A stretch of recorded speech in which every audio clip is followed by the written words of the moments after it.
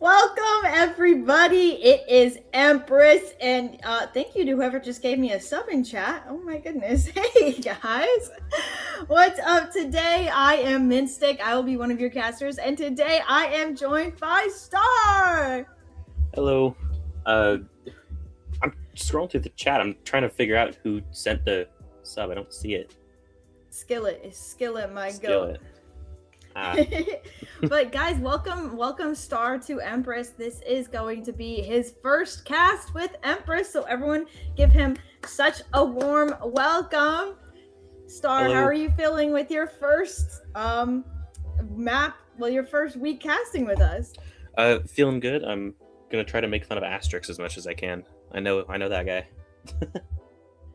Wait, I gotta look up the rules again. I'm pretty sure that Rat said no making fun of anybody. Dang it. Can we report this guy? Can we report this guy? Well, today we have an awesome showing for you. We have Albert version 2, which actually happens to be ranked number 2 right now in the seeding for their group. And they are facing Kurukshetra, which is number 4 currently. So this matchup is going to be crucial for Kurukshetra to win if they want to secure their place in playoffs. Because number 4 is great, they'll make playoffs, but Glorp is right below them with only a 1 map differential. So they're going to want to make sure that they win this map.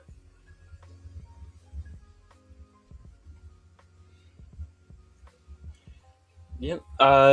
So the Kudu picked Lotus. I mean, Bind and Fracture were banned first, and so we're going to be playing Lotus, and then Albert picked Haven, followed by the Decider map Split. I have not seen either team play any of those 3 maps. I did see Pearl, Breeze, and Bind being played by Albert last night. So it was a bit weird seeing them ban 2 of those maps for me. I don't have much information on Kuru, but They're trying to keep Kurukshetra on their toes here. Definitely. But our first 2 maps are going to be 3-site maps. So both of these maps are going to be attack side heavy. And we see that in Kurukshetra chose attack, and Albert version 2 chose attack on the 2 maps that they did not pick themselves. So we're definitely going to see what comps they have cooked up on this attack side, because you want a strong attack side for these maps, because as you go into that defensive side, you are statistically not going to win as many rounds. So it's really going to be up to who can really dig their feet in on this attack side and get as many rounds as possible. What are you thinking about this agent select, Star?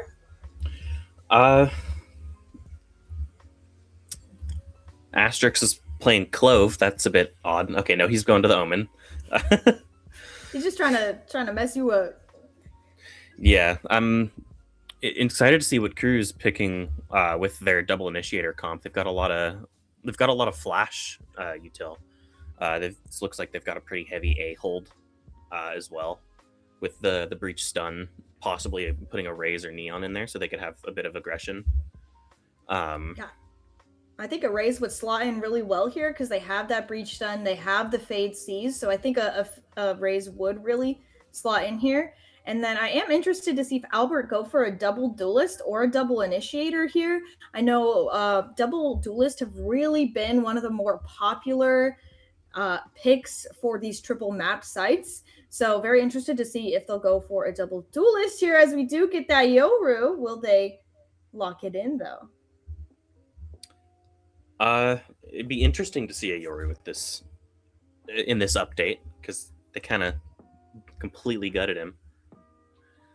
Yeah, definitely the nerfs were not in his favor. Looks like they will switch off that Yoru. They will go for that Neon Raze. Very classic combination in this day and age of this meta right now. Yeah. I'd imagine their default would look something like Killjoy on C, and then the rest of them stacked over towards A and B. Hopefully we see them breaking the Hobbit door, because they've got the... What? Oh, sorry. Absolutely. I do see that we did pick out that Neon here. So Neon has been very explosive in this meta. Definitely a character that any team wants to pick. And with that Fade and Breach, a Raze would have worked, but I'm actually really excited. Breach and Neon work really well together, especially if you can time those stuns with the slides. So very excited to see kind of what they have cooked up. We're actually going to load into this first match here.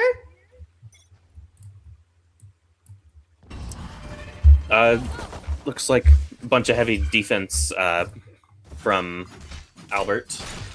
They look and see there's no one there. We saw the Fade dog coming through on C. Neon entering. Chronic looks to just be giving up the site. They're setting up. They've got 2 people coming down on the flank. Oh, Neon's going to open the door with Asterix. Chronic getting the first pick down. Chronic getting another one. Yeah. SRG and late registration just don't have anything to play yet. Yeah. Just a very clean round from Albert. Only dropped Asterix, who was able to get 2 before he died even. Yeah, a very good hold on there for Albert. They knew when to back off to play for that retake, and a little bit of an overextension into that CT also netted them a kill, and they were easily able to retake that C site. So beautiful pistol round out from the side of Albert. As we do go into this next round, Kuru are going to be dropped down to that pistol buy. So I wonder what they have cooked up here, since they won't have any guns. Yeah, it looks like Albert's just setting up for the same thing, sending 3 people pushing up the A. They certainly can get away with that with the Fade C's and the raised paint shells. Looks like Crew's just shifting up. Zev able to find, I think he spotted 4. And amazingly, he does not die. 2 HP sitting in the corner. Thankfully, the rest of the team is able to come help him out. Quick is able to get spam. It's crazy here. Yeah. No, there's not much else we could have expected from Albert. They're just playing extremely aggressive so far. Don't think we could have had much else with the double duelist comp. It's a bit odd, though, that they're pushing up into the main space against a team that's on a bunch of pistols. Like, it's just way easier for you to just get picked off like that. Like, just a couple of classics standing on a corner and you're just dead. Like, you might be able to get one, but your gun is way more valuable than theirs.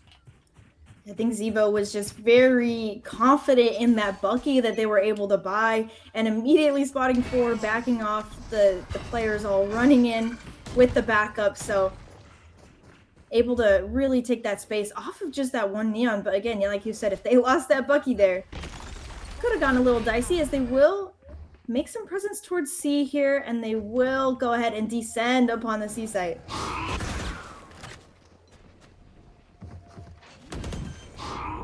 Oh, 2 players going to push Greed. Greed able to pick Asterix down, but he doesn't know about Turtle. He doesn't know about Turtle yet.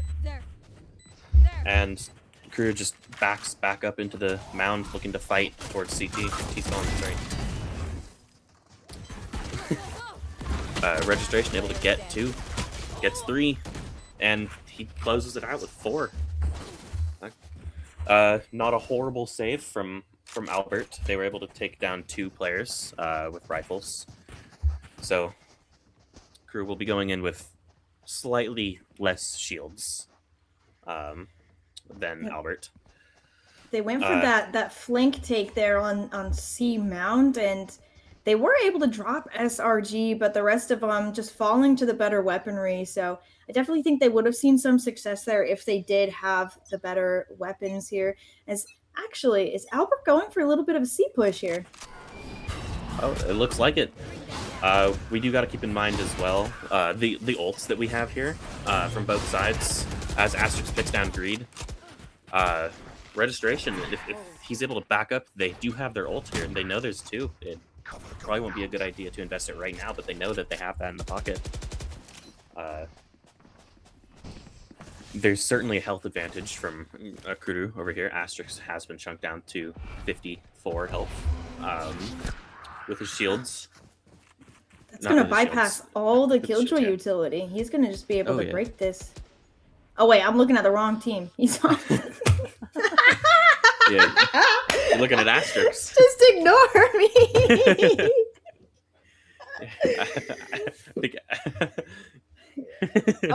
Anyway, so we see a little bit of a stall come out here. They're looking towards B, they're looking towards A. They do have this wall to break if they want to hit this B side. They are going to send that sun out, and it is going to be this B hit here. Tortoise, oh, beautiful clean shot. Yeah, clean kills from Chronic and Turtle.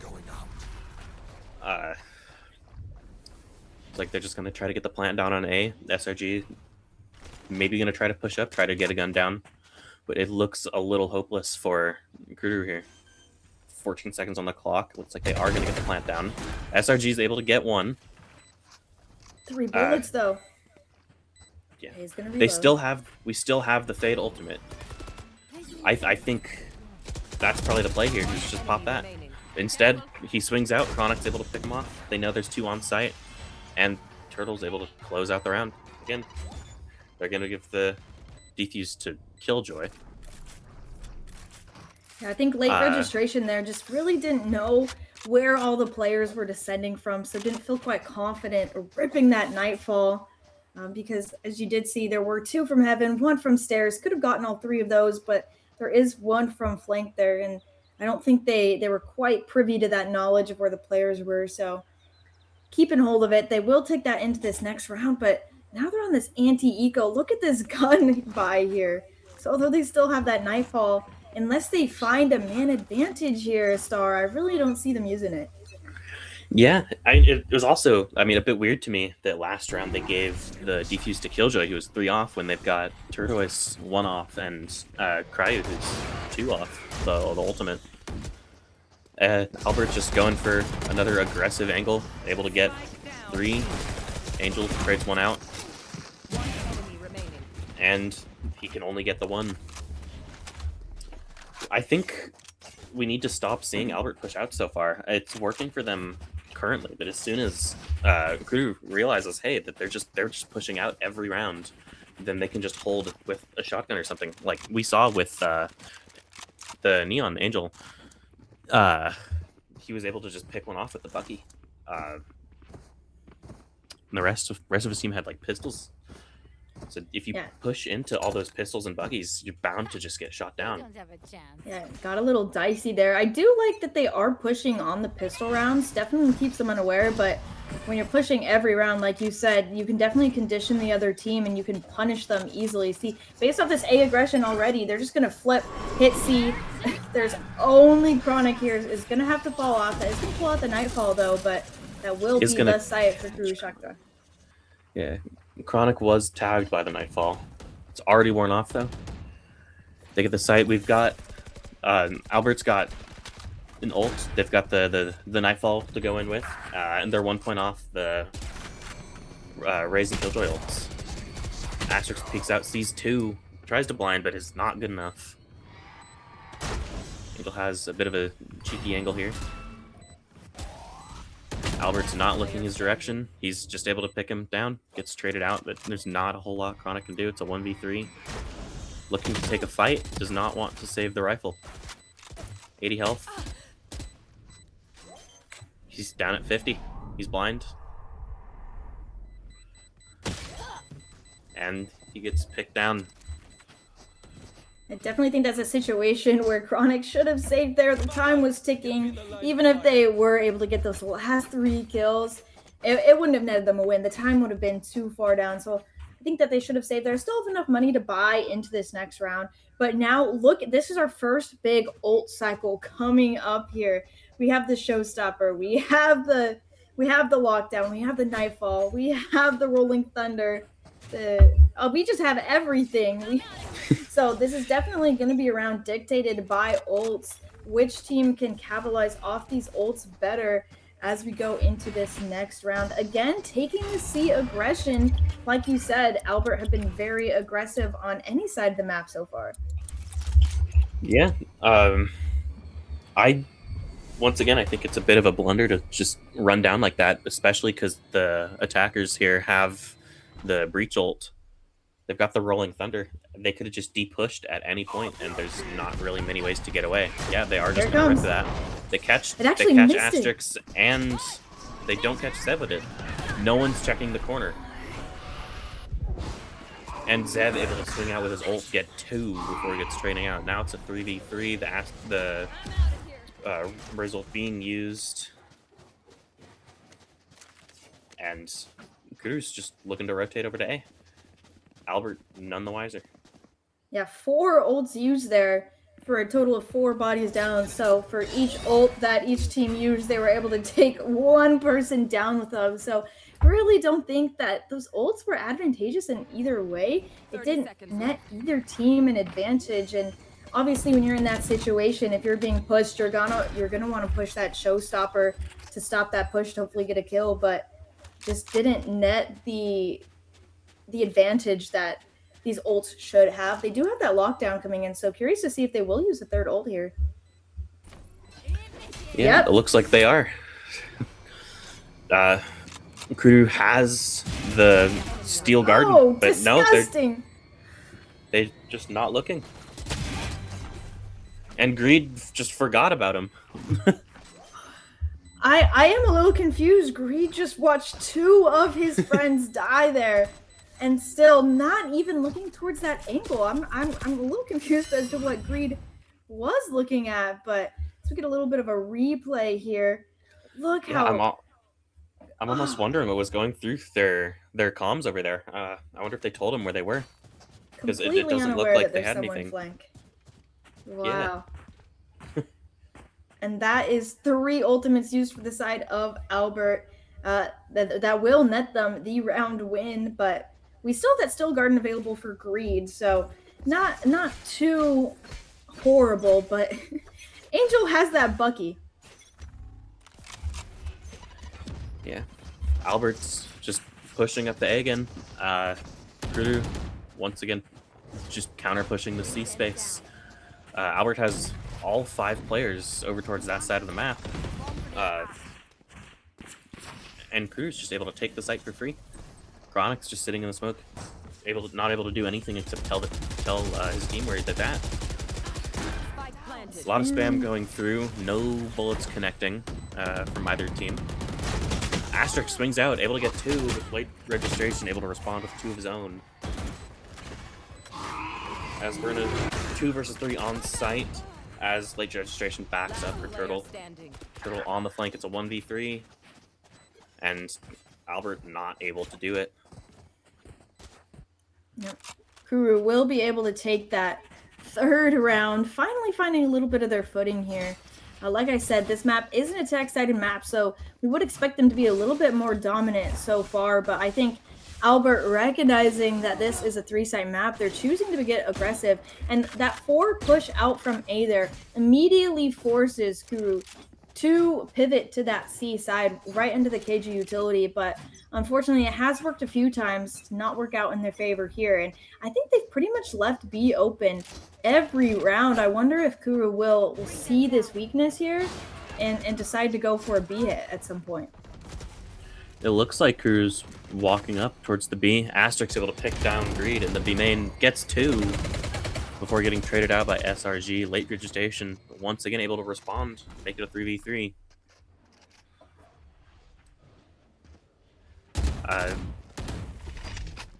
What's his name? What's Breach's name? Danny. It's Danny. Okay. Danny's trying to throw us off. The one time that they had a player B, I just said B was a weakness. They put Asterix on B, and as soon as I say that's a weakness they can exploit, Asterix gets 2 on B. My words immediately rendered null.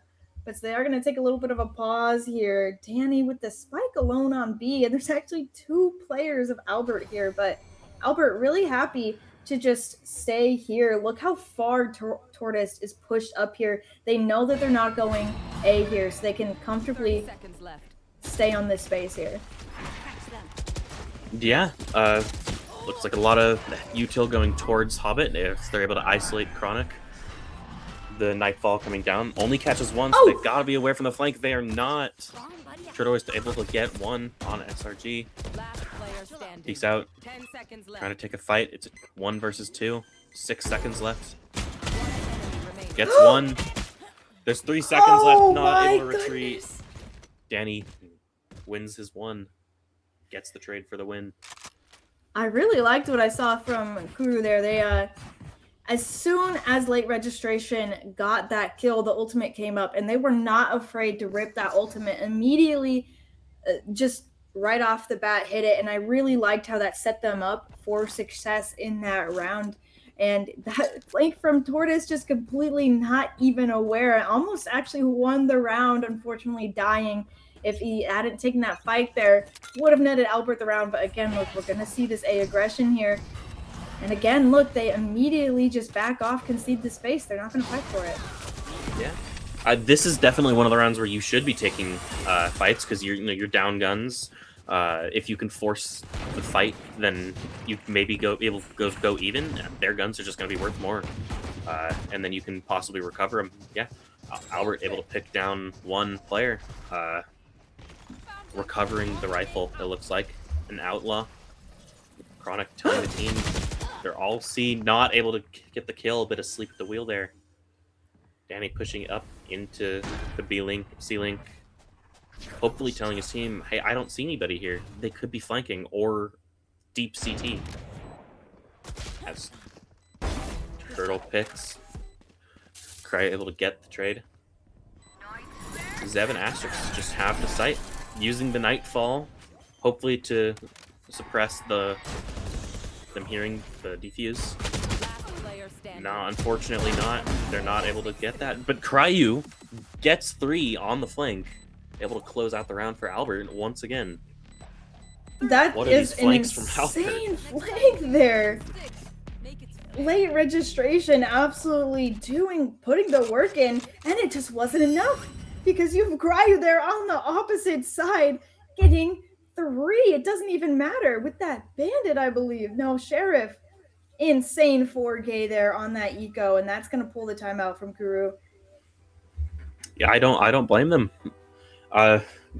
Albert is just running it down like every round. There's not many things that Kuru is able to do.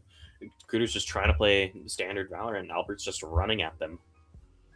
Yeah, I think they found the weakness in the armor. They know that they need to be aggressive on this defensive side. I think they found that that's worked for them, and we're definitely seeing it pay off dividends here. Already up 6 so far in a map that is favored on the attack side, and if they can take 1 or 2 more rounds, they're going into their attack side with the round advantage, and that is so important for Albert to have that map advantage going into the attack side. And so if you're Kuru, you really want to stop that. You really want to even the tides here, bring it 6-6. Yeah, I mean, especially because Kuru should be winning. They're on easily a very attacker-sided map. They also have a Vise, which is historically very good at the D push. All they need to win a round is to just use the Steel Garden when Albert tries to push down, and then boom, they've got 3 people inside the Steel Garden not able to use their guns, and they can just push down there. But looks like Kuru's just been holding on to their Steel Garden for the entire half so far. I think they've had it since like round 4. Yeah, this has been a map of C site hit after C site hit. Just that one nade from Tortoise, and they are scared to hit that A side. So, yep, that Steel Garden will be ripped. And Danny, I don't know what he's looking at, but unfortunately, it will Danny fall. did not clear his angle properly, as Zev was just sitting behind there. Looks like they opened door, backed up. So SRG has to be wary of the flank. But there's no one flanking, so if they just fight site now, it's a 5 versus 3. Looks like that's what they're going to do. Angel getting one with the Bucky. Asterix also getting one. Zev picking down Angel, and Cry getting Zev getting the last kill again. Yeah, very good for Albert here. They will take the round advantage at the half, so they will be at least 7-5, if not 8-4, depending on this last round. So the best situation for Albert here is as they go up in the round. Last round and in the half. You know, in the hands of Angel, you have that Bucky. I love that we're seeing more neons with these shotguns here. It's definitely become a big meta for the shotguns and the neons. They pair together so well. So really like that they were able to get one. Unfortunately, weren't able to get any more. So hopefully we see a little bit more of that from Angel as we go into this next round or even this next half. Yeah, we're from both sides. We're one off 2 very important ults. On Albert, we're one off the Showstopper and the Overdrive. And Gruder's one off the Nightfall and Rolling Thunder. So it's just a matter of who can get to those orbs first and take down the site. Look. Looks like they're on a tech pause. Who did it? Who was it? Who did it?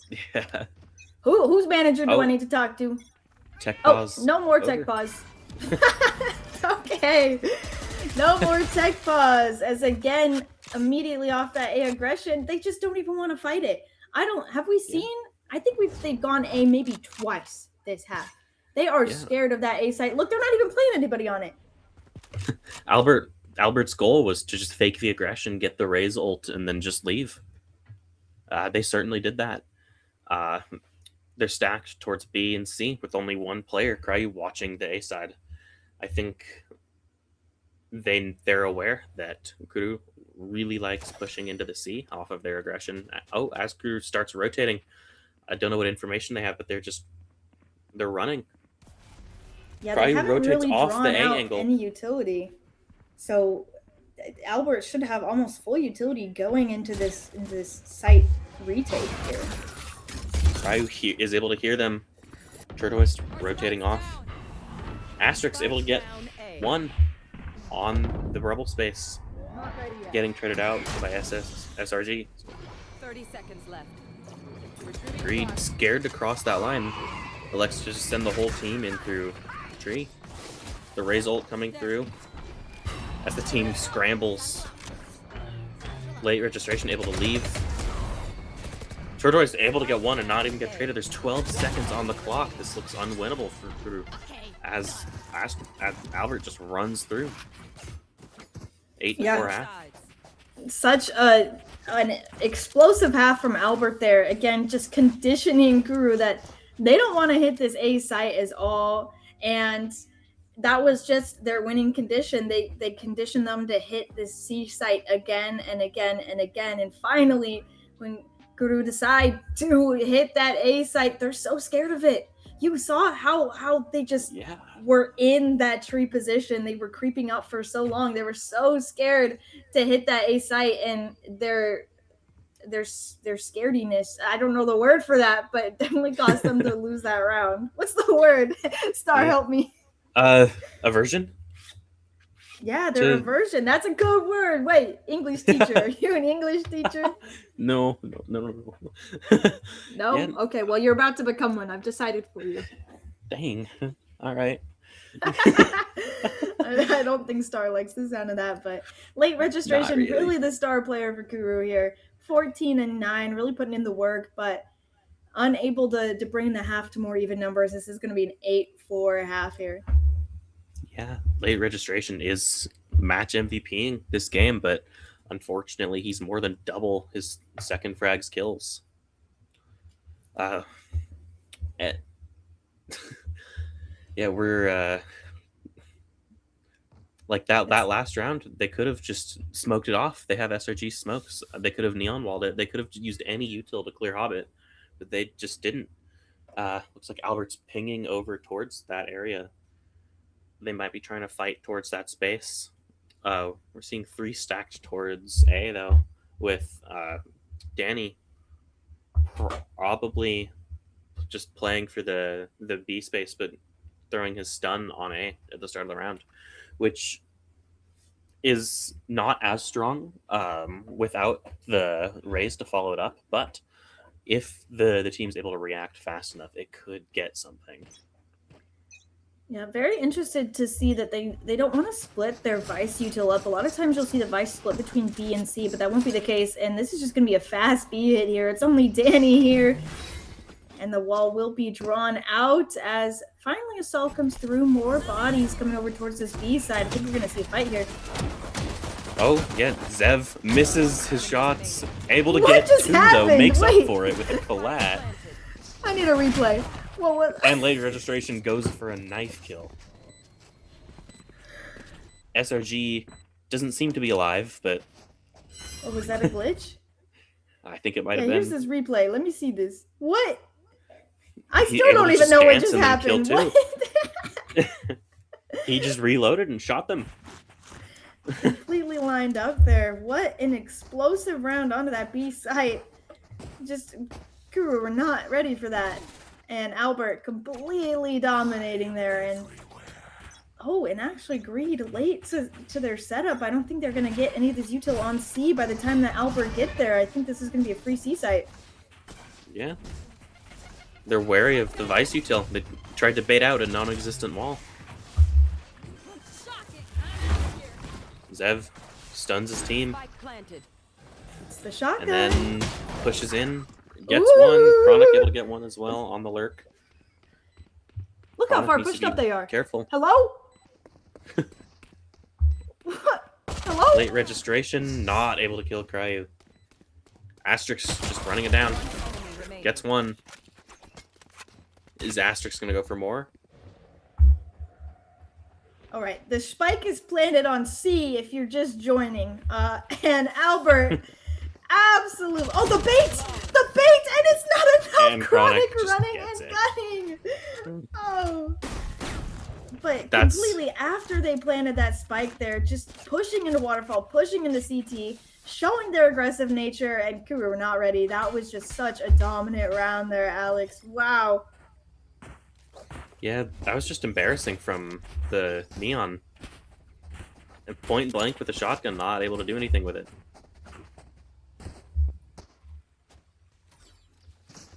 We will head into this next round. Again, it looks like Kuru are going to go for that aggression onto this A site here, taking that map space. So again, kind of the same run we've been seeing them do so far. As again, they want to hit this B site. Yeah, taking a page out of Albert's book, running into A, putting a person there. It looks like Kruger's doing a bit more by the book, though. They're leaving one to anchor, and the rest are rotating off. The door getting opened over towards C. Kruger has two over there. But with Angel pushed up so far on this A side, they know it's a B or C hit, so they can stack 2-2 here. Late registration Aziz. catches the Neon with no spam coming through. They just live. Zev takes some chunk damage with Razor Vines. Great. Okay, they are smoked off now. It doesn't look like anybody's trying to flank on the D side, but Turtle just runs it down with a judge. It'll kill one. He's still a problem they have to deal with. Oh, Player Ooh. standing. hello? Forgot. Angel gets one, almost stuns himself. Enemy remaining.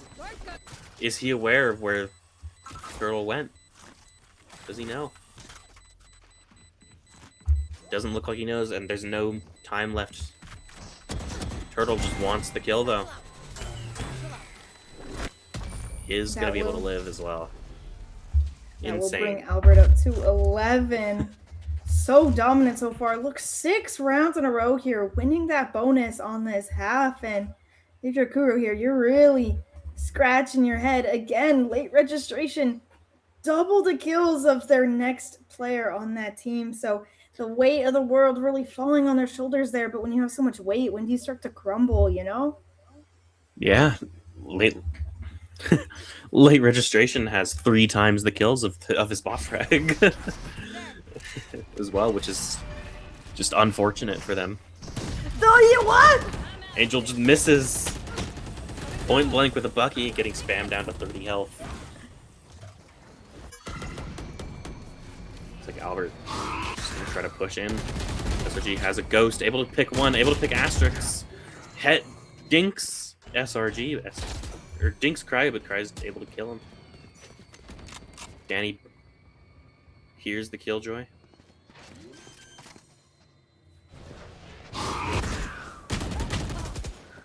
Greed able to just pick down Spike Cryo. down It's a B. 4 versus 2. Doesn't look that winnable for Albert. You never know. We've seen some crazy things from Turquoise here. Yeah. There's a flank coming through. It doesn't look like anybody's looking at Albert right now. The gun! Dude, Turtle able to pick down Greed. Wait, this And is Chronic winnable. gets one as well. Do they know about the flank? This all comes down to the flank. They still have 30 seconds to work with. I think they're going to see. Enemy remaining. 30 No, he's dead! Danny picks down Turtle. down B. And Chronic just leaves. Late registration able to pick up a Vandal.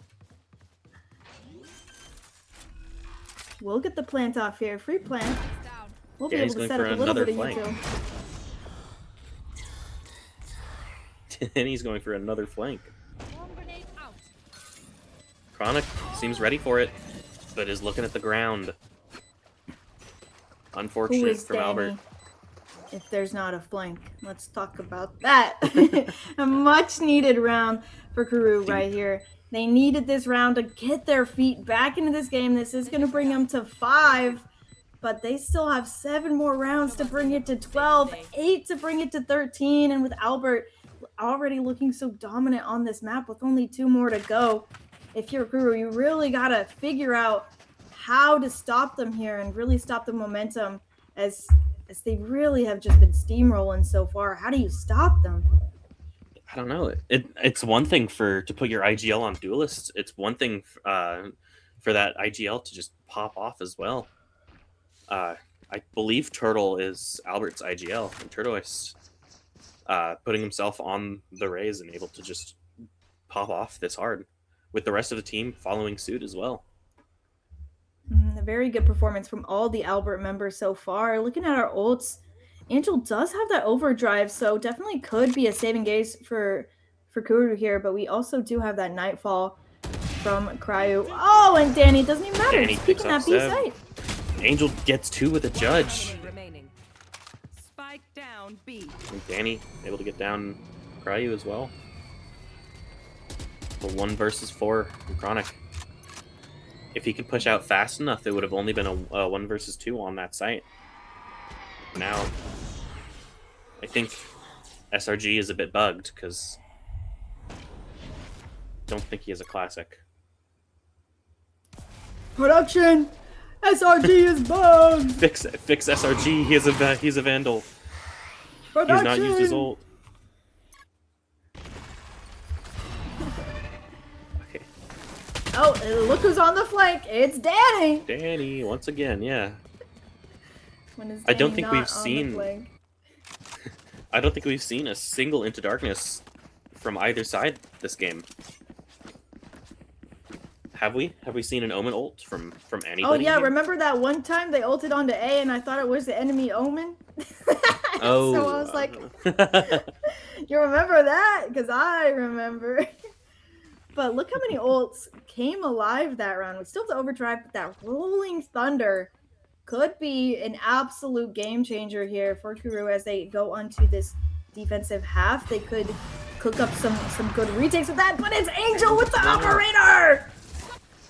Turtle gets the trade SRG. They're not ready for him. Gets one. Walks towards it. I think he's able to sneak out. Ah.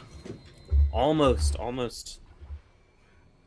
Chronic getting the trade. They have 2 ults from Albert here. 2 ults from Kuru as well. Albert might be in a really good position. Late registration's not looking. Turn around! Turtle. We hear the noise. Turtle. Neither team is aware. And Asterix just picks him down.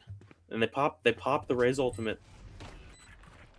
Turtle looks like he's just running to get one. He sees Danny. Danny's just standing out in the open. We have Greed. Walking up to try to salvage it. Cannot let Albert get to 12. Chronic picks up an op. Oh, they see him. 2 more. Oh, Chronic looked the wrong way again. But the time is not able to close here. the round, unfortunately. I think Asterix is a bit bugged. I think it's an Omen diff. Dang. Both V2 players fall to spike. I think it's a bit of an Omen diff from both teams because I think both of their production's broken. You know what? I think you're right. Production, is this thing on? But I don't think we used the that Raze ult. But look how many ults we still have. Again, like we saw the last time we had this many ults online for each team. Ult after ult, they were just ult trading, and it really didn't find an advantage. So hoping that with this big ult round coming up, we actually see an advantage come out here. Was that a leg shot through the air? Looked like it. Oh, Turtleist is bugged too. Face your fear. He still shows 150 on the HUD. Late registration looks off the angle, probably to his advantage because Neon just pushed him with a judge. V2 falling. Not as fast as Kuru though. This way. You should run. Angel on 30 HP, stuck in the corner as the attacker KJ comes through, and Albert Attackers win. wins dominant fashion 13-6. Insane performance. An amazing map from them. Their aggression on that defensive side, I think, definitely netted them that win. Cat! Definitely netted them that win, as they were able to just take so many rounds. And even Kuru was struggling on that attack side as well. It's supposed to be your strongest side on an attack side, and they definitely were struggling with it there. So definitely hoping that they can find their comeback, as we will head into Haven next. But Star, what are your thoughts on just that round and from Albert? My thoughts are that Kuru's trying to play it correctly. They have like a lot of the setups right, but they just don't know what to do when Albert just runs at them.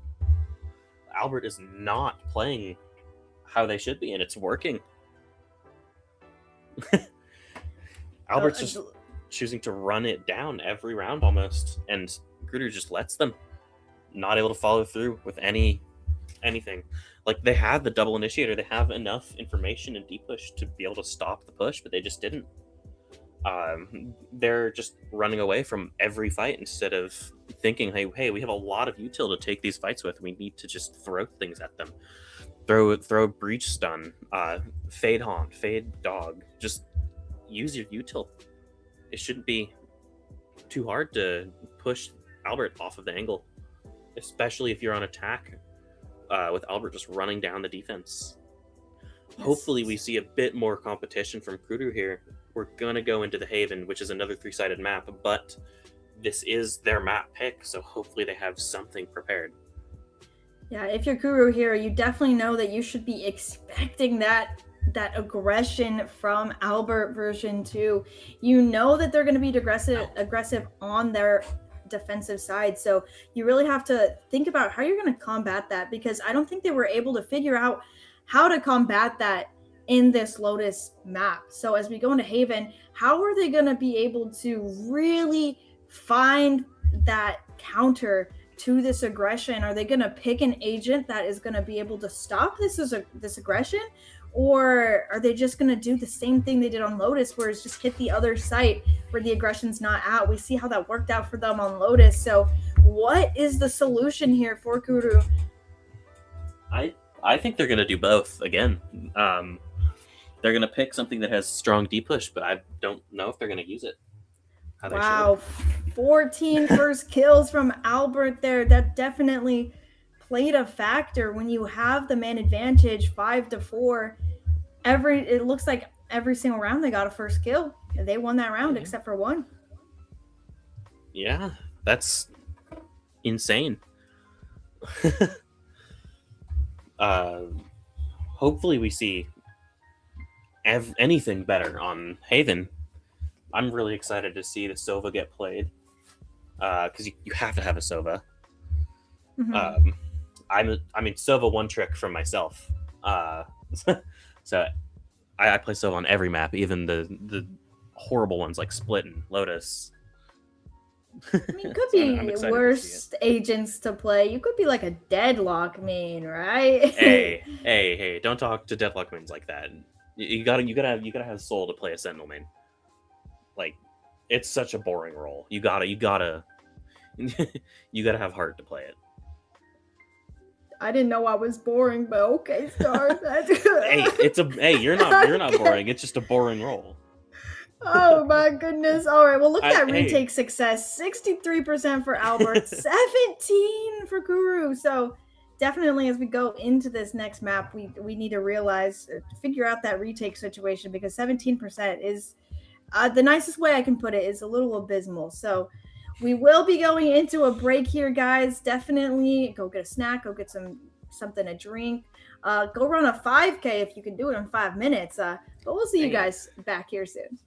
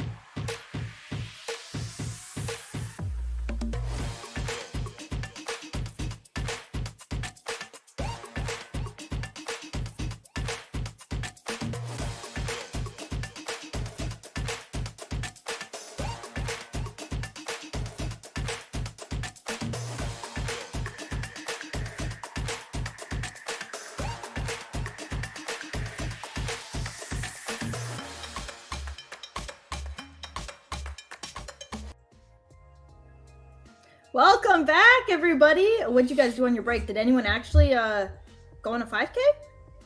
Because that would be sick if you were able to do a 5K in 7 minutes. But just so you guys know, I am wearing my G2 merch today because G2 are playing right now. They're down 0-4. Just don't talk to me about it, okay? Why are they down 0-4? I don't want to talk about it. I don't want to talk about it, Star.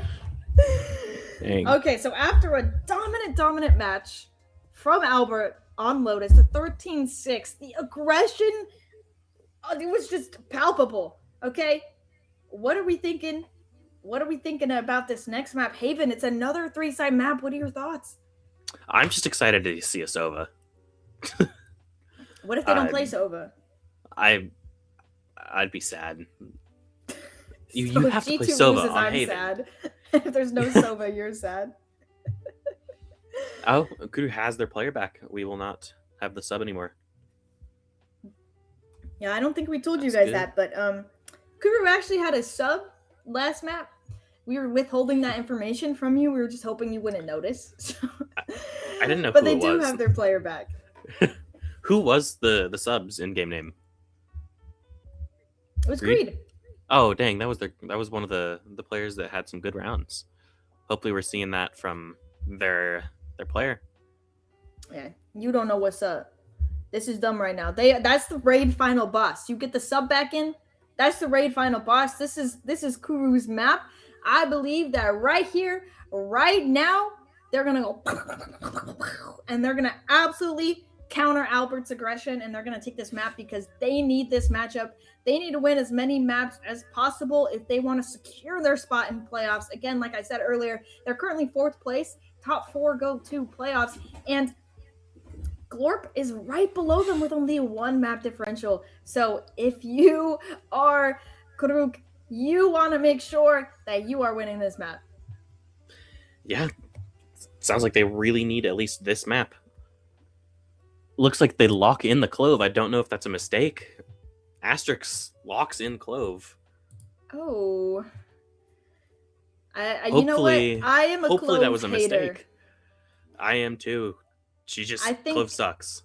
Yeah, after their nerfs, I don't believe that Clove is really a viable agent anymore. You have to play a double controller with the Clove. And I think on a map like Haven, that's not a map you want to do a double controller with. You're going to want to do a double initiator or a double duelist on this map. And so when you're picking that Clove, you really limit your options if you're doing a single controller. So really hoping that their last player picks a controller here. But again, I think that limits them a lot if they pick double controller.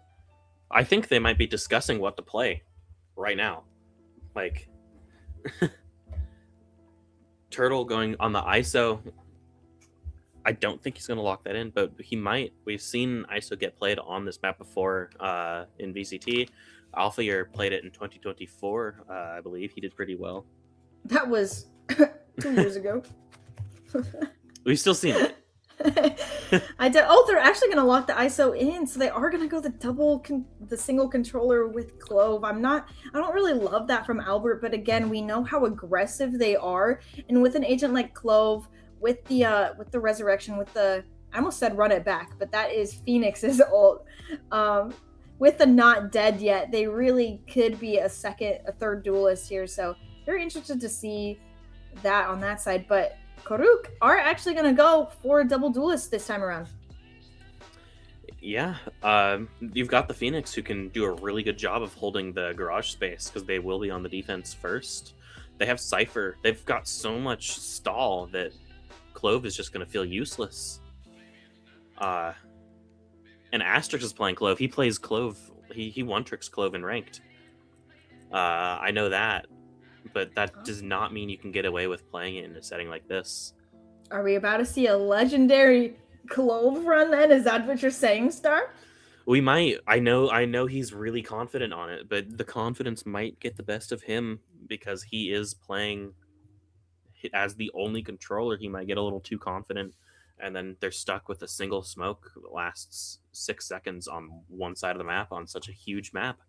You just can't. You can't even play Clove unless you just play her in the middle on defense, like at all. Yeah, it really limits a lot of those defensive setups you can go for. And I'm just reading chat right now. Who said some bad words about G2? I'm available after this map if you want to square up, okay? They're actually 2-6 right now, so Are you saying Albert's gonna 2-0? You already know it? well, I'm just saying we can take a pause before the third map because I will square up. Listen. Wait, I'm looking. Who says? Who said it? It was Skillet and Danny. Well, Danny just said they were getting spanked, but I don't like them talking about my boys like that. Danny's in the chat. Are they allowed to? Well, there is this. Are they supposed to be? Oh, okay. I guess that's true. Angel picking up that Phoenix here. This is something we have been seeing a lot in VCT, and actually, I think G2 actually. Giacomo's been playing that Phoenix on some. Not to bring up G2 again, guys. I am wearing their jersey though. Let's go G2.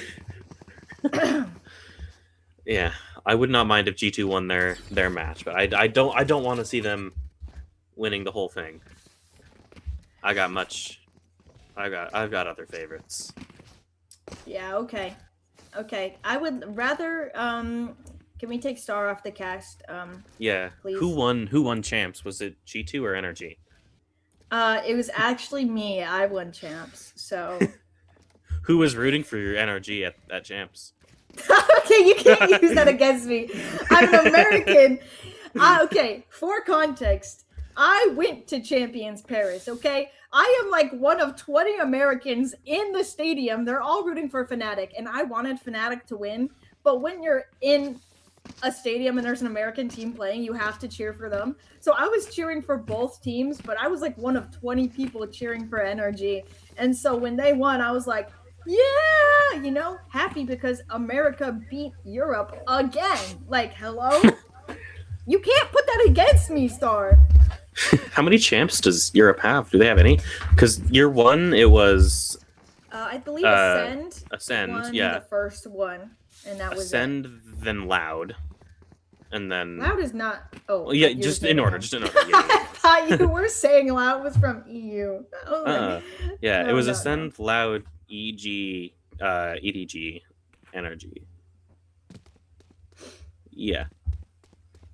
Lots of G's going on. You know, if Ascend, you wait, put Ascend a was G American. at the end of your name... Ascend was American, weren't they? Because Gambit was European, and that's who their rival was, pretty much. Ascend, I thought, was from the Americas. Let me look it up. Ascend esports team. We got 2 casters on it. It's an Austrian. It is European. Nice. Never doubt a woman ever again, Star, okay? My bad. Yeah, you're bad. All right, as we finally go into the match starting here. On attack here, we have Albert, and they look like they want to go for this garage space here. This is going to be a test of SRG in this position. Easily taken down by Tortoise, and now it's just Danny in the back of sight, stunned up. Ooh, got the chip damage, but it's not enough. Tortoise gets the second in the round. Ash is on 2 HP. Asterisk, yes, 2 HP. The flash catch is pulling him out with the whiff. Zero Toaster able to clean up. Tortoise finally going down. We're going into a 3v2, 2v2, 1v2. And the kills just falling. Angel able to get some heals up off of that wall. Able to get it to half. Flash comes through. Able to get the first one, but the defuse is stuck. Chronic will finally take down Toaster, but it's too late. Kuru will win this pistol round and get them their first advantage in this series as they go up 1-0. Yeah. Crew finally able to find a win, and it's on a different map. I want to see what Sova's doing. Is he looking at something? No, it doesn't look like it. Okay. Sova main. Yeah, I want to see what he's darting. Sova. I want to see what he's darting. He has his dart out, but it doesn't look like he's doing anything with it. He's starting barrage here. Running right to SRG with the Bucky, but it's not enough. Zevo able to quickly take him down, but not ready for the player in window there. Evening up the numbers a little bit. Able to pick that Bucky back up. Spike will go down. Are they ready for Chronic here? They are. They are. Finally, it's just up to Cryo. Gets one with a shock dart, but with a classic, what can you do? And you can right click, that's what you can do. Angel goes down. And now it's a 1v2, and Cryo has the Bulldog. Defuse being stuck here, though. Needs to spam out here. Shoot! Oh, no. Dang, A great bonus there, though. They get 4 guns out of the hands of Guru. Great bonus from Albert, although they didn't win it.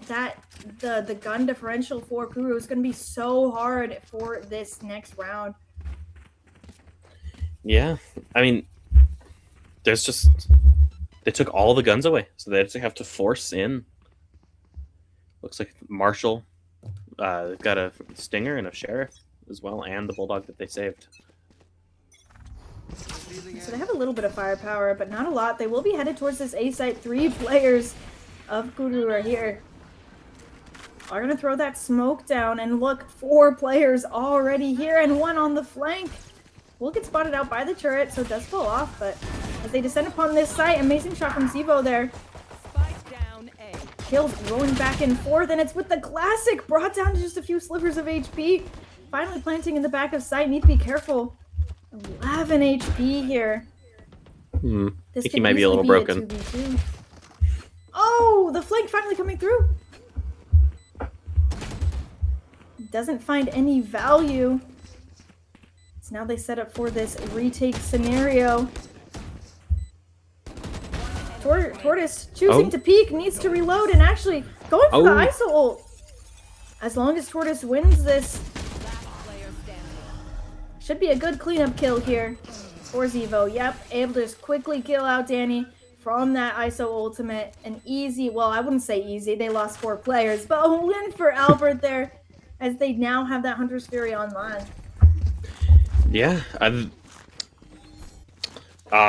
Kudu also has 2 of their ultimates, not nearly as powerful as the Hunter's Fury, but they do have them. They could rotate off of the information. Omen could ult, rip the Into Darkness. Asterix, not able to find anything yet with his Clove. 0-3.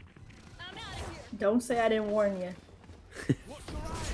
Flash coming out. Oh, actually misses Zevo. So they might actually not know that Zevo's in this corner here as they scale up on this A site. Again, 3 players here on this A site. Oh, and not expecting Angel gets stuck with the stun out. Kills going in the way of Guru. As Cryo gets 2, 3. Cryo. Site finally taken down by Toaster. Traded out. And Chronic will fall on that B side as Danny comes in. That late flank not paying off, and that will be Guru with the 3rd. This is looking very, very different from what we saw last map, Star. Yeah, Kuru has an advantage. I mean, they're on defense as well, and they're actually winning rounds. I think we saw... how many rounds did they win in the first half of last half? It was 4, right? 4. They're 1 away from doing better than they did the entire first half of last game. Sova buying nothing. Whole team buying nothing, actually, except for Zvox. Yeah, Albert again going for this garage rush, and all 4 players spotted out. And that's just easy spam coming through as the players peek out 1 by 1. They will fall to SRG, finally taken down by Chronic. But not even able to take that tripwire down. Paranoia comes out. It's a 2v4. Zevo still has been able to pick up a gun, or maybe bought into that gun. I can't really remember at this point. He bought it. He bought it. Thank you, thank you. Chronic, though. 61 HP. Spotted out by the dart. And things get sticky for Albert here. They have all 4 ultimates of these alive players here. So if need be, they can rip any of these ultimates. So right now, Albert just kind of stuck here. Danny pushed up in this position, so they know that they have the C site unlocked. They still have that tripwire garage as well. They know they have all the space, and even still, they're coming right into late registrations. Hands! Oh, Easy spot out there. Dart coming through. I expect to see some spam. Yep, that's a Sova. Late registration. Cleaning it up, but Zevo not done yet. W Sova spam. Okay, you're just gonna glaze Sova this whole time, aren't you? Yes. Yeah. Danny cleaning up that last kill. And again, look at these ultimates, Danny. We might be seeing an ultimate versus ultimate round. Yeah, this act, I've played 27 matches on Sova, and the next up is 5 with Raze. All right. I would also like to point out G2 are 6-6 now, so nice. In your face, chat, you were saying that G2 sucked. I mean, they came back. They're not the greatest. Okay, get him off my cast. No, get him off my cast. They're going for this A hit here. Toaster gonna be put to the test. Paranoia comes out stunned. Oh, but it's Toaster coming on top in late registration, getting one with the Hunter's Fury as well. Already down 2 players. Albert already fumbling. This was their buy round. This was the round where they were supposed to make magic happen, and it just wasn't enough. That judge just not finding any value. Was able to get Toaster down to just a few drugs of HP, but not enough for the kill. And suddenly now they're going in this 3v5, and what can you do? Certainly not much. Kuru still has 4 ults online. They have yet to find a need to use them. They're just starting off every round with getting 1 or 2. Cryo has the Hunter's Fury online. If they can get 1, they might be able to get 1 with that. We're 2 points off the Killjoy's lockdown. Killjoy's lurking in the mid. Hopefully we can see something come to use, but no. Cryo dies to a Phoenix Molly. The hot hands taking Cryo out. Oh, and Zero Toaster, even though just a few drugs of HP, still taking Asterix out, and now it's just up to Chronic.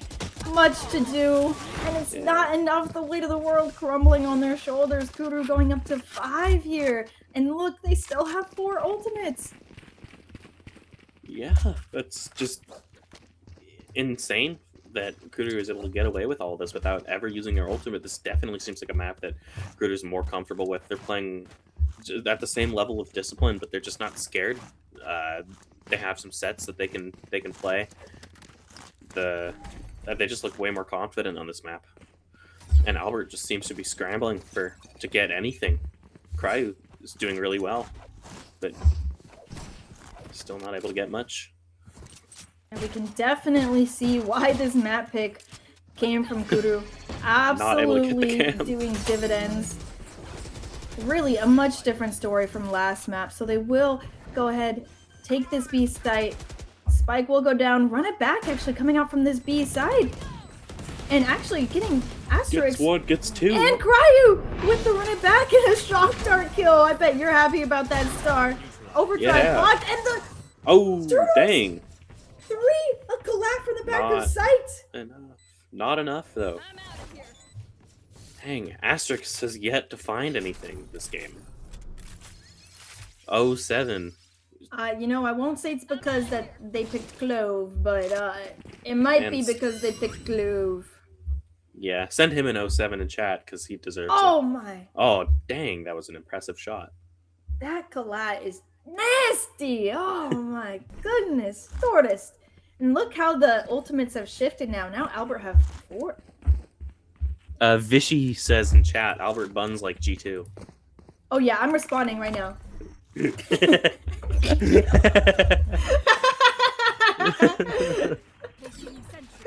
Don't worry about that. Again, we're seeing this fight between Zevo and Toaster. Toaster! Will TP out, the shrouded step coming in clutch. And look at that Odin spam. Not going to be able to find anybody. Sad. Cryo looking to do some chip damage.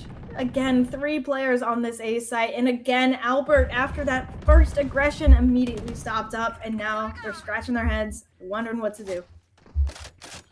Yeah, 4 ults from Albert. Hopefully they can find a way to use one of them. They've been holding on to the Hunter's Fury for so long now. I'm just wondering when they're going to just rip the Band-Aid off and decide to use that. setting up some fake pressure over towards A, using some util that caught 2 people out, actually taking the rotate over with late registration. Yeah, Spike is actually headed towards C here, where Toaster lies in way to the back of sight, picks off 0. Oh, and Asterix as well, getting 2, and that will be the Spike in the middle of sight in no man's land. Now it's just up to Tortoise and Cryo. They still have their ultimates, the Kill Contract and Hunter's Fury, but when it's a 2v5, you're not going to want to use these ultimates here. Yeah. Come on, Asterix. You're going to get your ultimate off of just deaths. Alright, no need to rub it in their face like that. Tortoise now so much to do, and it won't be enough. SRG picking up that last kill. As we go up to 7, they will take the half advantage. Such a different story from Lotus here. We do have the Clovel, though, from Albert. All Not 5 dead ultimates. Not dead yet. I wonder if we'll see Asterix go into debt. It's a bit of an inside joke between the 2 of us. Whenever he has more deaths than rounds played, he's in debt.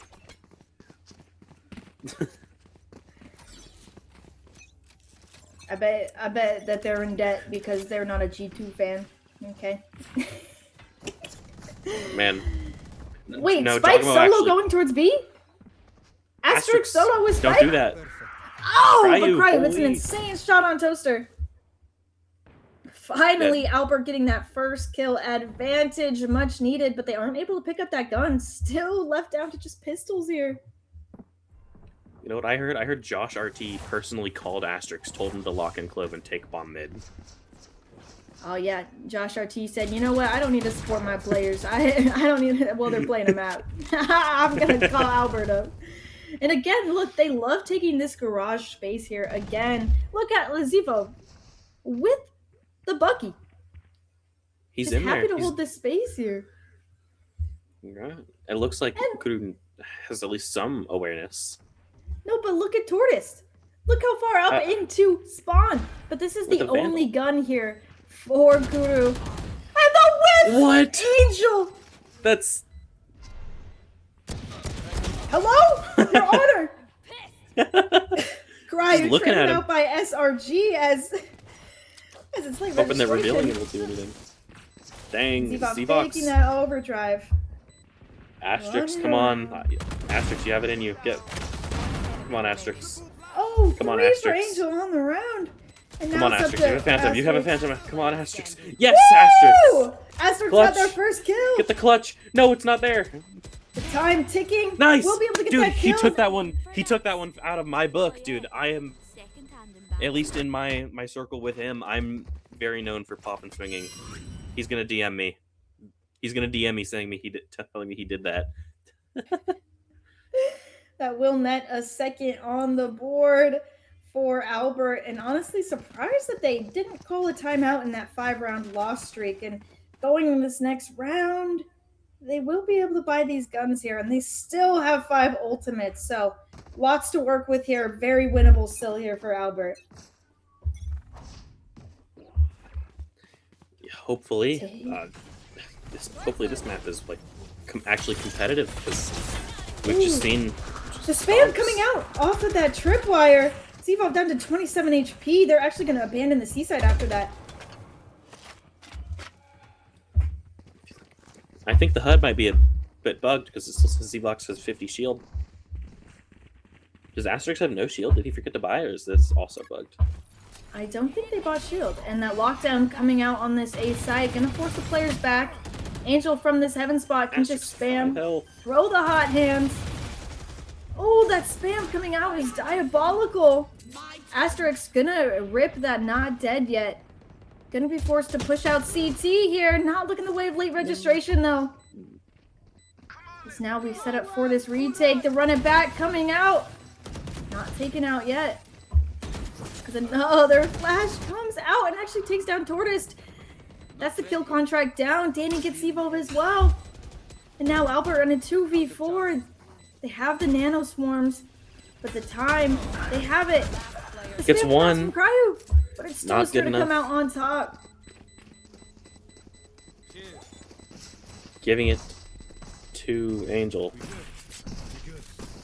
Hoping to get to use another Phoenix ult this half. Another run it back.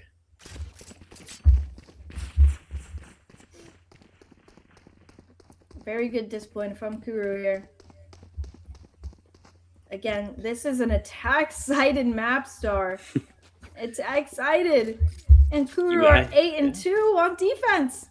Yeah, we saw this from last map as well. Kuru was not able to do well on the attack last game, but they're doing way better than Albert is right now because they at least had 4.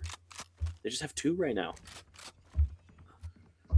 Albert really struggling. Again, going for their bread and butter. This garage take here. They have done this so many rounds so far. No one to really give them any opposition. SRG in this 7th position. Stunned up. Do they check behind the smoke, though? They do. It's Zevo. Toaster easily trading out. And now it's Danny. Back of sight. Take down Asterix and Toaster again. Toaster getting 2! Cryu! Oh, Toaster almost had a little bit of a whiffage there, and finally Tortoise will go down as Kuru get 9 on the defensive half. Last round before the switch. Dang. Nothing will be saved. Hopefully Albert can get the 3-9 to pull up the curse, maybe. Just tragic from both teams so far in their respective maps. Is that your saving grace? Hoping for the 9-3 curse. Although I beg to differ that the 10-2 curse has been a lot more prevalent lately than the 9-3. Oh yeah, like with NRG. No, You want to say that to my face? I will. Yeah. You were saying that the garage push was the bread and butter, but the bread might be a bit moldy because it just hasn't worked for them. Ooh, kill contract coming out. That's going to leave the site open and available. Oh, an Angel with the Odin. Can't do it. That will be the spike down. And again, Chronic dying on this flank. And it's Asterix to go down next. We'll get traded out. Kill still has the his double side tap of up. Albert. And now it's just up to 3 late versus 1. registration. And it won't be enough. Cryo taking him down easily. Albert getting that 3rd. We will see that 9. Well, I don't know if we'll see the 9-3 curse, but we will end 9-3 here. Hopefully we do see the curse. Yeah. Yeah, very different story from Lotus here, Star. This is just a complete swap of the roles. This is just amazing from Kuru here that they didn't let the first map really get to their mental, and they're able to come out on top like we're seeing here. Yeah, it's impressive how Kuru is able to just rip it like that, able to run it down. They're playing way more disciplined than Albert. It's just all down to that.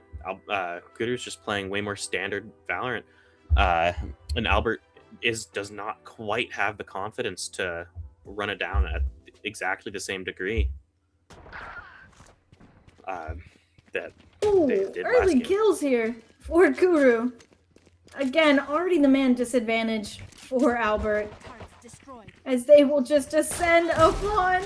Oh, Chronic turn around. Oh, Shooting the body. shots coming That's out. Insane. Someone report him. Oh, but as Danny Holmes just got caught unaware, will get out with his life. Now it's Cryo, position known. Takes down 1. Not enough for 2. And it's Tortoise. That's a hard name to say. I might be dyslexic. I'm not really. Turtle. I was trying to make a joke. I don't know. But now in the CT position, 4 players to go through and Spike to defuse. Looking like this will be another loss for Albert. Unfortunate, as they really needed this round to get them back into it. Yeah. I think they just needed Toaster to win. They've got their 5 players. I guess that was enough for them. Yeah, the chemistry 10-3. really paying off dividends here. It's not too late for Albert to get back in. But it doesn't look like they want to get back in this round, at least. They want to save it for next. Bit of an odd choice when you're down 3-10. Yeah, that'll put them in such a difficult position, as they'll be down 11. Barely any room for them to not make any mistakes. And Albert actually pushing out B here. All 5 players. Won't Double find Sova anybody. lineup.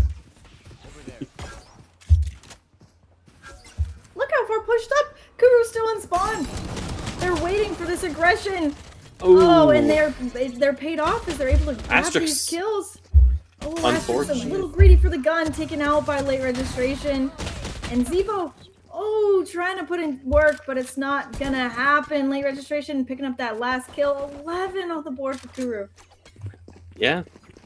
It's just really unfortunate performance from some of the players on Albert. It's just not going too great. We see Chronix 3-13, Zevox is 9-13, Asterix is 2-14. We see Chronic and Asterix might pie this game. In fact, Asterix can hope to pie because this game at this. Sorry, I'm being yelled at to get closer to my mic. I'll put it in my hand. It's in my hand. Did not get yelled at. You know that. Hey. Oh, and an early kill from Asterix, much needed. Let's down go. to 11 HP. Asterix gets 2. Get a second one. Asterix finally finding that impact on the globe. Spike down. Could be easily picked up, but many players of Kuru watching. And it's Chronic. Oh. One enemy remaining. Oh, and it's just too much. Albert Flawless finally round. taking that 4th round. Beautiful from them there. That aggression finally paid off. Yeah, it might be too little too late, as it is 4-11 though. You just jinxed it. No. Yes. You said that so hostile. I was like, you just jinxed it. Like, what? No. My bad.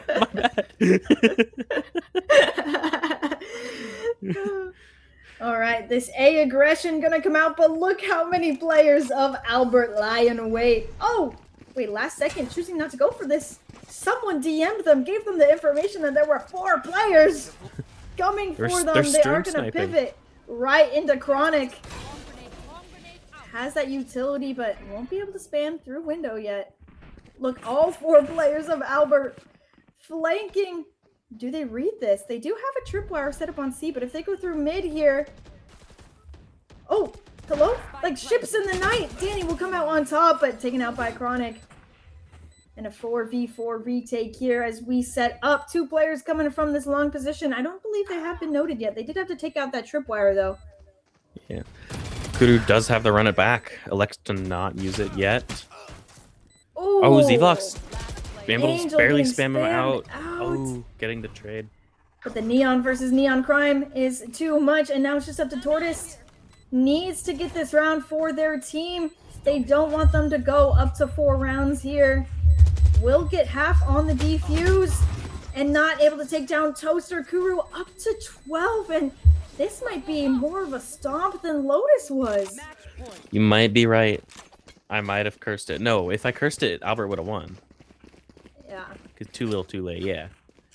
Kudu just on top of their game. They just needed Toaster to win. Toaster 19-7. Absolutely amazing. going off. Really was the missing puzzle piece here, and I think we're really seeing how that Clove has really been detrimental, especially on that defensive side. The smokes just weren't doing it here, so Kuru gonna take the C-long aggression, run it back, coming out, fast lane as well. If you take Taking all this a, C site, and it's up to Chronic. Oh, takes down SRG in the back of sight, paranoid up. Finally gets taken down by Toaster. But look how many players are flooding in from sight. Asterix gets Kills are one. coming in and out. And now it's just up to Danny. Remaining. Oh, and now it's just up to Zevo. 1v1 for the game. And Dang. Albert, stay alive for just a few more rounds, if not 7 more. if you took a look at the map, you would have seen that the trips were just a bit funny from Kuru.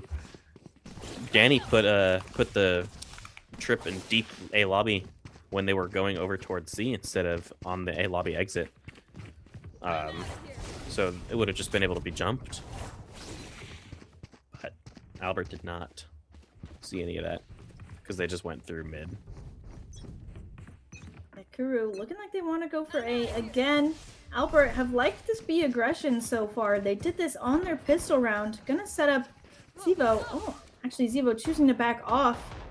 Oh, and a little bit of chip damage there from Asterix. left alone there, has to reload, and not dead yet. Asterix, insane. Actually pulling out Using that the not dead ult. yet after I just said it, and taking down Toaster. And now it's just late registration running for their life, only a pistol in their hands. Do you think he's gonna run all the way through to grab their gun in garage? Yeah, he might have to. He's hearing these players run after him. Gonna choose to go through spawn here. But when you only have a classic, it'll be hard. All of these players healthy as well. Yeah. Hopefully late registration's not looking to save because he doesn't have much to save. You Chronic, saved that Hunter's Fury. What do you mean? Wink, wink. Nudge, nudge. Saving it for next game. Yeah. Don't say that. They still got 6 more rounds. 30 seconds left. Doing the due diligence to clean out, but this alarm bot here might catch late registration out. Oh, just sneaks by it, but position is known. Dart comes out. Asterix is looking towards him. Asterix gets it. Let's go, Asterix. Finally finding their footing after a not so impressive first half. Yeah, Asterix tied with Chronic in kills now. Hopefully they can bring it back up. It does look a bit rough from the purchase on Albert's side. They still have the Guardian. Hopefully they're able to work with that. They've got 3 ults, though, from both sides. Albert's ults do look a little bit better, though. Again, pushing out this B side here. That aggression that we've come so close to knowing. Well, that made no sense what I just said. But they are going to hit this A side here. Angel getting a kill onto Chronic on C there. And so now it's just up to Cryo in this heaven. Seafox will go will down, get one. But Sivo on the and flank. Asterix As gets well as another. Asterix on the flank. They're going to be hearing all of this. Oh, knife out. They don't expect. Oh, and SRG easily takes down the other Neon. Neon on Neon crying. Asterix trying to put in the work. Does get one. As the kill contract comes out, gets a second. Asterix, no. And it's not enough. Unfortunate. Kuru will finally take back this next map in the same fashion that Albert took the first map. 6-13. Wow, Star. How was that map? It was a bit one-sided, just like the first one. I think we need to see a bit more competitive games here. I was really excited to see the Sova, but I didn't get to see much just because it was over just that fast. Asterix was able to pull back a lot of kills towards the end. He was 2-14 going into a round, and he ended, I believe, 12-18. So if we saw that level of gameplay from Albert for the whole game, I think it would have been a really competitive map. Yeah, I think that clove on the defense is just so hard to smoke the extremities going into these sites, and when you're getting those site hits, especially the clove smokes don't last as long as the others, so you don't have as much time with the smoke to really go for that retake position. So I really think that the clove smoke was not the choice. I do think it did hurt them. As we look into this match MVP, it will be Toaster coming back from the dead to finally come back into the second map. 23-10, an unstoppable force in this Haven map. Absolutely. He 304 ACS is a feat, especially when the next guy in has 238 on your team. Their MVP has 225. You have 10 more kills than their top frag. At least in terms of ACS. If you count Zivox, then you only have 9 more. And the duelists actually for Kuru, not the outstanding players here, actually at the bottom of the leaderboard there. Not enough to come out on top, but it doesn't matter when you have the other players on your team able to find these kills, able to find that impact. So when you're all working together there, it's nice that you don't have to depend on your duelists to really win you that map. So that does mean we're going to split the first second site map we've had this matchup. Yeah. It's also a bit interesting over there because on this last map, because most ults only got used once. Like both Sova ults, both Hunter's Fury only got used once. The Killjoy Lockdown was only used one time, which those are such strong ults. You need to find ways to use them more. If the game can go to 19 rounds, you need to be able to find a way to use these ultimates to swing around in your favor. But unfortunately, we weren't seeing a lot of util play. They were just Kuru was just winning their gunfights like a lot of the time. And if you can win your gunfights, you can win the map, as we've seen. And look at that retake success. Yeah. Remember how I said, Kuru, you really got to step it up because it was 17% last game? Well, now it's 57%. So still not the best we've seen, but when you compare it to Albert's 0%, you're looking at that and you're feeling pretty good. And especially Albert had a 63% retake success last map. So to go from 63% to 0%, that's got to be rough for Albert. Yeah. And it's a bit odd as well because the trades were slightly better on Albert, but 35 and 28% is just not good. You're just letting your friend die. You're just watching it happen. You're not doing anything about it. Both teams should probably playing a little bit more together. Yeah, I think Chronic also was a big factor in that. Caught out on the lurks, went for the lurks on the attack side so many times, and I don't think that Chronic ever had a successful lurk, was able to be caught out usually by Danny or late registration to easily pick up those kills. So I don't think that Chronic ever found value with those lurks, and I think that definitely played a factor. Yeah, 100%. Danny's flanks from both maps were also just very phenomenal. He's always able to get some value. Definitely agree. Well, as we go into split here, I think we might see another Sova, so I know you'll be happy about that, Star.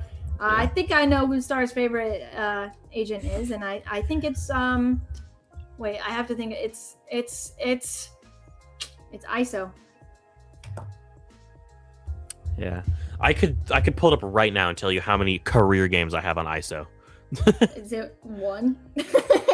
It's 2. It's 2. Oh, okay, I was close. Okay, I literally 1 away, and I feel like with how many career games you've played, I feel like that's really a good guess for me. Yeah, right, that's in my entire 4 years of playing this game. 2? You've played 2? Two games. Yeah, I have 565 on Sova. I don't even think I have that much on my on mine. Well, who do you think my favorite agent is? Killjoy? It's Astra, actually. Dang. Astra's really sweet too. Astra's nice. I wouldn't play Astra in ranked, but she's very fun to play. Oh, I play Astra all the time. She's such an amazing character, and she's after they gave her buff back, she's so much more viable now. But again, guys, we are gonna go into a break. So if you didn't finish your 5K from the last break, make sure you finish it this break. Go get some water, go get some food, go use the bathroom. But we'll be here when you get back. So we'll see you soon.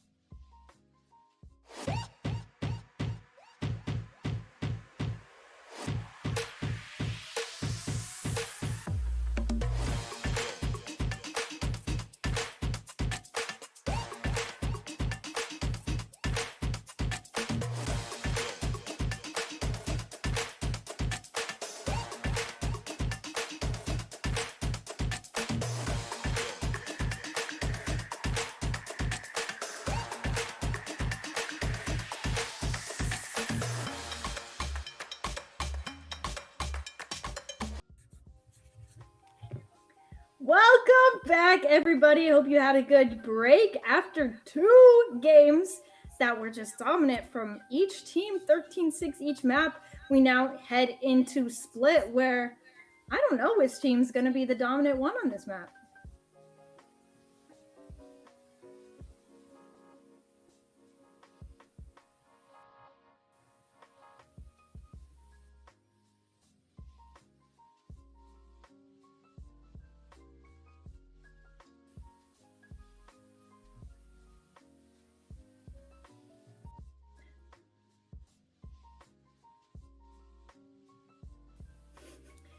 And that's why Star plays Sova on split.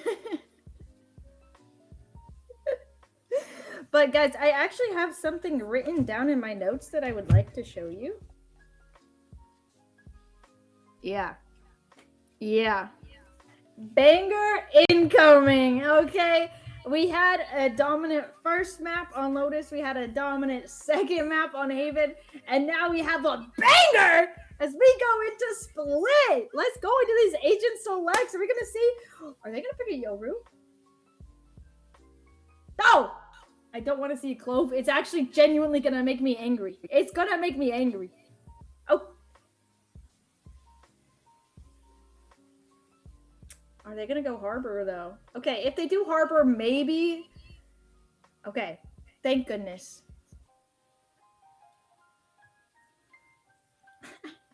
They saw me yelling at them, and they were like, okay, well, let me change off the Clove. On the flip side, no one else is really locked in yet. We're seeing that Kuru are probably going to want to do this double duelist, which is very, very common on this split side. In fact, we've seen a lot of teams run the double duelist, double controller, and no sentinel. It looks like that will not be the case here, as we will probably get a Cypher and a Veto here, which Veto, can we talk about that? Hello? Oh, and we won't see that. Okay, got me all excited for nothing. But we will see. Yep, that double controller, double duelist that I talked about. It's very common here to play on this split. So Kuru actually choosing to go with a Sentinel in the form of Cypher. But that's something we don't really see that much anymore. So definitely intrigued to see what they have cooked up with this Cypher.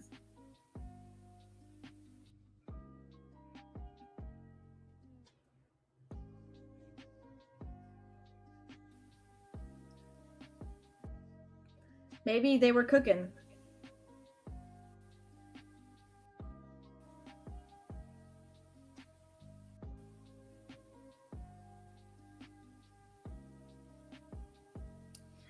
Natsis is, as you would call, a boring player since he does play that Sentinel, but he has taken his teams to many internationals as an IGL, so is he really that boring?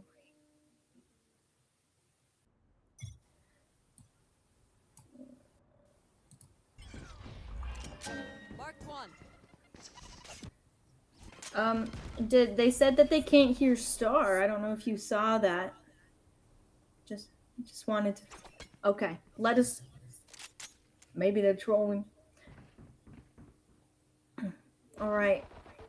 A very slow start. I say that, and SRG gets a kill early on. As we had a little bit of an overextension of our Asterix there.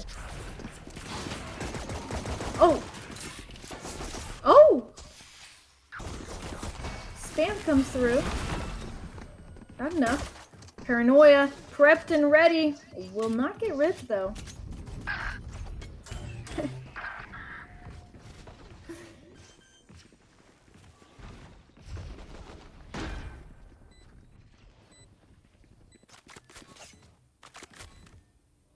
What are these question marks? Is that the ultimate? Okay.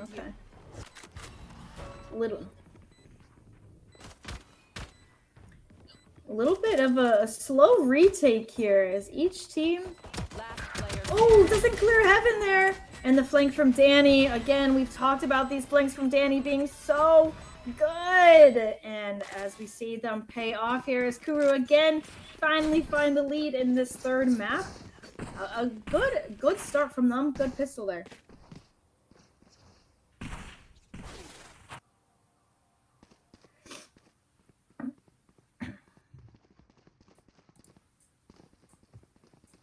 Still.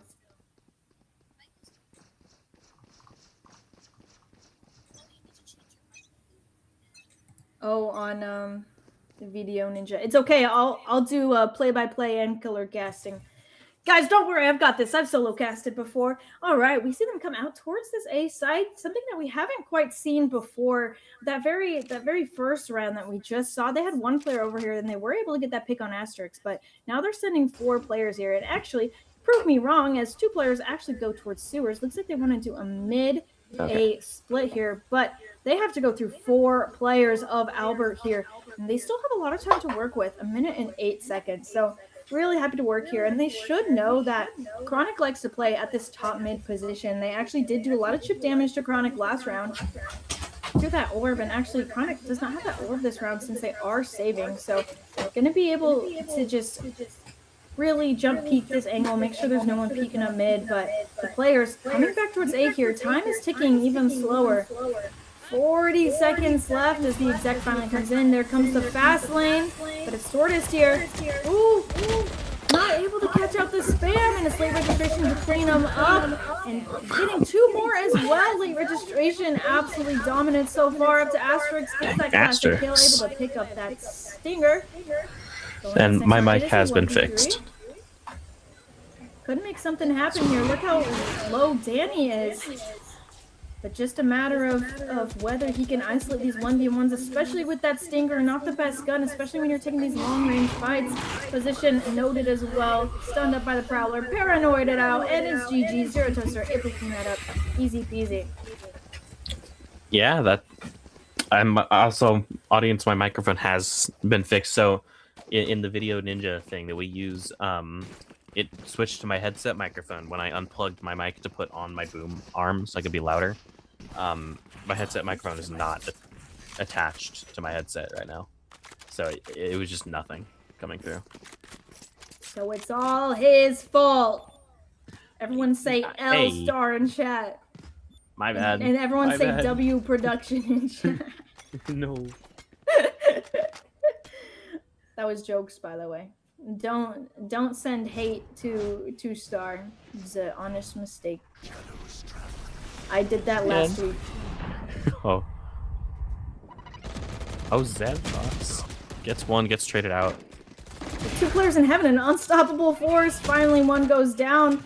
But look at Zevo here, catching one player out unaware, sliding in. Zevo. It's the second, finally taken out by late registration.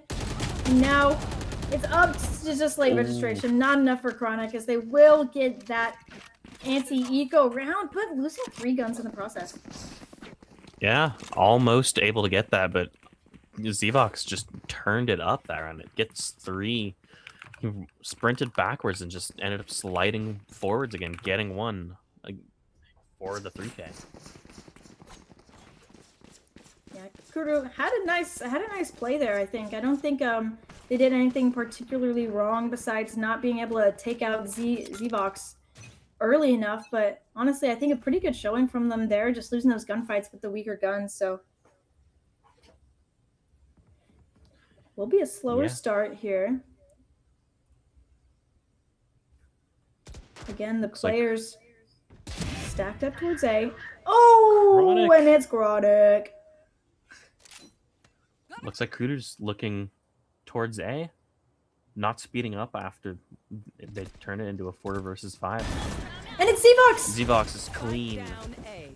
Get away with murder here, No. going for more. Not Might- getting shut down. He's out. Almost 5 versus overheated 3 for there. Albert. Toaster looking at him. Chronic ends up getting the kill though. 2 versus 5 for Kruder. You end up wondering, how do you get yourself out of a situation like this? You've got the 2 players on the flank. Tortoise is about to be there. They're not looking at him. Looks like he's just sitting there for the rotate. Asterix Happy to get walking info. up. Yeah. Asterix walking up though. 30 seconds left. Albert's 100% sure that they're still there. One enemy remaining. Asterix gets one, gets traded. Turtwist with the second trade. 2-2. It's already looking more competitive than either of the last games. Oh no. People actually put L star in chat. No. Oh. Hey, ban them. Ban Oh, them, ban no. them. It's their Jarrett, first message.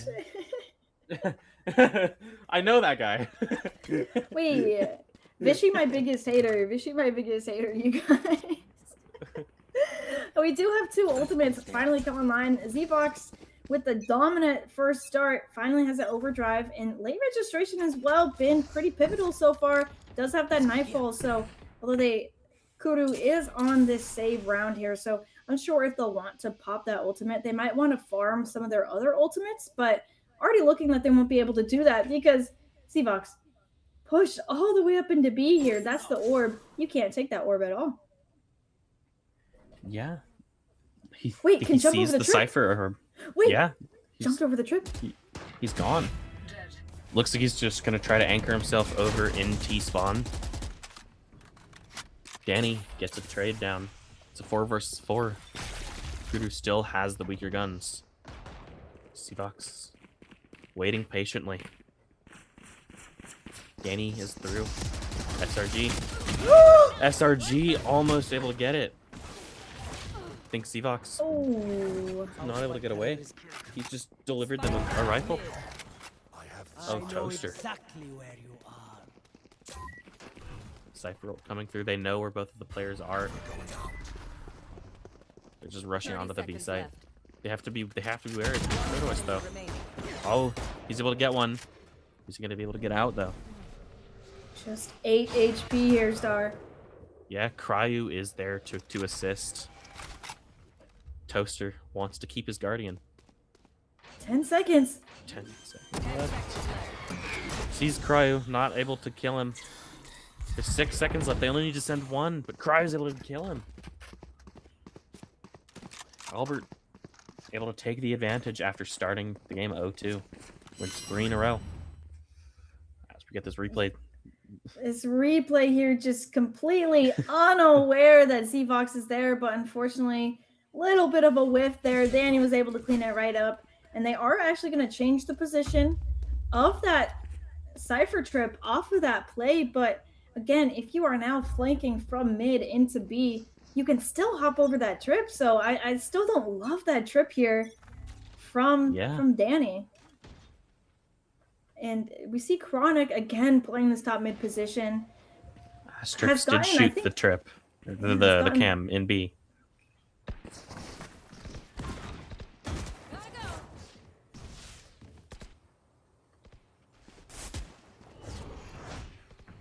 Looks like Kruger's just looking to execute on the A site. Chronic gets one in mid. That does limit Kruger's options. Toaster down. Taking some chip damage, no shield. Danny's gonna try to take a repeek. Might have gotten a timing. Unfortunately, whiffs on Chronic. They still have that running nightfall in. as well. Yeah. Oh! They didn't know. Oh, it's I didn't Carnage. It's Carnage in the bad way here. His kills are not going the way you think they're going. And how is Toaster getting a kill there? They'll pivot Where's to B Chronic here. looking? But it's Asterix. No, don't ult there. No, don't He's ult grabbing the there. bomb. Oh, Grabbing the bomb. oh, he's getting the spike. I didn't notice spike was down. Everyone say element in chat. The hate is now warranted. Dang. Oh, it's Danny. Do a little bit of whippage. Look how low these players are. 6 Both and of them 28 1 HP. 35 HP between the two of them. 10 seconds left. And Asterix here on this site. Asterix. I've never seen him this patient, but he gets 2. W Beautiful. Asterix closing out the round. Yeah, the patience there absolutely needed. As we get this replay out, beautiful shots from Asterix, able to easily clean up that round, get a 4th on the round for Albert. And Vishy, I was hoping no one would say anything about the G2 game. I am in mourning. Look at these ultimates! Star, look at these ultimates. so many good ultimates. We have the overdrive from both Neons. We have the Viper's Pit. Could be pivotal. They might pop it here in mid. They still have that Nightfall and the Showstopper. You can pop the Nightfall into the Showstopper. Really wreak some havoc here if that's the way they want to go. But fast A hit here. Already on site. Spam damage comes out. Oh, the paint shell's able to get it instead of an ultimate. It looks like Angel threw the paint shells and then got shot down, so Cryu was not expecting to die to it. Danny and Tortoise on the other ends of the wall just trying to hold it. Chronic gets the kill. Toaster might have a timing. He does, and he's out. Oh! He gets 2. There's no way he gets 2 1. there. 3! He gets 3 there! Insane shots. Insane shot from Toaster. The way Here, that Albert, Toaster was... you gotta let them get that. It's insane. Toaster able to just pick up 3 just out of nowhere. Yeah, playing around that smoke, able to just get dividends off of that round. Beautiful from there. And we did use that overdrive on the side of Albert, but it has been picked up by the Convergent Path, so we still have 3 ultimates for each team going in this next round, as we will have a full buy round as well. Only one player buying light shields here. Yeah. Oh, they're faking this Looks beat like... it. And Albert fell for it. Kruger is just not fast enough. They're already rotated back. The site clear quicker. They know there's no one there.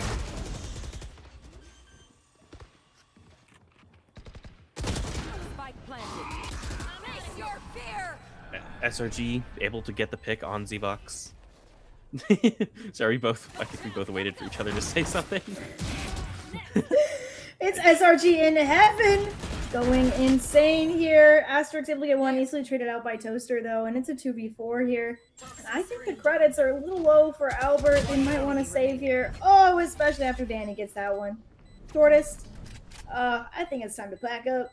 Get out of there. He does not want to. He said, no, Mint. I'm swinging and I'm dying. Yeah, I feel like anytime I say something, the players decide to do the exact opposite. So, I don't know. That's just the curse. The caster curse, it's so real. And we only used the Nightfall that round, so that did net Kuru the win with only 1 ultimate. So, good choice from them there, but are we seeing a little bit of an A push from Albert here? The Waylay looks like they're hungry for some kills. I'll find you.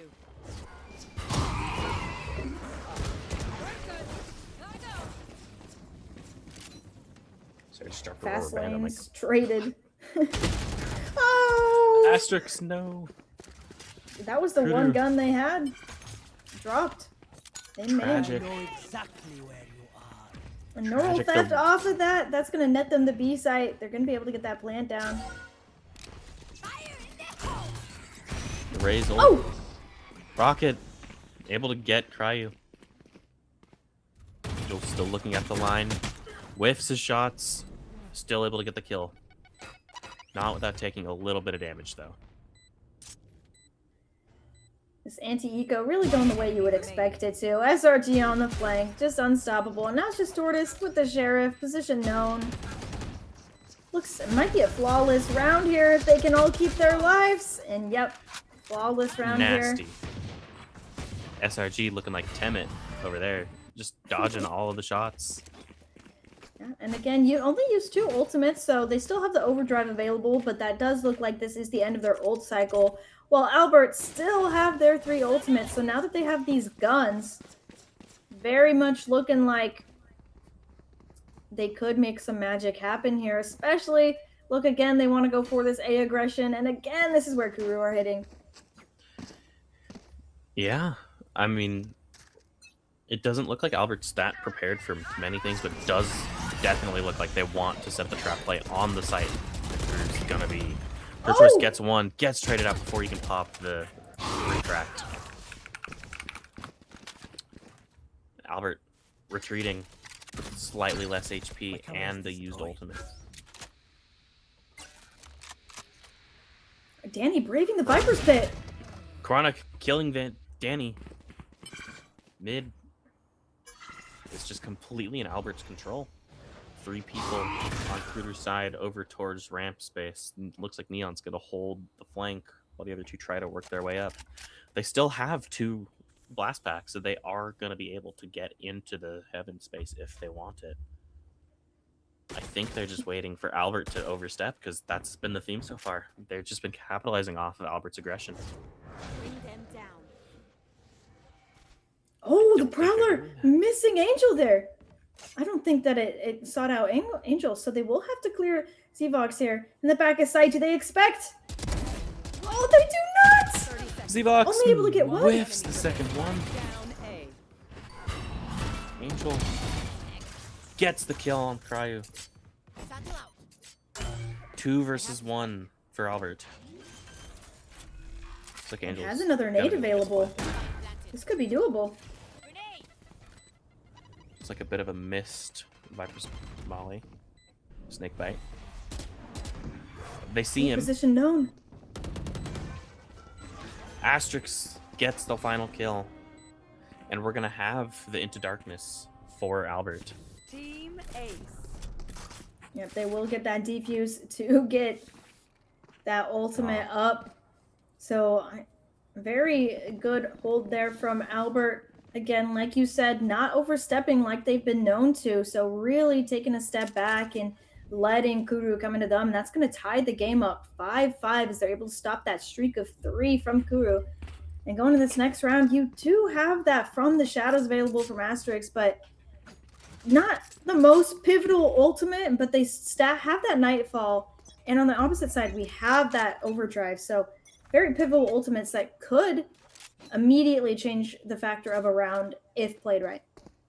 Yeah, absolutely. And there is also the Overdrive from Kuru. The SRG has that. They're 1 point off of Into Darkness and 2 off of the Showstopper. Looks like we're about to have another ult cycle coming in soon. Yeah, happy to just take their time so far. Really a lot slower of a round. I think Kuru have been liking these slower pushes so far in this map. They haven't been going for anything fast so far, so really comfortable, but they don't expect Tortoise here at all. But Oh, Danny it's does!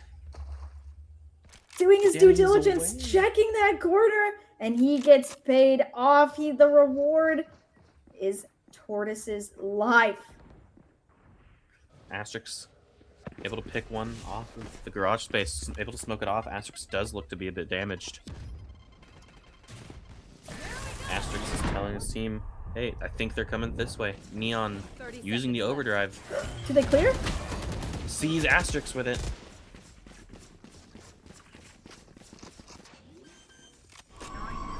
Kudu has the site. Oh, they left a gap in it in the corner. I don't think they're going to be aware. They Have definitely to know just he's stick there now. to Spike here. 10 seconds left. Neon able to deal a little bit of damage to Cryo. Cryo gets one. It's half health. They heard the drop from Chronic. Chronic gets one. It's a 1 versus 1 between Chronic and SRG. Chronic swinging. They're both low.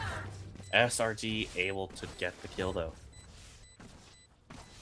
Yeah, beautiful there. And I think Angel, I don't know if you noticed they satcheled onto that box there, but didn't really have another player with them there to play off of. So I don't think that was the best position for them. It just left Angel so exposed in that position. If 2 people swing them from heaven, they can't find both of them, especially without the support of another player. So I didn't love that position, but regardless, that will be the win round from Kuru, and you're getting cooked in chat for saying Into Darkness.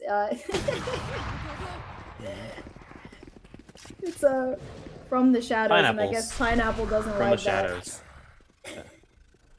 Yeah, Into Darkness. From the Shadows. It's hey, synonyms. You know what? You try being a caster for a day, Pineapple. That's who I co-casted Wait, the different what's game happening? with. What? Huh? What is SRG's SRG doing? AFK, What? lining up a whale when he's on Neon. Oh, but that actually pulls out the showstopper there to take him out, and now you have that pivotal ultimate taken out just to kill the flank. And yes, it nets you the kill, but now you don't have it anymore. Last player standing. Not planted the most ideal spot. If Crave's able to get in, he might have a chance. Does not look like he will, though. I think SRG has disconnected, though. Switching Oh, I sides. guess we'll see going in this next round. And Angel, actually, good to rip that from the shadows because it is the last round. So, but That is the it name does of leave it. their attack onto that site a little bit exposed, but definitely when there's only one round left, you want to use the ultimates in any situation possible. And I think EG, are you familiar with when EG won champions? Yes. I don't know many of the strats they did, but I was there. So one thing in that the was chat. really awesome about the EG squad is that they didn't save their ultimates for a round to make it pivotable. I keep saying pivotable. Pivot. I give up. Okay. Pivotal. They didn't save their ultimates, okay? When they realized that they had their ultimate, this could help them win the round, they ripped it, okay? They didn't wait to hold on to these ultimates. They knew when to that if it could win them the round to use it, and that is exactly what we saw from Angel there. Even though they could have held on to it, used it for that take of the site, they used it on that flank because they know that it can win them the round, even if maybe it would find more benefit on the attack. They're not afraid to use it, and that's the exact same thing we saw from the EG squad when they won champions. So that's my connection there. Yeah, absolutely. And also, yeah, I just forgot. It's from the shadows, not into darkness. Yeah, I might have mixed that up a little bit. Eternal Pineapple says, "I am a caster." Yes, I know. I have co-casted with you once. Try being I a know. caster for a day. I am a Try being surgeon. caster for a I day. am a surgeon. I do think it was a bit of a blunder for Albert to force into the second to last round, only to just have nothing on that last round. They were really expecting to win, but they just forced themselves into a 5-7 half. Yeah, but honestly, a good scenario. So far, we've seen on Lotus 8-4 half, on Haven 9-3 half. This is the best scoreline we've had in terms of, I don't know the word, it slipped my mind, in terms of equalization. That's what I'll go with. Yes. Someone in chat help me. What's a word for it? Try being a caster for a day. Try being a caster for it. Ow! I forgot my my mic arm was there. I just hit it. Well, while we wait for this issue to be resolved, Star, who do you think has really been the standout player from the whole 3 maps we've seen so far? I've definitely been paying the most attention to late registration. His util usage seems to be pretty good. It's on par with what I'd be expecting from an initiator. His Sova was pretty good. Of course, you'd say something about Sova. Yep. Uh-huh. I'm gonna cook you for that every time. Hey. I'm gonna cook you for that. Uh-huh. I'm gonna be the one bringing it up. I love Sova. No, I think you're right. Late registration, even though they're on this initiator, that doesn't mean they're not getting these kills. They're still finding the impactful kills in these rounds. They're finding the multi kills in these rounds and still finding big advantages with their util and with their kills for the team. So I definitely agree that late registration is one to watch, as they have been very good all 3 maps. Yeah. Also, wasn't he the MVP for map 1? I do believe so. Been an Yeah. unstoppable force. Zero Toaster nudged him out last map for Haven. Yeah. Absolutely. Both maps were just. I don't even know what happened. They were just gone like that, and then this one is. They're both teams are taking it slow. Both teams are playing really well. Unfortunately, there is a disconnect, so we will have to be waiting a minute. Yeah, absolutely. It did look like SRG did disconnect, so we were confused as to why they were just standing in that corner. It was because they already disconnected, but since they disconnected during the round, I don't think that that's something that can be helped. So we will be waiting on that here. But from both teams, I feel like Albert this map has really not been overextending like we've seen in these past maps. A lot of the times, especially on Lotus, we saw them get so aggressive, and they were rewarded on Lotus. But on Haven, when they got aggressive, they weren't really rewarded for that. And so I think we've seen in this split map, they've kind of scaled it down a lot. They're not getting as aggressive. We've seen them push out a few times, but I definitely think that we've seen them kind of restrain themselves. And I think that's one of the reasons why this has been such a close scoreline, is because they've finally figured out what's going on. It looks like SRG has reconnected, so we hopefully should be getting back into the match soon. Yeah, and we are back into the match. Beautiful. Beautiful, beautiful, beautiful. Timer has not been unpaused yet, but SRG has returned. See him regrouping with the rest of his team. I was looking at the wrong neon. I was looking at Z-Box. SRG is in the spot, though. Cast? Hey, oh, you were my also goodness. last half. You also looked at the wrong neon, didn't you? I looked at the wrong omen. They ulted into their spawn, and I called the wrong omen.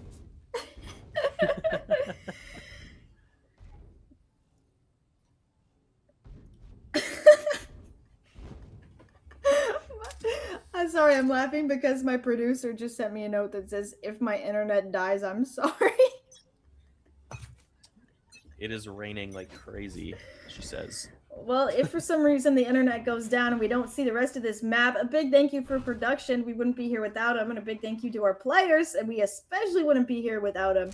And big thank you to Star for joining us on his first cast ever. I'm talking like it's the end, but who knows? It might be. We will see an A hit here. Yeah, Z-Vox falls. Spike planted.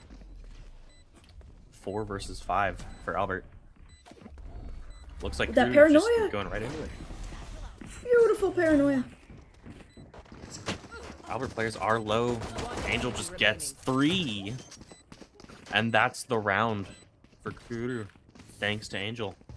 Angel really getting away with murder that round. Definitely, I say definitely a lot, but Angel in a position where it should have easily been traded, but was not, and was able to net 3 kills, and that's going to be the second pistol of this map for Kuru. Yeah. Eternal Pineapples in chat says, ask him what his favorite maps are. They're all Sova maps. Watch. I bet they are. I bet it's like Breeze. I like Breeze a little bit. Yep, It's a bit gimmicky. Your Honor! Your Honor! We got him! We got him, Your Honor! It's not my favorite. Definitely if there's other maps available that I can play Sova on, I'll take them. Wait, registration with the judge? Oh! Oh yeah, like registration with the judge. SRG with the judge. The judge is powerful, especially when it's an eco. SRG took the judge and then gave it back, it looks like. Asterix! Oh my gosh. Somebody SRG. stop this man. Insane whiff from SRG. Asterix able to also whiff and still get the kill. Actually, yep, that SRG had a judge phantom, will be I believe. picked up. W. This is honestly best case scenario for Kuru here, bringing 4 guns into this next round. I think a lot of times on these anti-eco, we've seen it be a little dicey, sometimes coming out with only 1 gun. So to come out with 4 here, that's going to be best case scenario for Kuru. And actually, I think they were able to drop that that ghost to Danny, so Danny actually doesn't even have to buy a ghost here in this next round. Ooh, we do Yeah. have another pause coming out here. There are 2 players from Albert sitting in their spawn. Chronic and Zvox have yet to move. Perhaps it wasn't Rat's internet that we needed to worry about. Oh, Zvox is here.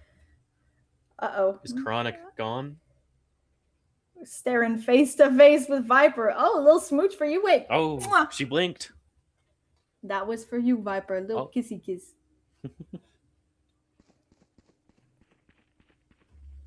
Beautiful.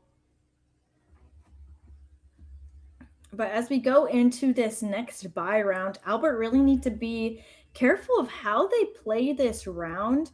One, because they do have a player who looks like they disconnected, so need to make sure that doesn't happen mid-round. And 2, you know that you're going up against 4 guns here, and you know one of them is a judge. So you have to figure out how to play against that judge.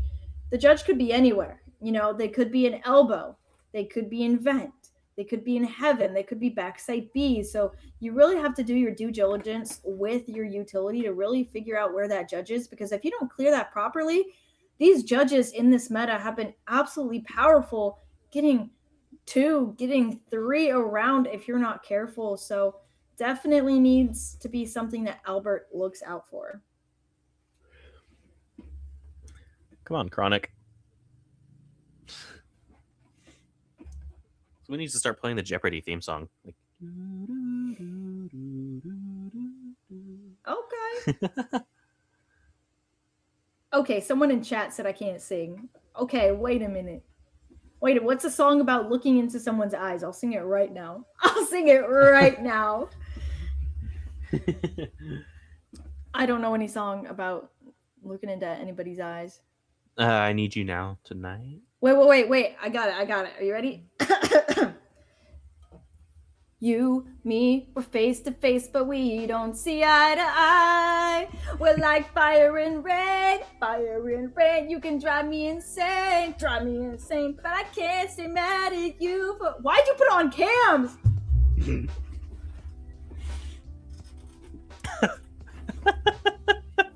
It took you like quite a while to notice that as well. You were locked. You were locked in. You were locked in. Why did you do that? No, I was vibing. No. Chat, I'm embarrassed. We can go to break now. I need to go hide in the closet for a little bit.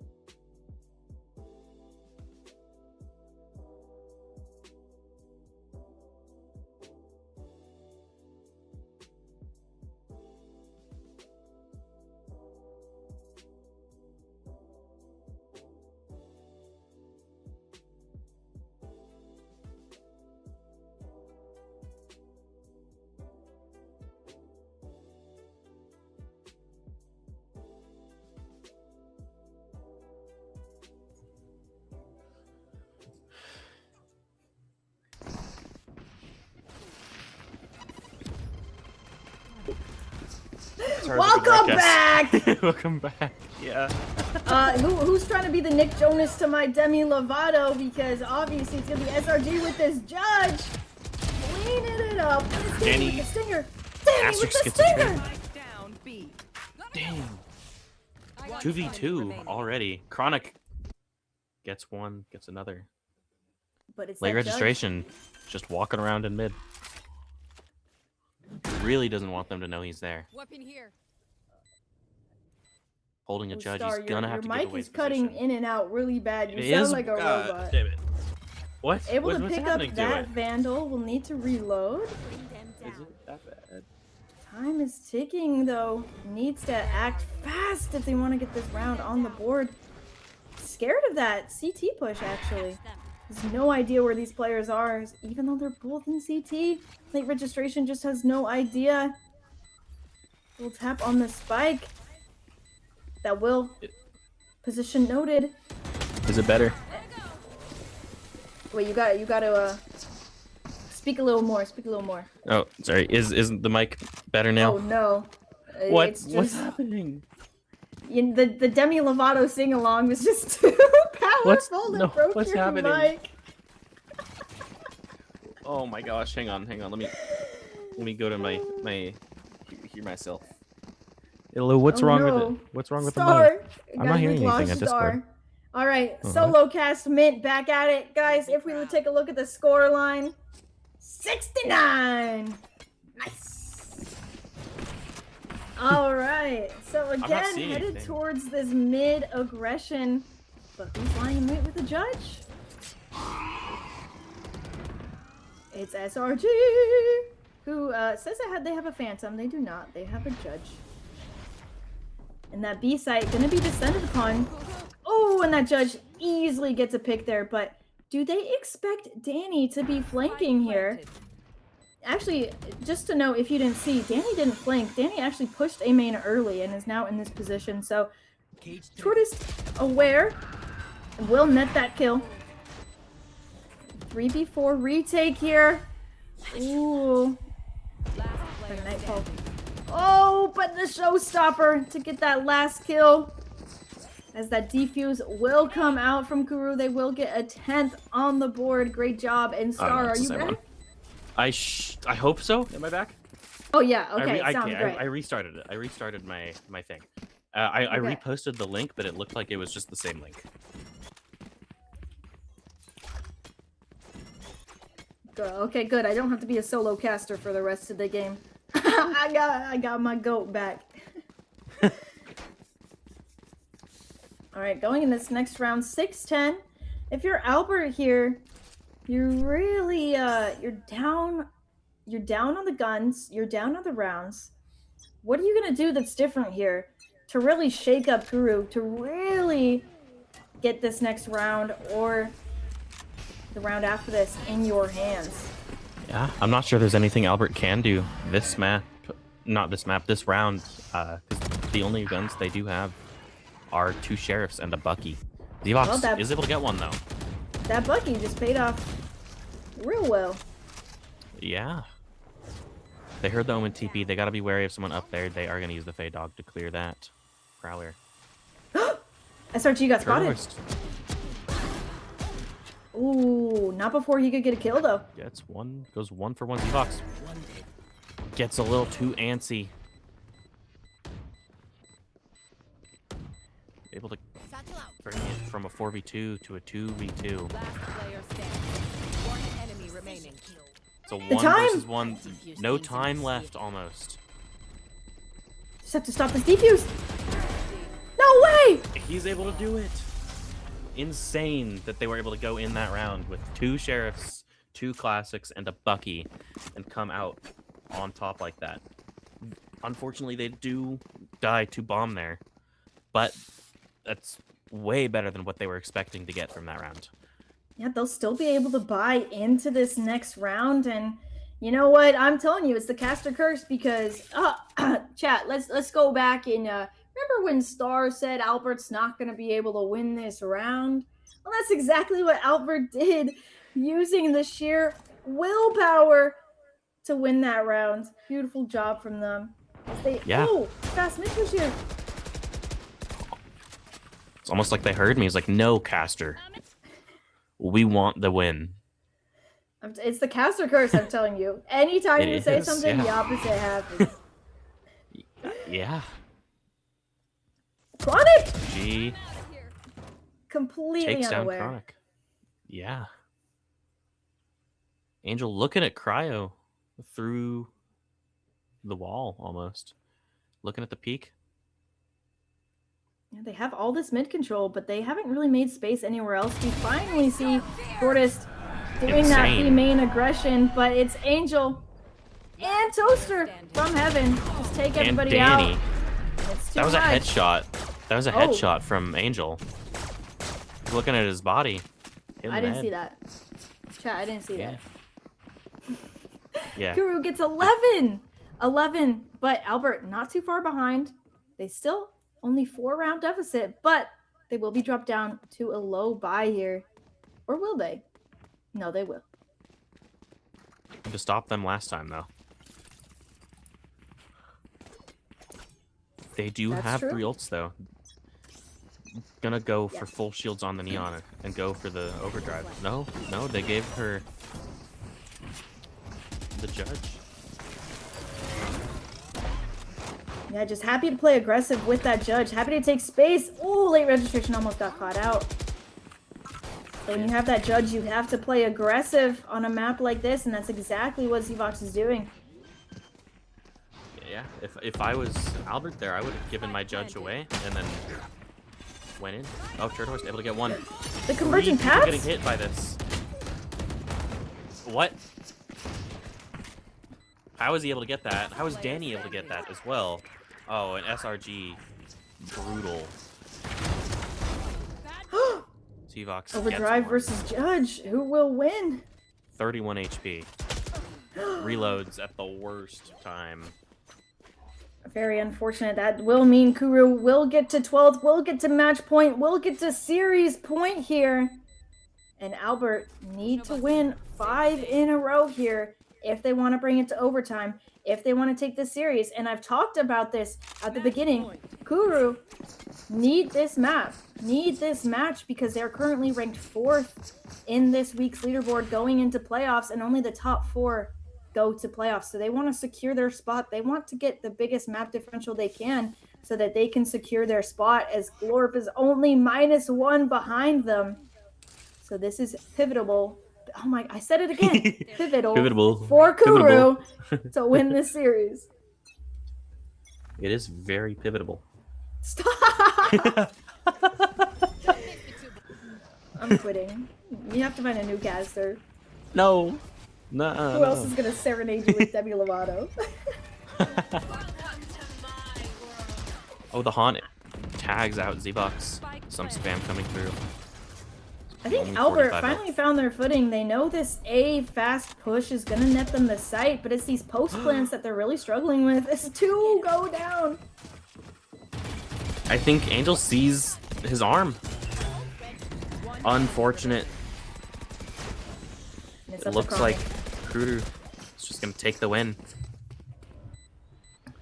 Tragic way to lose that from Albert. Using so much there and just crumbling apart. So they're just losing the ones. Really Yeah. well played by Kruder, though. Yeah, amazing from them, especially to flip their mental after that first map. They really were getting stomped that first map, and to flip that mental to come back and to win the series. Amazing job from them. And like I said, Albert finally found their footing. They knew they could hit that A site, but their hold of that site once they had it was very weak, and the retakes from Kuru were just too good, and that netted them the win, and a big win for them, as they did need this as we go into playoff territory. Yeah, absolutely huge win. It looked extremely competitive for the first half, and then Kruder just ran away with it. Went from 5-7 to 7-13. Absolutely tragic for Albert, who was looking to just take the win away. Yeah, again, the retakes were phenomenal from Kruder. And it is Angel to be the MVP, 21-13, and actually netting no first kills, but that doesn't matter when you're able to fry with your gun. Very good showing out from them. And I would like to point out, Zero Toaster here, 17 assists on that Omen. Almost unheard of on that agent. Yeah. Would also like to say that we spent a couple bit. We spent a little bit hyping up late registration at the start of the series for just standing out so far, and then he ended up bottom fragging on their team, but still going positive with 10 assists as well. Very solid performance from every single player on Kuru. Yeah, and look, 31 Prowlers used, so even though they weren't necessarily getting the kills like we've seen in these past rounds, were able to get this utility to set their team up for success. And 4 showstoppers from the side of Angel absolutely steamrolled Albert there on that second half. They really just could not find their footing, and that was their downfall there.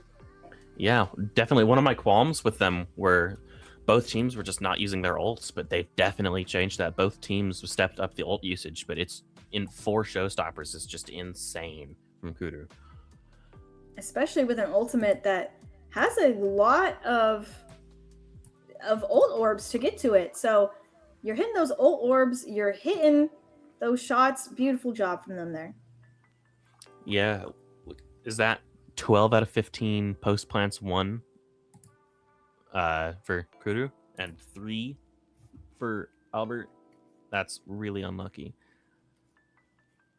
Yeah, perfect. And that retake success, like we said, that retake, especially on A, was amazing, netting them a 71% success rate. And again, on the side of Albert, really struggling with their retakes, only at 13%. But guys, we have a little special guest here. We do have our MVP, Danny, with our Dubby delivery for our MVP interview. That's the word I'm looking for. Danny, are you here? Hi guys. Oh, hello, Danny. Hello there. How are we doing today? You know, I'm doing pretty good. Now, Danny, you were really an unstoppable force throughout this matchup. How are you feeling coming off from this win and knowing that you've put your team in such a better position as we go into the playoff race? Lucky, we feel great. My team and we came in here, honestly, we were like, okay, we are a lower seed. We just gotta play our game. Map 1 kind of came rough. We played with a sub, but it's just flipping our mental, just trying to get into our own game, just play our own game, and it just worked out. Yeah, it definitely worked out for you guys. Your Raze Angel had used his ultimate 4 times on that last game there as well. Honestly, insane. Now, Danny, there's a specific moment in the split map that I want to talk about that I hope you remember. So, one of the players from Albert pushed all the way into male, and your own teammate went through and didn't check it, and yet who was there? Danny was there to clear that angle and get that kill. What was going through your mind when that happened? Scared. Because I was not expecting. I just Loki just soft cleared it, and I saw Waylay, and my heart stopped. It was insane. I'm so happy I cleared that though. But I mean, okay. It was really just like, I was like studying my AGL.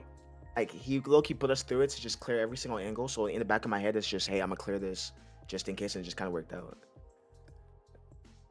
Well, you did a great job here, and we have one final question for you, Danny. You gotta rack your brain for this one. I got you. Okay. Do you know the Muffin Man? No, I'm just joking. That's not our last question. Our last question is, what is your goal for playoffs? My goal for playoffs is to beat, what team are they? Hold on.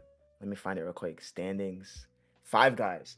My goal for playoffs is to just rally my team together. I know 5 guys hasn't lost a map yet, hasn't lost a series yet, but we are the people that can beat them, and that's what I want my team to. It's not any like personal goals. I just want us to win this tournament, pretty much. Great answer there.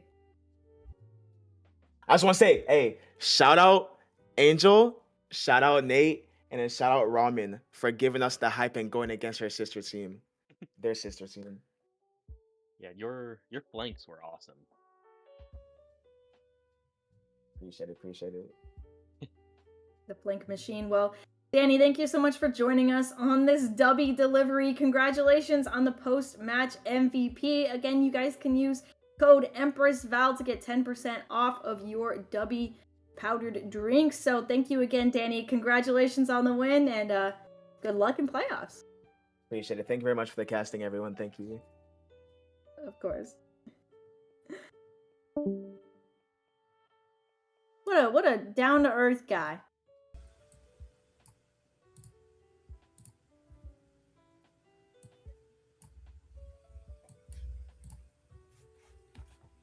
What? Oh, sorry. Oh, okay. Okay, and with that being said, we are gonna go ahead and head out now. Get excited for the next match. What is that gonna be? Let me look. Razyngan versus Infinite Zero is going to be our next map. I will not be there. I don't know if Mint's going to be there, but hopefully, audience, you guys tune in for that match, which will be on in just a little bit. So, with that being said, see you guys later. Bye.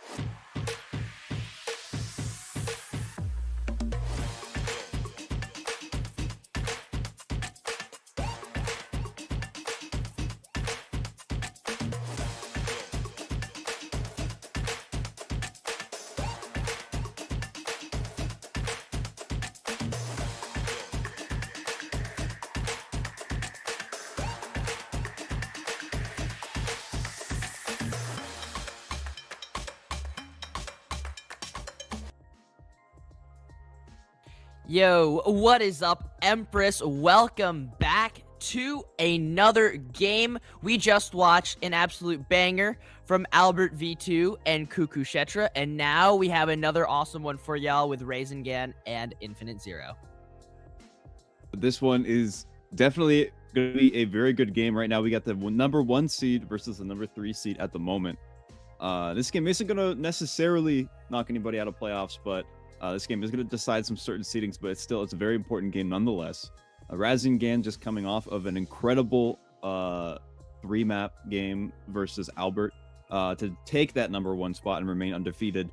And honestly, the Razyngan team, they looked a little beatable. It did prove that they had a lot of shooters on their team. Not just Coop Dude or Caddy Kit. But still, they have some weaknesses for sure, and it makes it, if Infinite Zero can capitalize, if they watch the tape, they could potentially pull off an upset here. That is absolutely right. And for the side of Infinite Zero, I mean, they've also been very good themselves. Is it them that have a couple of subs today? Yeah, they have a few subs. I believe it's going to be for I honestly, I'm not too sure, but I know on side of the subs, it's gonna be. It's Dope Lemon is going to not be playing today, and then I believe Live and Maddie Fan, and one of the players will be their manager, actually their owner. I'm Sad Vibes, and then I think they also have someone named Inky coming in for us as well. Yeah, they do, and not only that, they have a Juicy Dumpling who doesn't really have much of a history here in Empress, so it's going to be another bit roster shakeup, similar to the Albert situation yesterday. That could pose just a bit of questions, but after what I saw yesterday from Albert, I'm a bit optimistic about roster shakeups at the moment. Yeah, that is definitely right. And as for today, we got a couple of very cool maps coming in here. We have Pearl, Lotus, and Split. So we'll see how Razyngan is going to be able to look into Pearl, and then for the side of Infinite Zero, how their Lotus is looking as well. Maybe it'll be a little bit better with their different players. Yeah, I saw Razyngan was able to actually yesterday they were able to take Pearl away from Albert, and then they lost their map pick of Lotus yesterday. And I think I'm expecting to see the same kind of things that we saw yesterday. They had the it looks like they're going to be looking at mixed right now at the moment. Yesterday they played the Omen, but this was the comp that they played yesterday, and it did work very, very well for them. They kind of nearly just dominated that whole game. Meanwhile, Infinite Zero, I'm seeing that they're going to opt for the Waylay and the Astra and a double initiator, it looks like.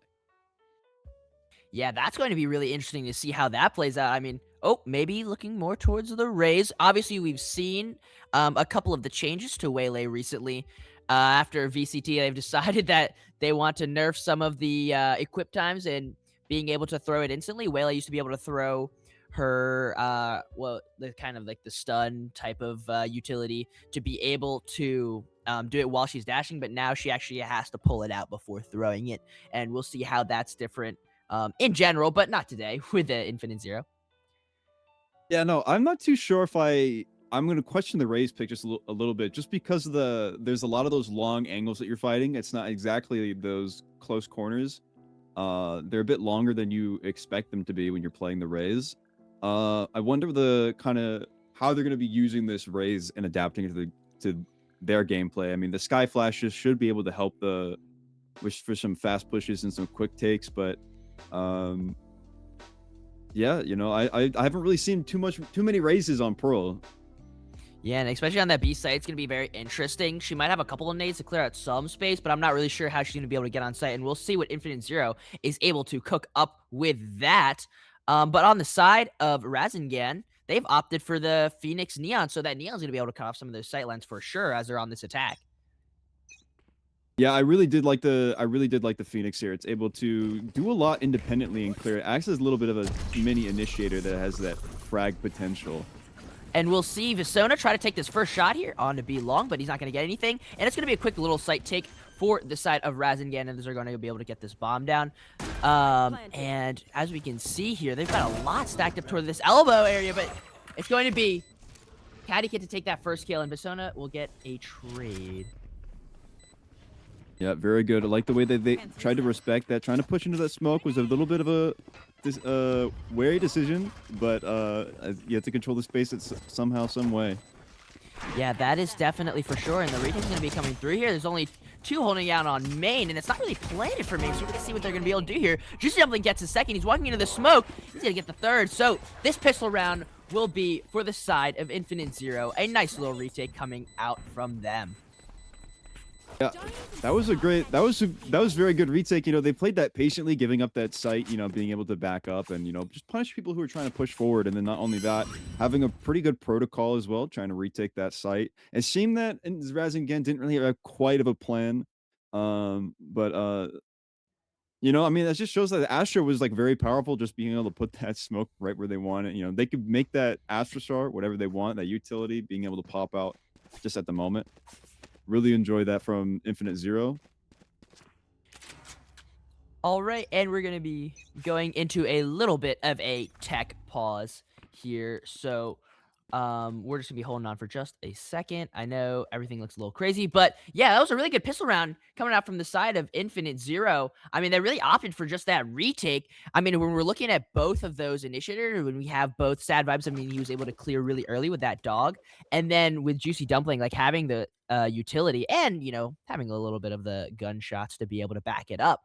What do we want to see? Do we want to see more of that kind of retake method, or maybe taking more early space? I would imagine that's how the Rays would be used a little bit here. It's going to be trying to take that retake because, as you said, that Rays nade is going to be able to clear some certain angles, and it cleared that little tunnel area over there on B. You know, it was able to, you know, cut it off and allow and make these openings a little bit. You know, and then you have to respect a lot of this utility. I really enjoy it. I feel like I feel like personally at times the Rays could feel a little bit awkward.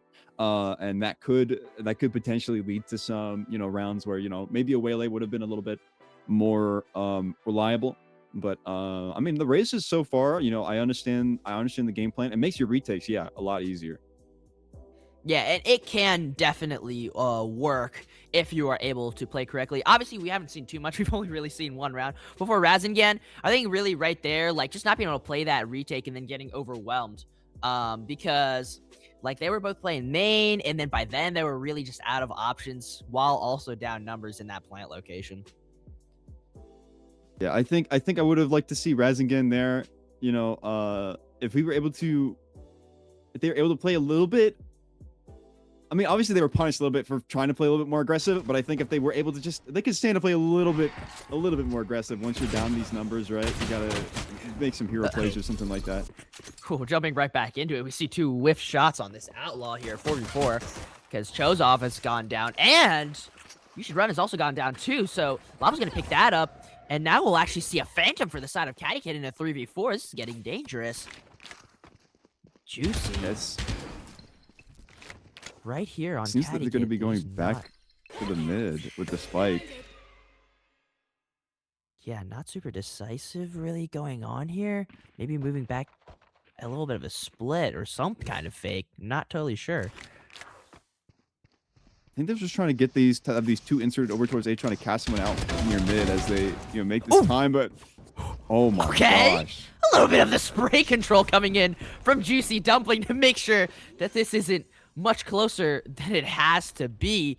Now Rez only on 10 HP along with Zombie here. I mean, not sure what exactly they're going to be able to pull off. It looks like they know that they have to get this Phantom over, and Juicy's going to be the one to pick it up. Rez and a little bit of this rat angle, but Visona's good for it. Oh, is he though? Oh my goodness! I spoke way too soon! Now Rez is going to get this Phantom, and he's got 10 HP, and they're going to pull up the Thrifty Clutch! wow. I mean, you saw that the chamber was pre-aiming that corner, but they just kind of didn't really expect Rez to be poked up all the way up there, especially being so low. But it was such like a good lurk, just a really good insert on that. They really weren't expecting. Really turned the round in their favor. You know, I would have thought, you know, you already did some pretty good damage anyway if you lose this round. But I mean, they were able to take that. You know, very good job from Razyngan there. Yeah, Razyngan coming out and making it 1-1, exactly what they needed. And now they're going to have these guns, and hopefully, I mean, barring no shenanigans, it should be pretty easy for them. But I don't know. That's what I thought last round. So It seems that they're going to be moving the spike over towards A. It's going to be not. They're going to be right now just heavily investing there. Spike moving over towards. They might be trying to fight for that ult orb. We're getting pretty close to that chamber ult as well, and they do have the guns are now actually in their favor this round. Yes, that is exactly correct, and it looks like we're gonna get a little bit of smoke on that trip there, so they're gonna be from behind. But here comes the site exec. Now getting on a site, Catykit dashes back, but he's good, and it's gonna be all clear. Red's gonna find Juicy Dumpling there in that art area, and it's gonna be that first one. They do still have this flank, and it shows off that gets res. So now they know. But is it enough? Catykit will say no to that by getting sad vibes. The Stinger trying to come through. Get on that Odin. What can get the better fire rate? The Astra's going to get a classic kill on the zombie, but Jersey's going to clean that up. And it just shows off with this Stinger. I mean, how much more can he do? Just trying to tuck tail, and get out of there. And it looks like it's all but lost here for them. But honestly, I mean, him being able to get at least one and then allowing Astra to get zombie, not too bad at all. Yeah, it was a very good idea to put that pressure from behind, and yeah, there you have it. Not able to get much more out of that, but I mean, it was a very good idea to get that pressure coming in from behind. You know, kind of force them onto A site. They're not able to put them a little bit in an uncomfortable zone, but I think they just didn't really have the weapons to try and fight this. It was just really the hero Stinger that round, trying to make things happen. But now we should be seeing a little bit more of a fair fight. I want to note the Phoenix ult coming in online. I wonder if they're going to try and rip this pretty fast for a quick take or bide their time with this one. We also see that the Sky ult on the opposite side of Infinite Zero. Yeah, he's going to have all of that ready, and it looks like where they want this Phoenix ult is going to be on this A side here, and they're going to make that presence completely known. And here it comes. The drone out first, and then his flash out to the right. Catykit also gets himself sliding on his side here, and also we also have You Should Run tucked into this corner here, really trying to play all alone here, and he's just waiting. He knows he's got the perfect position, but he can mess it up at any point, and he's going to get Catykit first. So that's going to be the opening kill for this round, and we see a lot of these players also move back towards this main area, and we have Rez all the way coming from this art as well. Is he going to be able to catch them in time? There comes the stab. It's going to be able to get to half, and it's getting stuck. It's stuck. Rez just not able to get it in time. And all the kills go to the side of Infinite Zero, so they're going to pick it back up, bringing the score back to a tie. I think the You Should Run being there tucked in the dugout, just very lethal. If that goes unchecked, you know, that's a very powerful spot just to, like, you're able to spam shots, you know, you have some cover to just duck behind, you know.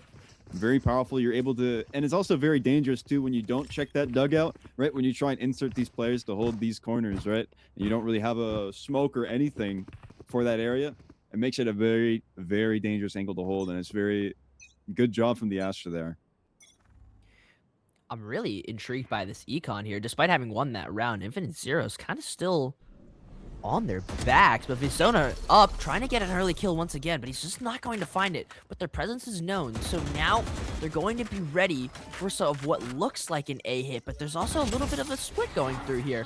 I'm intrigued to see what the Raze is going to see fighting this Phoenix. Shows off, not good for it. Jersey's going to take his hat off, and now Juicy Dumpling may have flashed himself there, and because of that, it's going to be a 3v5 in favor of Razyngan. I really enjoyed that insert through mid. You know, you're able to put that pressure on A, and then when you send your people right there again for the nth time in a row, you know, it forces them to try to, you know, and I'm guessing keeps them guessing on where they're gonna be. But Sad Vibes not guessing at all on Rez's location. Looks like the bomb is still going to try to come towards this B site, though, regardless. Visona finds Catykit. Now it's Lava all alone on the site. Not going to have much to be able to do. Jersey finds Sad Vibes with Visona. Good to get Lava. And now it's Zombie all alone. He's going to have to get the bomb and be able to take out both of these players here. And both of them are stacked up towards the same area, towards CT. Looks like Zombie prepared to stick it. What can he do? The stun coming his way, but not good! Lining up! Is Visona and You Should Run, and Zombie says no. The round is mine. Very good stuff from Razyngan there. Yeah, I mean, just lining them up perfectly, being able to dodge that Astra utility, being able to clutch that round. very good stuff. But I also just like call the rotate again when you're stretching their forces a little bit thin. It got a little bit scary near the end, but still very good clutch from Zombie. I want to note the ults coming in online here. We're going to see a lot more. You're one away from Catty Kit. And you're on a bit of another eco-ish kind of round for Infinite Zero. Yeah, so he's at least gonna have this op here, and it's not going to get it once again. And knowing that he has this op may signal to Razyngan to be able to rush this site, and popping that ult he does, Visona at least get through the smoke, taking the Phoenix ult offline, and now Razyngan maybe second guessing here. Yeah, I think the call to rotate is a good idea. You see that chamber op, it's feeling a bit oppressive. And then your entry idea with the Phoenix ult was just shut down. So I think the good call to rotate, maybe try and get some fighting towards mid done, get some space. You don't have to commit to anything yet. Plenty of time left on the clock. And Juicy Dumpling's in a perfect spot for it here, too. If they're going to execute towards this mid, they have a perfect trap play. Chosov is looking and ready to swing off of whatever Juicy Dumpling sees, but it's Catty Kid who's going to be flying onto this B site here. Maybe just trying to throw some stuff around and throw them off, and there's Juicy Dumpling's kill on mid. So it has cashed in, and now they're going to get themselves into that numbers position, despite being down in economy. But the players are closer towards this B side. I mean, it's really just, you should run all alone here, and Juicy Dumpling flashed himself again. So he's not going to be able to get that. And now, Jersey switching these guns, looking, hunting for Chosov. Lava will find Visona.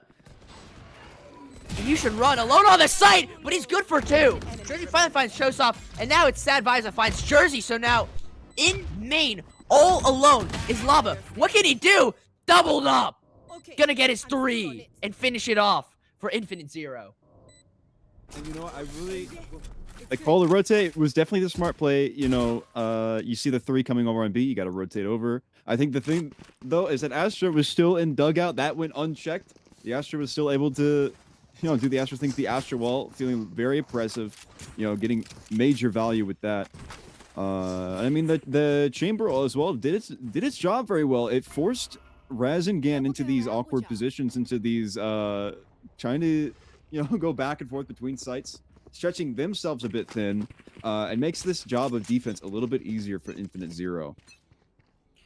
Yeah, Razyngan now finally on an eco. Looks like the money has broke, but Zombie's got an op here, and if Sad Vibes isn't careful, Zombie with a good trigger finger could find him. Overall, though, a very slow start from Razyngan, not wanting to commit to too much, looking to see what they can maybe find throughout these sites here. And the Roomba's at least going to find Jersey. Going to get a little bit of damage onto him, but overall just quiet and slow. And you see where Juicy Dumpling has found himself. He's found all this space in A main. He's found that timing. Jersey! Very good shot onto Visona, putting them up at least a little bit here. And Chosov looks like he's going to put himself into this position instead. And with the Raze ult, he's going to pop it onto Jersey. So he'll even him out a little bit, but everything's coming towards this B site, and they figured that out. Catty Kid has got on himself, stunning on, and it's all completely free. Despite having the worst weaponry, they're going to at least have this site, if nothing else. Chosov through the smoke, and Sad Vibes is going to get him back at least. Catty Kid, a 1-for-1 through different smokes. And preparing for this retake. This time it's planted for main. So Razyngan's gonna have a couple extra options, if nothing. And they're going to find Rez back in this tunnel area, and there's nothing you can do. You should run and find him out. But they've still got it planted for main. Juicy Dumpling trying to make something happen. The flash goes through, but it's nothing, and he's gonna find Zombie. Now it's Lava, ready to pop his ult. Can he delay it for long enough? He's going to find You Should Run. Can they get back to the bomb in time? It doesn't seem like they can. Razyngan with a thrifty round. This is what I was saying about the Teo the other day. The Teo, you have so much utility just to stall that bomb out. And again, I also want to point out that when you're able to get the site like this, you get yourself the better plant spots to try and fight off these guys, because these Astra smokes, these things, that covers a lot more than a lot of other smokes. These smokes are just a bit bigger. They're able to hold that entire thing a lot more reliably than a lot of other smokes. So I mean, that Tejo really came in handy through that. But yeah, I mean, a really great playing, really great eco round as well. Just again, buying their time, a minute 30, minute 40, a lot of time on the clock to do what you guys want to do. Yeah, and trying to get, it seems like Caddy Kid off of that early pressure there was the Asher Stars, but he's just gonna run right through it. Persona on the early kill. Finally gets his, but Jersey will find one, and Zombie will find Juicy Jumpling, trying to lurk up through that mid area, and now it's all theirs. The map is in Razyngan's hands, but where are they going to decide to go? Zombie looks like he's maybe looking towards this B lake area, but is he going to go through? He'll break the trip, so they'll know that they were there at some point, but will they commit to any of this? I think look at how much of the map that Infinite Zero has to give up here. But I mean, the Astra's still in dugout. They do have to clear that. But Jersey does have the ult that they decided to, that dugout was a major threat. But that Spike seems to be committed over to that A side. They really want to do something with this play. But yeah, it's going to be a bit of another retake scenario. You don't really have much utility in the way of guns here as well. Going to be a bit rough for Infinite Zero to try and make something happen with this. Yeah, and hopefully not getting deja vu with where you should run just was, because he's been good whenever he has to play that dugout position. And is he going to find Jersey? Yes, he does. Caddy Kid will find him out, though. Now he's playing towards that art area. It's only a 2v3, and they have one from flank, plus all of this Tejo utility. It looks like there's going to be way too much pressure. Side Vibes tries to get to the tap there, but here comes the next Tejo rocket, and Zombie, oh, he's completely unchecked. Perfectly executed from Razyngan, and they'll get themselves up to 5. And that was a beautiful play. Though, I mean, yeah, just really love that execution from Razyngan. Manipulating the space. You're able to get these picks and these duels, through these mids. They're definitely working out in your favor. Once you have control of that mid and you're able to either like maybe fake through B, mid to B or mid to A. It really just forces Infinite Zero to back up, but just wait for you to do your move. And then with the Tejo, you're able to just save all that utility up until you absolutely need it for that post plant. And really love the way that Razyngan played that. Yeah, and this time Razyngan not just feigning but looks like they're fully 100% all in, and they'll pop this Phoenix Ult. This Phoenix Ult is so good to be able to get all this information, and the bucket shot being able to kill the Phoenix Ult, but not Caddy Kid. Caddy Kid flying past the crosshairs on Juicy Dumpling, and he's gonna get a second. And now sight crack completely wide open, and it's a 3v5 retake with just poor weaponry. Maybe Visona having something, but Chosov's not. Yeah, not getting him there, and yeah, it's just a flawless round for Razyngan, textbook, and they're gonna be able to get themselves up to 6. I mean, that's what I love about the Phoenix Ult. You're able to just rip that and just play that so aggressively, and if it doesn't get shut down immediately, you're able to just do everything off the back of that Phoenix Ult. It seems to be going straight into timeout here for the side of Infinite Zero, I believe. But yeah, I do want to elaborate on the Phoenix ult there. When it's such an inexpensive ultimate where you're just able to farm that. Like, this is the third one we've seen. It's only round like 9, 10 right now. This the Phoenix, just the value it brings and the attention it brings when it's able to just clear these buckies out of smokes. I feel like that's a very valuable thing to have, especially on maps like these. And that's something that Infinite Zero has gotten a lot into, because these rounds that Infinite Zero does win, they end up being really close, and because of that, their economy starts shaking, and then they have to pick themselves back up. Infinite Zero is on a gun round, though, so they'll probably be discussing, what are they going to be able to do on this gun round? I mean, if I were Infinite Zero, I think it just comes down to you need to have some guns to be able to play some angles, be a little bit patient, wait for Razyngan to actually make a little bit of a decision. I think sometimes they were caught chasing a little bit. I think it's gonna be them. They're trying to push into spaces that they can't really defend well. Being a little bit more aggressive than they ought to be. I think just being a little bit restrained when you have these guns. I think it's gonna go a long way. Especially we can point to the success of the Astra in the dugout. That stuff has been working very, very well. Yeah, but I mean, also, I mean, as I say that though, they're gonna be trying to take this mid very aggressively.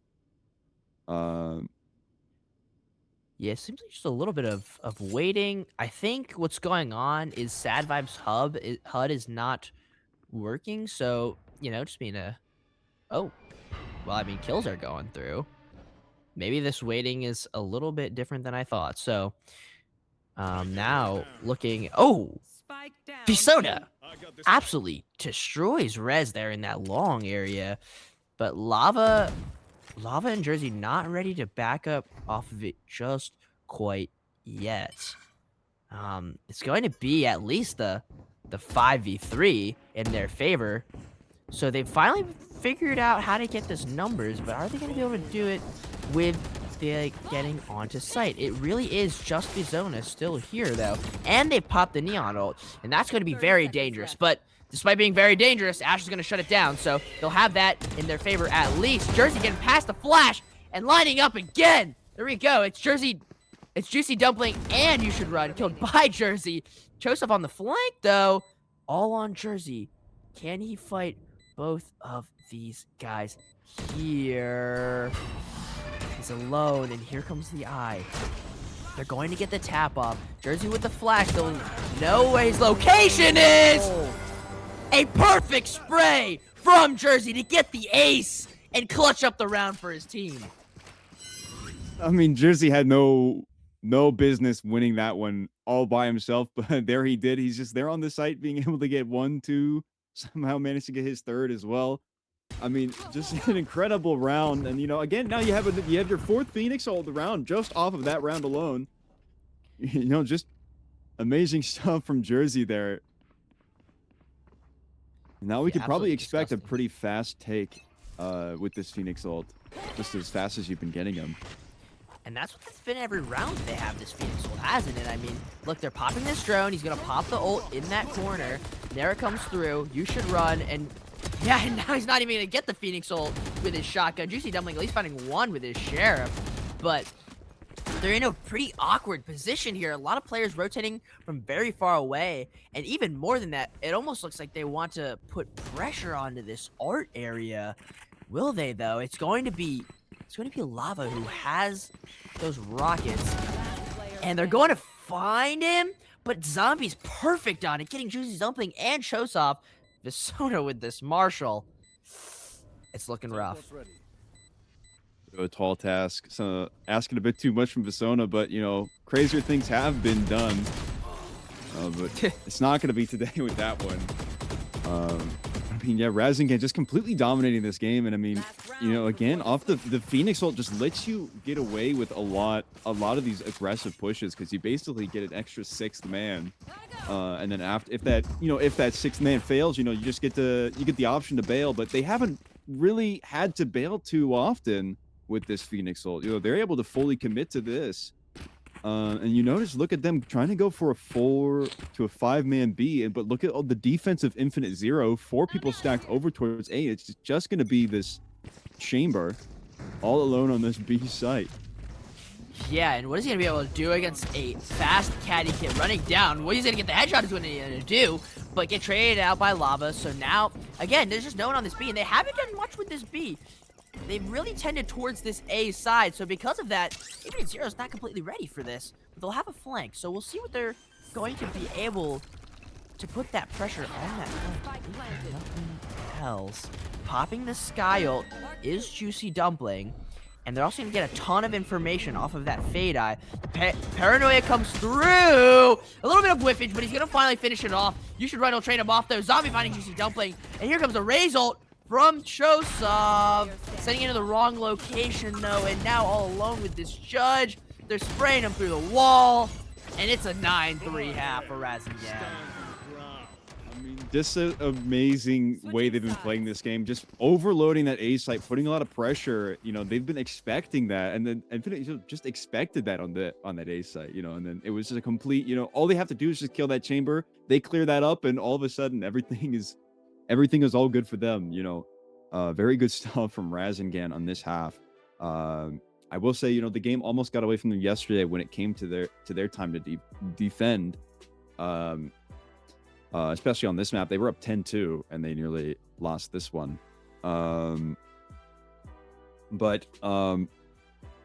Yeah, you know, Razyngan has just been playing this, I mean, incredibly great, you know, just being able to manipulate the map however they want, you know, being able to just really control the tempo of this game.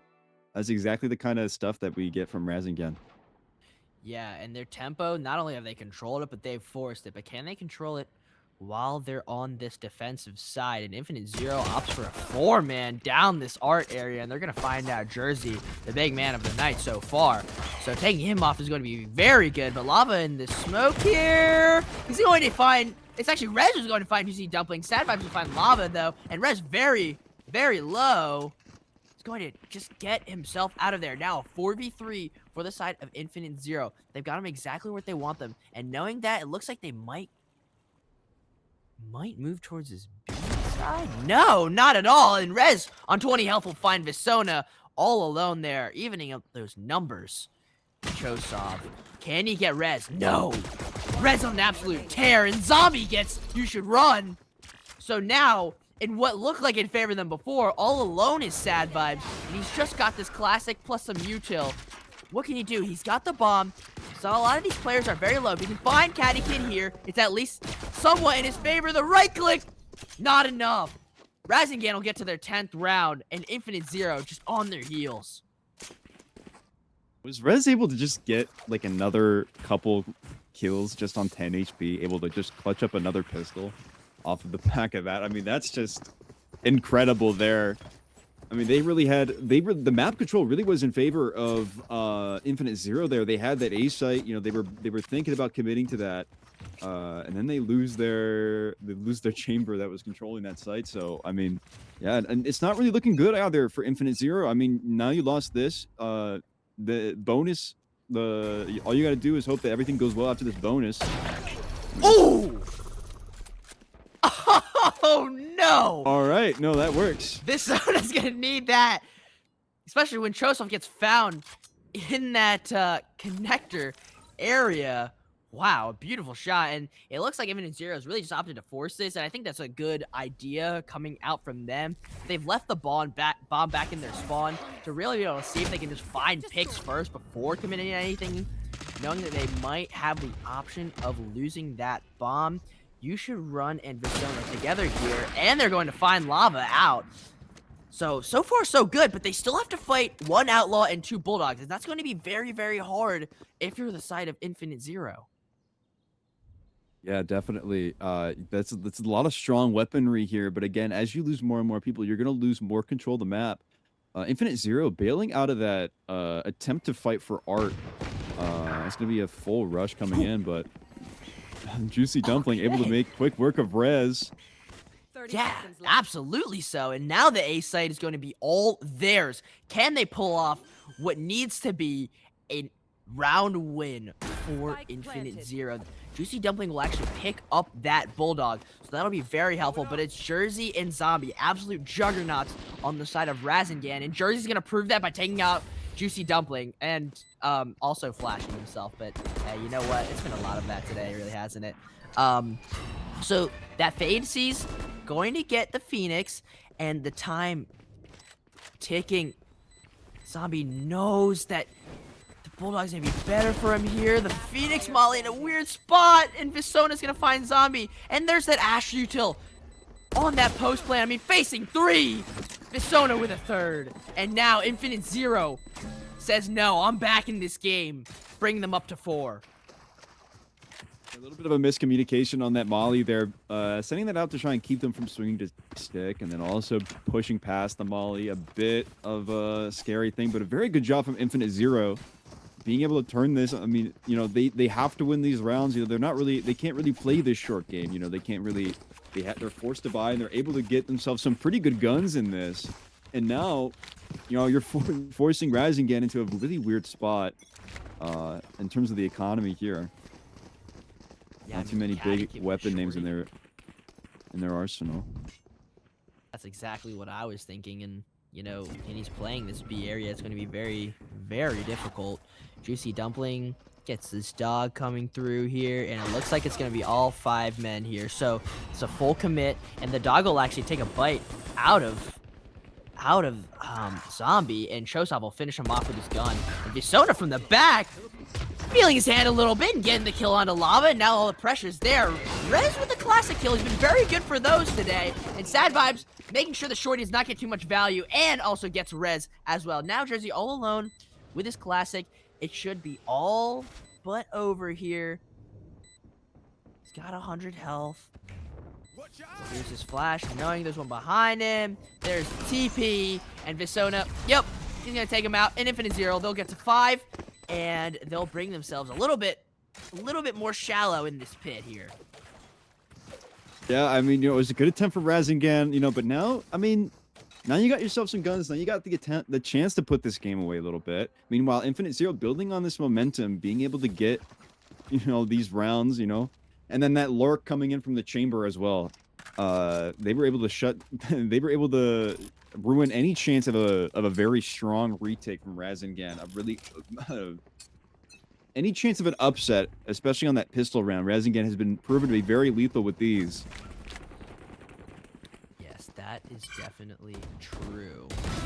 Now, Caddy Kid just in this ratty corner.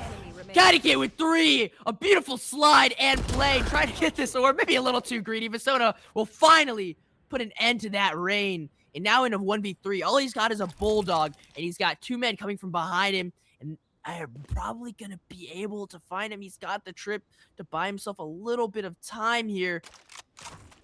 But what can he find? The bomb is down. And looks like Razyngan's just going to hold their positions in case he does try to rotate. Yeah, look at that. Look at the way they're trying to control the map right now, trying to just keep him controlled and keep him contained over towards this B site. Them trying to play tight corners. Lava still has that judge in hand. We're going to see pretty soon them start to collapse on this B site. Visona knowing he only has 30 seconds left. 30 seconds left. And with that, just not able to clear out Rez. So Razyngan, as they should, with the better weaponry, will get this up to 11, putting them just 2 rounds away from this map of Pearl. I really love this push up here. You're able to actually combat this push up B long with not just the chamber but your neon as well. You have 2 people who can get out of those situations in in a pinch. And you're just the massive neon sun able to clean up this round. We're gonna be seeing Visona also popping the chamber ult this round as well. Yeah, Visona with the chamber ult, and he's going to find himself in that long area, exactly where you'd expect him to be. And all 4 other players are going to be with him. So they're going to at least get this orb here, but they want a little more than that orb. It looks like they're going to want to go onto this site here. The op going to at least push off Zombie from where he was holding back in that elbow type of area, the alley. And they've satcheled on the site. So Chosov now in a 1 against Zombie. Gonna be able to find Zombie. Sad Vice also finds Lava. So now with all the site anchors gone, they get the bomb down. And there's no one on this flank. It's a very regular type of retake, but not completely regular because we're gonna have that Phoenix Soul try to come through. Chosov will find him. Caddy gets you should run. Caddy gets into the zone, finally shut down by Chosov, and then he simply gets Rez. It's just Jersey. Jersey's been very good in these clutch situations, but how much more can he get? He's got the molly. He's got his wall. He can hit once. He's going to find at least 1. Oh, the knife too flashy. He's going to pull it out just a bit too early. Infinite Zero gets the 6. And Razyngan lets another slip away from their grasp. Yeah, I mean, they almost are able to do that. I love the push up, trying to get that Astra down, trying to make that a little bit easier so they don't have that Astra utility when you're trying to get that defuse. Just a bit unfortunate when you just lose everybody. I mean, the Fade Eye also from Sad Vibes able to clear out Lava. The way he was holding very close on that side, trying to get himself a cheeky little pick. Able to shut that idea down pretty fast. Infinite Zero has decided on something just a little bit more different here. They've got the 1 and maybe 2 towards mid, but Razyngan has realized they have to at least put a little bit of pressure on that area, but hearing that Raze ult, they're definitely going to be getting out of there. 3 players towards this art area, and unfortunately the Raze ult just going to be trying to get used without so much time, and with use and run together with Visona, originally getting 1, but Jersey good with his Bulldog once again. He's going to get 2. Putting it into Razyngan's hands, they're going to have a little bit of the better numbers position here. But, I mean, Chosov with the classic, just going to have to bait himself. And all of these players have really moved together for the side of Razyngan in that mid-ish type of area, knowing that they can retake if need be. This is where their heal would be. And Chosov. Oh! Gonna get the Bucky, so Caddy Kid! Okay, it's just gonna. The Boomba's just gonna explode on him. Left. And Jersey's gonna get a third. Now, Juicy Dumpling and Chosov together trying to find anything while there's just 20 seconds left. And Chosov's gonna move himself Last player behind standing. position, but Spike with down Caddy Kid A. getting Juicy Dumpling, now that position is not going to be quite useful now, is it? 10 seconds Just with the left. classic. The classic and Bucky, not much he can do. That round's gonna go to Zin, and deservedly so. I mean, they were able to shut down that mid attempt to go push through Art. I mean, very good stuff. You know, the Jersey with a bit of a hero Bulldog as well. And again, also 1 away from his ultimate. All he has to do is just find himself a kill, get himself an ult orb, and, you know, he's able to get that thing online. But, I mean, yeah, really good job of just trying to keep them funneled and keep them, you know, not giving them not letting them take these chunks of the map too easily, you know, not trying to let them exec on a site too fast. Yeah, and they really haven't let up too much at all here. Just 6 rounds for Infinite Zero. They've got a long way before they can claw themselves back here. They decide the best way to go about that is on B, and Caddy Kit being able to get another. Sad Vibes finally shutting them down, though. So they'll get themselves into a 4v3, and Visona's here in mid, and he might be able to catch out this flank here, and he's got the timing. Rez has got the timing, but he'll destroy that trip. Is he gonna be able to find him?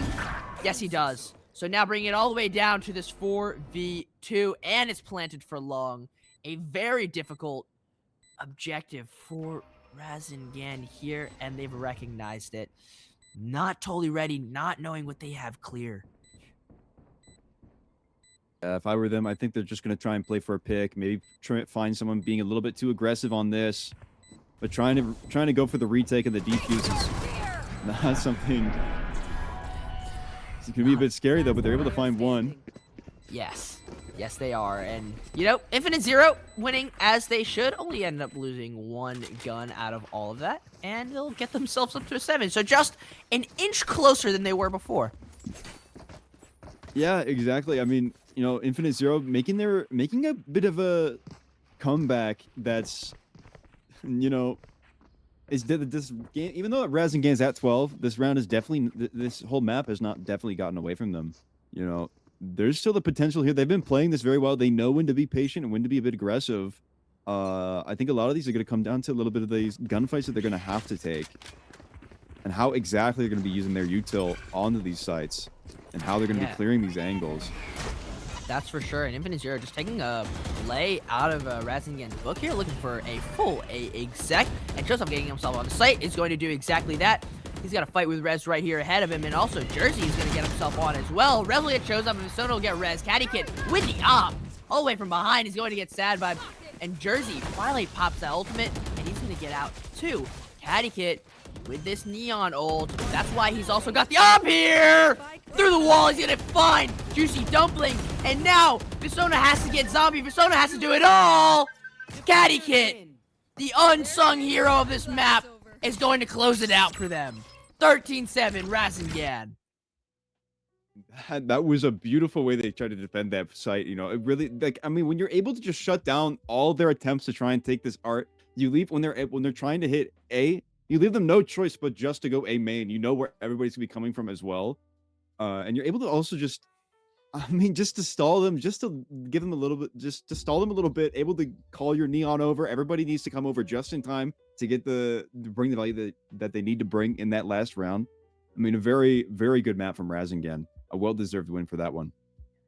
Yeah, that's definitely for sure. And if we are able to talk about anyone during this game, we have to talk about Jersey. I mean, not only was he hitting all of those headshots, but I mean, look at him. His ACS could go all the way around the world in 1 year, and 26 kills for him. I mean, that is what really had Razyngan good. And not only were the 26 kills useful, also his ultimate, man. I mean, that was so valuable being able to have it up, what, like 5 or 6 times? Yeah, this could be 6 times he used his ultimate. I mean, it's such a good ultimate, able to clear a whole lot. It's able to just decide a whole fight, and it really makes a lot of these executions onto sites a lot easier, as well as retakes a lot easier. You know, again, just having that extra life brings a lot of value to the ultimate. And I think that, you know, really good job from Jersey, able to just farm that repeatedly over and over. I mean, 26 and 13, just a very impressive showing. Yeah, that's definitely for sure. And we're getting a little bit of a different perspective over here. On the side of Infinite Zero, they were able to be up in numbers a lot of these rounds, but it looks like they also probably lost a lot of them too.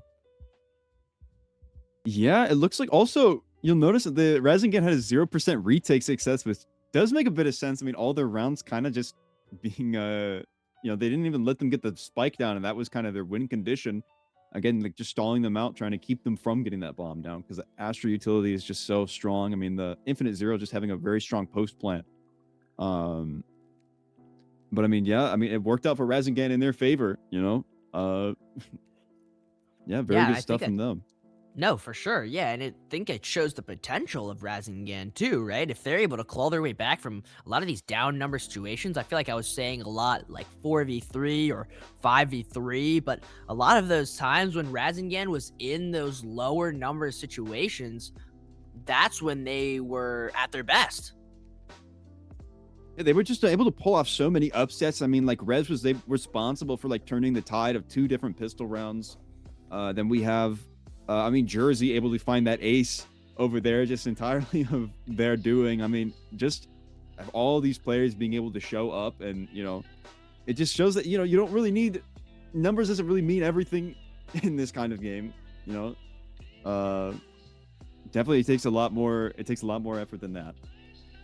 Yeah, that's for sure. I think a lot of these players are just really good independent shooters. They're very good at what they do. And I think even just from yesterday's game, that proved that. And, you know, in today's game, just the value that each of these players bring. Very strong stuff. It seems like this core is just... I had a lot of questions about if this core was a lot more than just, you know, caddy kit. And it definitely is showing up to be, you know, that it's not just him. You know, it's gonna be everybody on this team, with Lava, the newest addition there, the Tejo being a very, very annoying. Yeah, very good stuff from Razyngan indeed. If nothing else, at least Caddy Kit in Jersey, am I right? Like, after seeing that, that was really good stuff. And as we move towards this Lotus map here, it looks like we've got a little bit of a switch up in some of these agents. We see Juicy Dumpling has actually moved himself onto that duelist, and Chosov has backed off kind of towards that initiator, so they've switched roles. Yeah, it seems like we're going to be seeing a Sad Vibes on the Omen as well, and the Viper Wall is going to be a very interesting way that they're going to be approaching this comp. Meanwhile, Razyngan is, instead of the Chamber, they're going to be opting for the Vise. The Vise is a character that I like. I really like that Sentinel. I feel like she's not as bad as, you know, people make her out to be. I feel like she's very useful. The information that she can gather, even if it can't be from blind, you know, very good stuff. You know, she's able to play a bit independently. You're able to use her as a bit of a lurker, or, you know, anything else really. And then you're still opting for the Neon Phoenix duelist line, and keeping kind of like everybody on their roles and what's been working for them. Very good job from Razyngan. I really do like the Sova pick. That's a bit interesting here, especially not opting for the Teo, but yeah, definitely. And... Nah, you got it. Yeah. No, yeah, no, like these compositions, I love seeing diversity in compositions when it just doesn't come down to, like, you know, the character diff on character diff. You know, I think it brings a lot of like different, you know, how these teams approach strategies and how they're going to adapt to these other players' strategies. that's what I really like saying about these diverse comps. And we also saw that Lava was great with the Odin on the last map. I mean, he opted for it a good couple of times, and now just going to try to play to that strength maybe this round. And they've spotted out Visona with that dart. And is he going to be able to get one? Nope. He's just going to get himself out of there. And here comes the quick rotate, actually, from Infinite Zero. Really trying to get themselves on here as fast as possible. They've got a couple towards door as well, and one already all the way on flank. Though, it is Razyngan that already has this site. Juicy Dumplings will find one. Sad Vibe's actually going to get Zombie, and now they're in a 5v3, but we've also seen Razyngan has been very good in these situations, and it's Jersey and Catty who still have their lives, but Jersey's going to be the one to get out of that one first. Catty will find Visona, and you should run. How much more can he get? Rez with a classic, not going to be able to do it this time. Sad Vibe's on his third, and Chosov finding out Catty putting an end to his terror, and they're going to get this first round. Yeah, I think that was a bit of a overzealous, speed. I really like Infinite Zero being able to, just come in through B and just like, pinch them a little bit, give them a little bit of pressure from what they're deciding to do. It really punishes you from trying to play. This map can really punish you for trying to play very fast. And I think Infinite Zero being able to take take matters into their own hands, and being able to just get these, just make Razyngan a bit uncomfortable. That's what I like seeing from that. Yeah, and hopefully they feel extra uncomfortable now that they know they're down around and what should be two here. Visona with the Marshall has been good for it, was really good for it last map, and because they know that he is there, Lava probably just going to try to back off. Zombie and Jersey are going to find Chosoff and Juicy Dumpling maybe just a little too deep on that A area, and now they put a Vandal into Jersey's hands, and that's the last thing you want to do on this round. Yeah, they kind of really wanted to push up A. They saw there was not really much motion going on anywhere, so they kind of tried to see what was going on A, and they were heavily punished for that. Very good job from Razyngan, and yeah, now they have the potential for a major upset on this round. Not something you want to let the rounds get away from you, especially on this game. And now it seems that C site's also going to be clear from this commotion over on the A site. Yeah, and they're just going to go ahead and take it all for free. If a trend continues from Pearl, then Razyngan will get this round. It's been 1-1, 1-1 since the first two pistol rounds.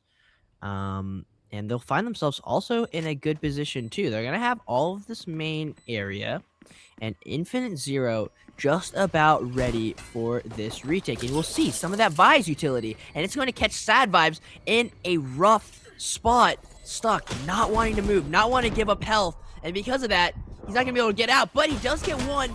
And Zombie finding two, finding third. Now you should run just with this judge. He's going to find the Vandal back. Gets one, but Zombie with the classic on his fourth, and he's going to be able to find this thrifty round, man.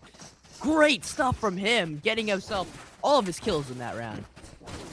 Zombie is another player that, I haven't really said their name that much this game, but they have definitely, 4 kills with the classic on this thrifty round, especially when your other players got the guns, just amazing stuff from Zombie being able to get these frags.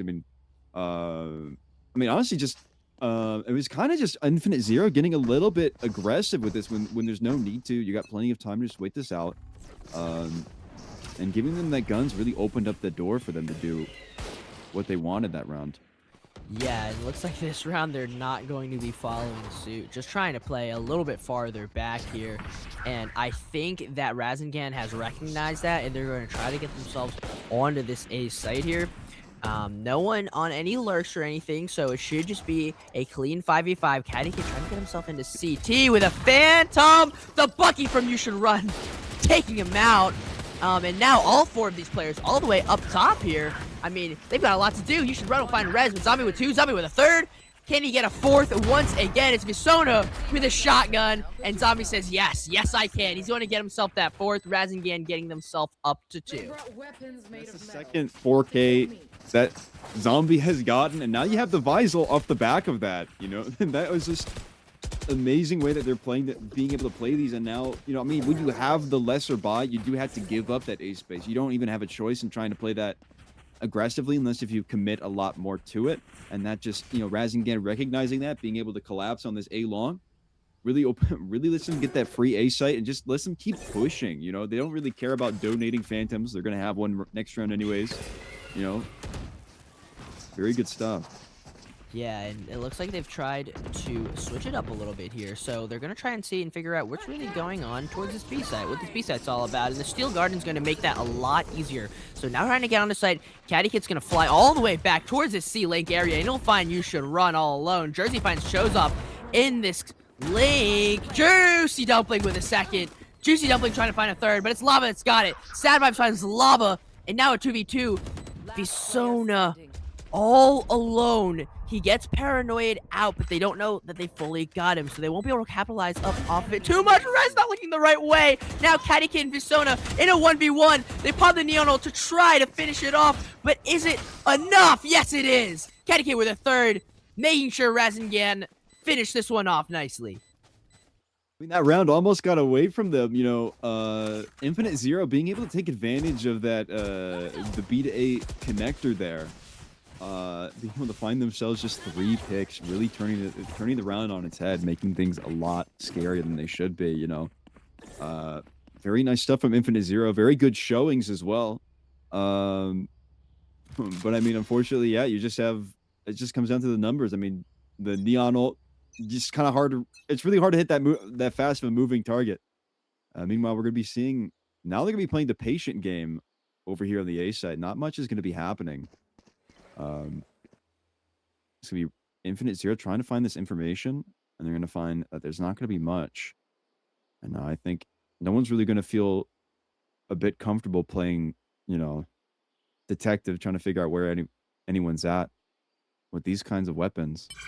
But now they're going to be opting for a bit of a rotate. Yeah, and leaving that Neon there to try and catch someone. Yeah, they've got him all alone. Maybe they're expecting some kind of push up there, but they didn't get exactly what they wanted. Visona just unscopes at the wrong time, and now the call has been made. They know the C site's open because it's just been him playing that the whole time. And look at Jersey again. Here he is with his Phoenix ult, ready to get on his site. You Should Run. We'll find him out with the Bucky if nothing else at all. Sad Vibes. He's got the paranoia, and off his paranoia, they're probably going to want to get on here. The flash not just at the right spot. You Should Run. He's been so good with the Bucky here, and you'll get 2. So now making it in a 2v3, 1v3, and now Razyngan cleans it up. They'll get themselves 2-4, and Infinite Zero hopefully looking at some kind of buy round now this round. I mean, that's the third Zombie 4K we've seen this game. Zombie definitely having a frag fest today. I mean, already sitting at 12-2, just a dominant showing. But I mean, yeah, I mean, Infinite Zero played that the best that they could. I mean, the Bucky definitely proving to be very lethal, being able to take out both of their duelists. But I mean, yeah, the way that Infinite Zero just play this, I mean, the tempo that they're able to just control with this game, I really just enjoy that. And again, they're going to be doing a bit of the same thing, cautiously moving up A with that spike. Trying to see if they can catch anyone feeling a bit brave to try and peek this. And they'll actually spot one out. It's going to be Chosov. So now that they've seen one, they're feeling a little bit more confident, maybe wanting to just get themselves in a little bit deeper towards A. Caddy Kid in the smoke. Are they ready to pop out? The dog's gonna at least find Jersey. But it looks like the rest of these players have kind of changed their mind. They're moving over towards some of this B area, some of this C area, just leaving Caddy Kid here. Chosov, are you sure you want to do this? And he's definitely did not. Chosov will get found out by Caddy Kid. And they're just going to have to fall back a little bit more and move some of these numbers towards A. The Viper's Pit was already launched over there on C, and that's where the spikes are going to be headed. They're still going to be committed to this kind of thing. Might be able to catch the Viper and finding 2, and that's spike down. I have the spike. Okay, well, Lava will find You Should Run, but, I mean, man, You Should Run's been really great with some of these shotguns. But will it be enough to be able to finish this out for Infinite Zero? They're still down 1, and Jersey's in a really hard position to fight against. Yeah, I mean, now you have the C site still. You're able to miraculously get that bomb down still because you have the players scattered towards A. And now you're in a bit of a tall task to try and go for this retake, but a clean one tap from Sad Vibes makes this round a bit more possible. Makes it a bit more possible. He does, and he's definitely gonna know where he is. Lava with the Odin's gonna find Visona. Now Sad Vibes all alone. Can he find Jersey? Yes, he can. A 1v1 against Lava. The shock dart comes through. It misses. Another shot comes through. It's going to hit, but he's on 24 HP. He's got the stick. The Odin just not enough bullets.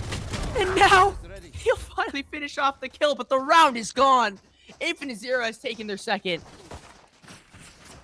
Yeah, a very good idea to stick that. Very nice. An unfortunate Odin spray, you know, not many times you see the Odin fail, but you know, many can't help but rejoice when they do. But still, you know, very fortunate for Infinite Zero. I mean, just the way they're able to, I mean, that Viper spit in the beginning of that round as well, being able to catch those two off and really delays Razyngan, allows them to try and go, because now they know they have to commit to that C site. Ooh. Looks like Razyngan has decided they're not going to be hiding in A anymore, and quickly does Visona and Juicy Dumpling punish off of that. And they're going to get themselves up. They're probably going to be feeling a lot more comfortable here, but Razyngan comfortable too. Not just quite yet prepared to give up this A site, and Chosov will get the information with his stinger that they're still here. He's got the flash out, but it doesn't look like he's going to find anything there. But look where Rez has found himself. He's found himself all the way up towards stairs, and it's clear, so they know exactly where they have to fight towards. But that information will be given up. Chosov will find Lava, but stunned up, he's going to find Juicy Dumpling. Chosov with a stinger, pulls out his classic to finish it out. Very nice stuff from them, and honestly, it's just a great A main hold, too. I thought that was a really good push from Rez, but I mean, Chosov being really aware of that potential where they're able to find that lurk over near their spawn. You know, the dog there able to shut out that play. Any chance of an upset. Very good job from Chosov. And now it's going to be Razyngan being to do a little bit to enforce. I mean, their economy's not looking too bad, I suppose. It's going to be a bit of a 5-stack push over towards A, but it's going to be a bit faster than we've seen them normally do. Yeah, it looks like they're not going to be warded off by that last round, and the trades will go both ways. So now they've broken that door here, which means that Infinite Zero has to be completely wary of it, but are they going to fully commit to it?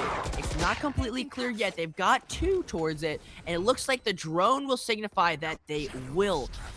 So Infinite Zero should be completely aware, but with Visona and this op, it's not going to be very easy to retake. Caddy Kid. They've slipped by. Then Rez is going to find Visona. Caddy Kid will find Sad Vibes. You should run. He spots out the barrel, but Zombie completely taps onto You Should Run's head. And now Chosov. His flash comes through, and Caddy Kid with a third. Razyngan pick it back up. Get themselves up to 5. And make this deficit back to 2.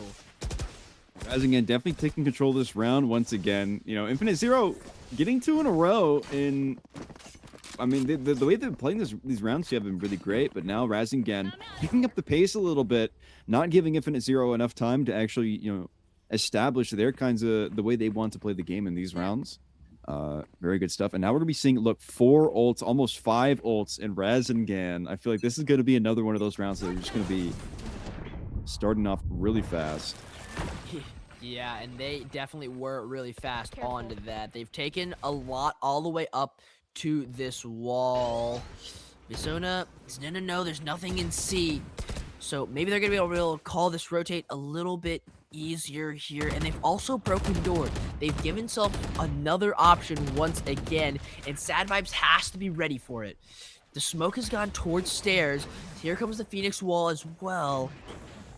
But it's stagnant. They've stopped.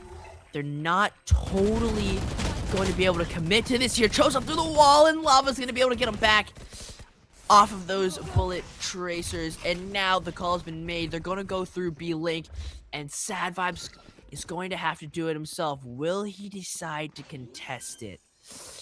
The plant. There he is. He's going to find Caddy Kid on a nice little tap. And because of that, Tommy's going to second guess himself. He's going to replant. And now the pressure's on Infinite Zero. Can Infinite Zero retake this B site? They don't have main.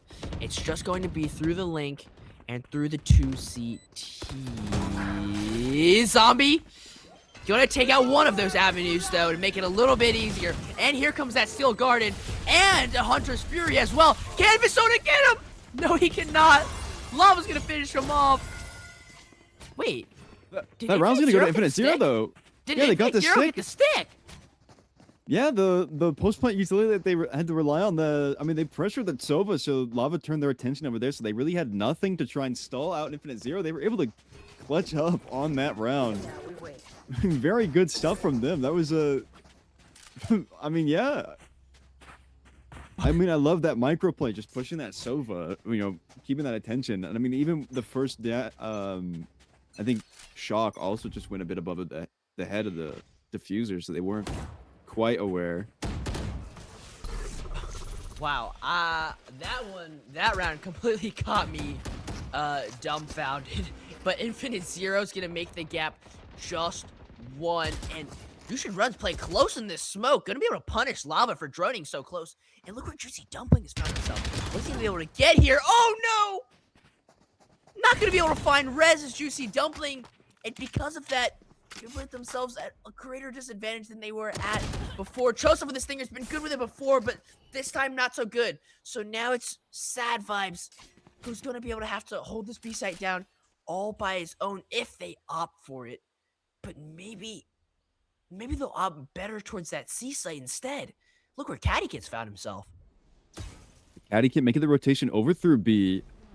They're gonna find Sad Vibes, is gonna be still hitting that B with a nice pick there onto Sad Vibes as well. And now that's gonna overwhelm You Should Run over here on the C site, who's been able to hold this site themselves. Well, I'm not ready to say it. Okay, yeah, he was overwhelmed. So now it's just Visona having to do it all himself once again. And here's the Razor Vines. It's going to hold him back even longer. And time is completely against him. That's not what he needs. He's going to have to clear out two great players in Zombie, in Caddy Kid. He's going to have to clear every angle. Slowly. Surely. One by one. Caddy Kit's going to be the first one he has to face. And against Caddy Kit will fall. So now a 1v1 against Zombie. Just 22 health. Crosshair just a tiny bit too high. And Zombie will come out on top. 6-4. Razyngan. And a great round from them too. Yeah, I mean, look, great rounds from both sides. I mean, I think that just that pick over there on the B side, right, from Caddy Kit, able to, you know, stop that rotation, or able to open up that B side so they can rotate here, attack that C side aggressively. So yeah, that would definitely overwhelm You Should Run on that C side, who's been able to lock down this site very well, by the way. And it seems that we're going to be going into a timeout as well. But yeah, I mean, Infinite Zero being able, these rounds have been just so close. I feel like these rounds have been, you know, I mean, with the exception of like the times where Zombie just was able to get a 4K, you know, these rounds have just been a bit close. And, you know, Infinite Zero has just been, there were so many times where like they were almost able to get it, but it just comes down to like one simple pick, and it's just very unfortunate, you know. But it's still very close, especially when you're on Razyngan's map pick as well. Yeah, and compared to last map, I think we can definitely say that Infinite Zero's had at least a little bit of a better grip on it this time. And Infinite Zero's also shown us a lot of really great things. I mean, You Should Run has been able to get a lot of really impactful picks, especially, you know, last time being able to get the Sova off early too. Yeah, I've also felt, you know, Chosov's getting a little bit comfortable in this map. You know, they're able to do some pretty big plays in this round. You know, they've been very impactful, the picks that they've been able to get. Yeah, but Infinite Zero is going to be pushed back onto a really low buy here. So we'll see what their plan is. Maybe just to get a couple. The TP just not popping fast enough. Caddy Kid good to be able to take Visona out on his usual lurk play. And because of that, looks like it's just going to be another just regular C take here. Caddy Kid's found himself into a dangerous position, and the shotgun's not going to be enough when he's flashed. Caddy Kid finds Juicy Dumplings, but Sad Vibes going to be able to pick off Caddy Kid 3 is too much for him. And Jersey completely flashed up. I mean, they're going to get another gun here. And Sad Vibes taking out 2. And now it's a 2v2. And both Sad Vibes and Chosov have guns of their own. Lava with this Odin, they're going to be able to try to play the spray, but looks like Lava's switching it up a little bit. It's going to be all fine, and now Lava in a 1v1 against Chosov. Lava so low, but more bullets is just enough. This time, Lava comes out on top in the clutch situation. Last round in the half. Yeah, I mean, a bit of an ambitious play trying to push the Odin in the kind of situation like that. But I mean, you know, Infinite Zero almost being able to punish the over aggression from Razyngan. They lost like 3 of their guys. They were able to catch Rez and Jersey off of the back of just one Sky Flash being able to clear that, making this round a bit of a 2v2 down to 1v1. You know, again, like I said, these rounds are just gonna be very, very close. This is gonna come down to these like little micro fights between these one-on-ones. Yeah, and that was also a save from Infinite Zero, wasn't it? So they're probably going to be feeling pretty good about that. Take a lot of these guns off of them, but they'll have a full buy into this. Juicy Dumplings actually opted for the Ares here. He's going to be playing back A. Is he going to be able to take these players out? Well, they're not ready. It's the perfect Phoenix Flash off of the Phoenix Ultimate. And now Chosov fighting a Neon Slide. Caddy Kit's been so good with it. And now with the Neon ult, he's going to be wreaking absolute havoc. There's not a whole lot of motion going on. They're gonna be biding their time, trying to wait out this Neon ult. And they're gonna be out with that Visal for the rest of the half. Time is not what they have. Sad Vibes with good shots, though. Just not enough to be able to push Razyngan off of this. Razyngan gets himself up to 8 in this half, though. And they're, I mean, for what's an attacker-sided map, at least what they should probably be getting. Yeah, and I mean, especially if this is, you know, your choice here. Razyngan, I mean, they've been able to play this very, very well. You know, a lot of these games, these rounds have just been going in their favor, especially, and keeping Infinite Zero on kind of these low buys, not able to let them do a lot of these aggressive plays. I remember very early into this half, they were punished for trying to push up and take that space A long, and it's kind of, you know, I think that's been haunting them a little bit ever since, you know, trying not to take these aggressive angles, and you know, when they do, it hasn't been working out very well. But yeah, now the tides have shifted. We can see what everyone's gonna be cooking up. It seems that the B side's gonna be the kind of aggression. Yeah, and we see that Razyngan has really taken some creative liberties towards that A area. So they know it's not going to be there, but it doesn't really matter when all of the players are on this B site.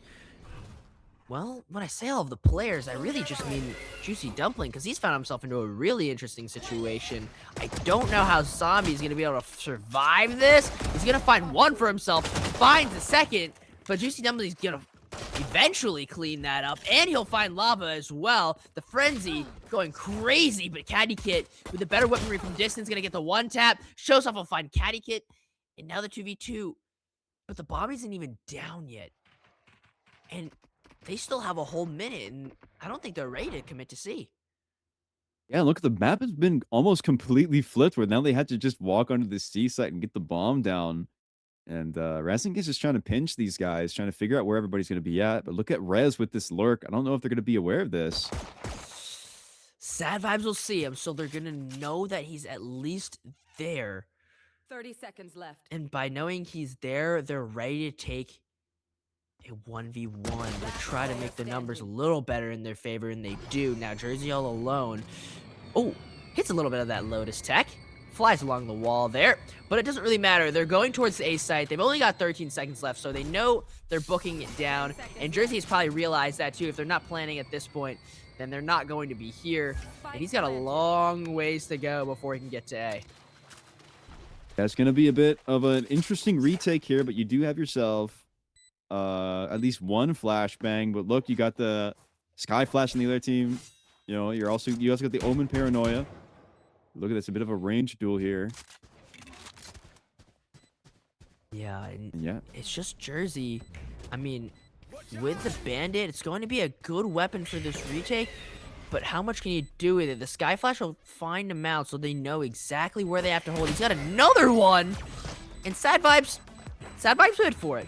Now look at themselves up to this 5th round, trying to really close this gap and let the 8-5 or 8-4 just not find them.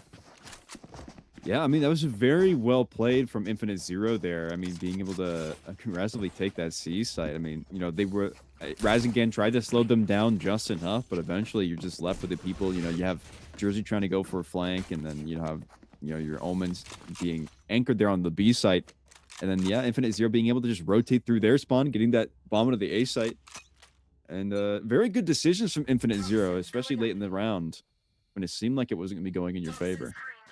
Yeah, and if Infinite Zero wants to take this map back into their hands, they're going to have to prevent what has happened previously, which is losing a lot of these guns on a thrifty from them. But it looks like they've heard my advice because they've taken out 4 of these members off of Razyngan, and they found themselves a completely free A site. Zombie finding himself in a 1 versus 5. Yeah, it's just going to be Zombie trying to make something happen. And, with just the classic at hand, it seems like it's just going to be a round given to Infinite Zero. I mean, all these very aggressive guns here. Oh my gosh. Zombie. Yeah, no, not going to happen. And even better that Infinite Zero can bring everything with them into this round as well. Oh, yeah, and you have very strong guns that are definitely very powerful enough to counter their own... counter this bonus round here when they're going to be getting the weapons of their own. I believe the bandit is able to headshot with heavy armor. Am I incorrect about that one? Yeah, no, I think you've got it. It's at close range though, so Trustful will have to find himself maybe like a smoke or something like that if he's going to want that. But either way, I mean, it's still just as powerful if like a ghost. Yeah. And look at this. They're going to be going for a little bit of a slow, trying to get space and information from different parts of the map. And look, no one's really committing. Give up that space in A, right? And they're going to be moving maybe more towards C. You should run. Knows that they've got some pressure that they have to face here. Jersey does have his flashes if he wants to fight this. Maybe just contemplating whether or not that's a smart decision here. And if he's going to do that, would it be better to have Caddy Kit with him? But he's had to have to fight. At least you should run. Yeah, but look at this information that they're able to gather. They know the Phoenix is there.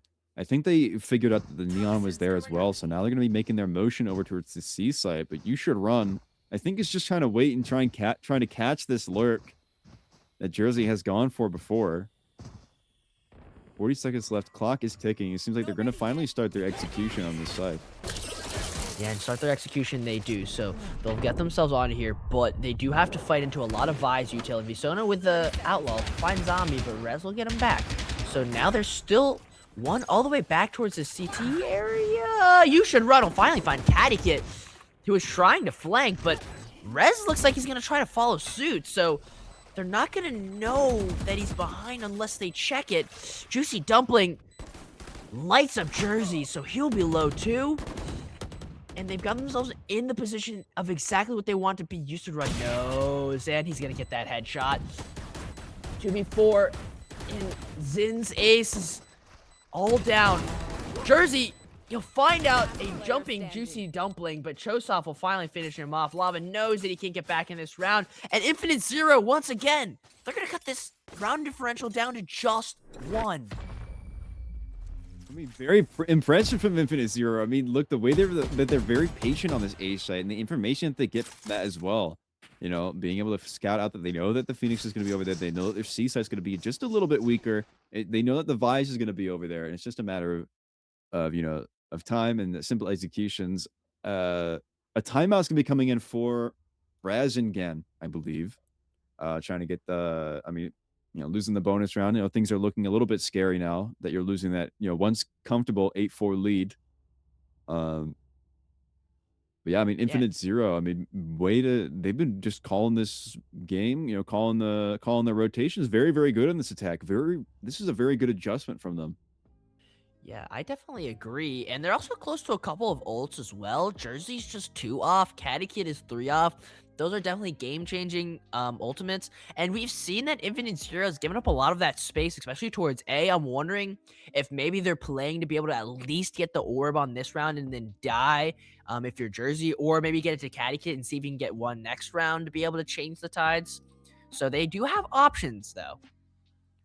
Yeah, that they do. I mean, either way, however you want to do it with this, I mean, the very big aggression over towards A that they mostly have been doing. I mean, you know, it hasn't been matched yet. I don't think they've been really going for any insane A executions as far as Infinite Zero is concerned. Yeah, it looks like they're gonna be going for a default, trying to get some information, waiting just to get a commit. Unfortunate. Viper's orb there. You hate to see it. Sometimes the lineups they just don't work, and you know what? You know, it has happened to the best of us. Long gone are the days that Viper used to be able to pick up her orb, and they know that they've got better weaponry than Razyngan, so they're not gonna try to go too crazy here. And this Viper wall is a lurk wall. We've seen you should run through it every single round, but they haven't really had the opportunity to capitalize off of it because Razyngan's been so good on being able to push up and not give it up. Lava, ooh, does the dog see them? I don't know, but you should run will be able to find them out quickly. So now it's just Caddy Kit in this stairs area, and they're just gonna have to give up the site if they want any chance of getting back into this. Yeah, they do. And I mean, now your Hero Vandal goes down as well, so it's going to make this retake even harder. Rez is going to be taking on that, and, you know, spanned right through the smoke by Juicy Dumpling.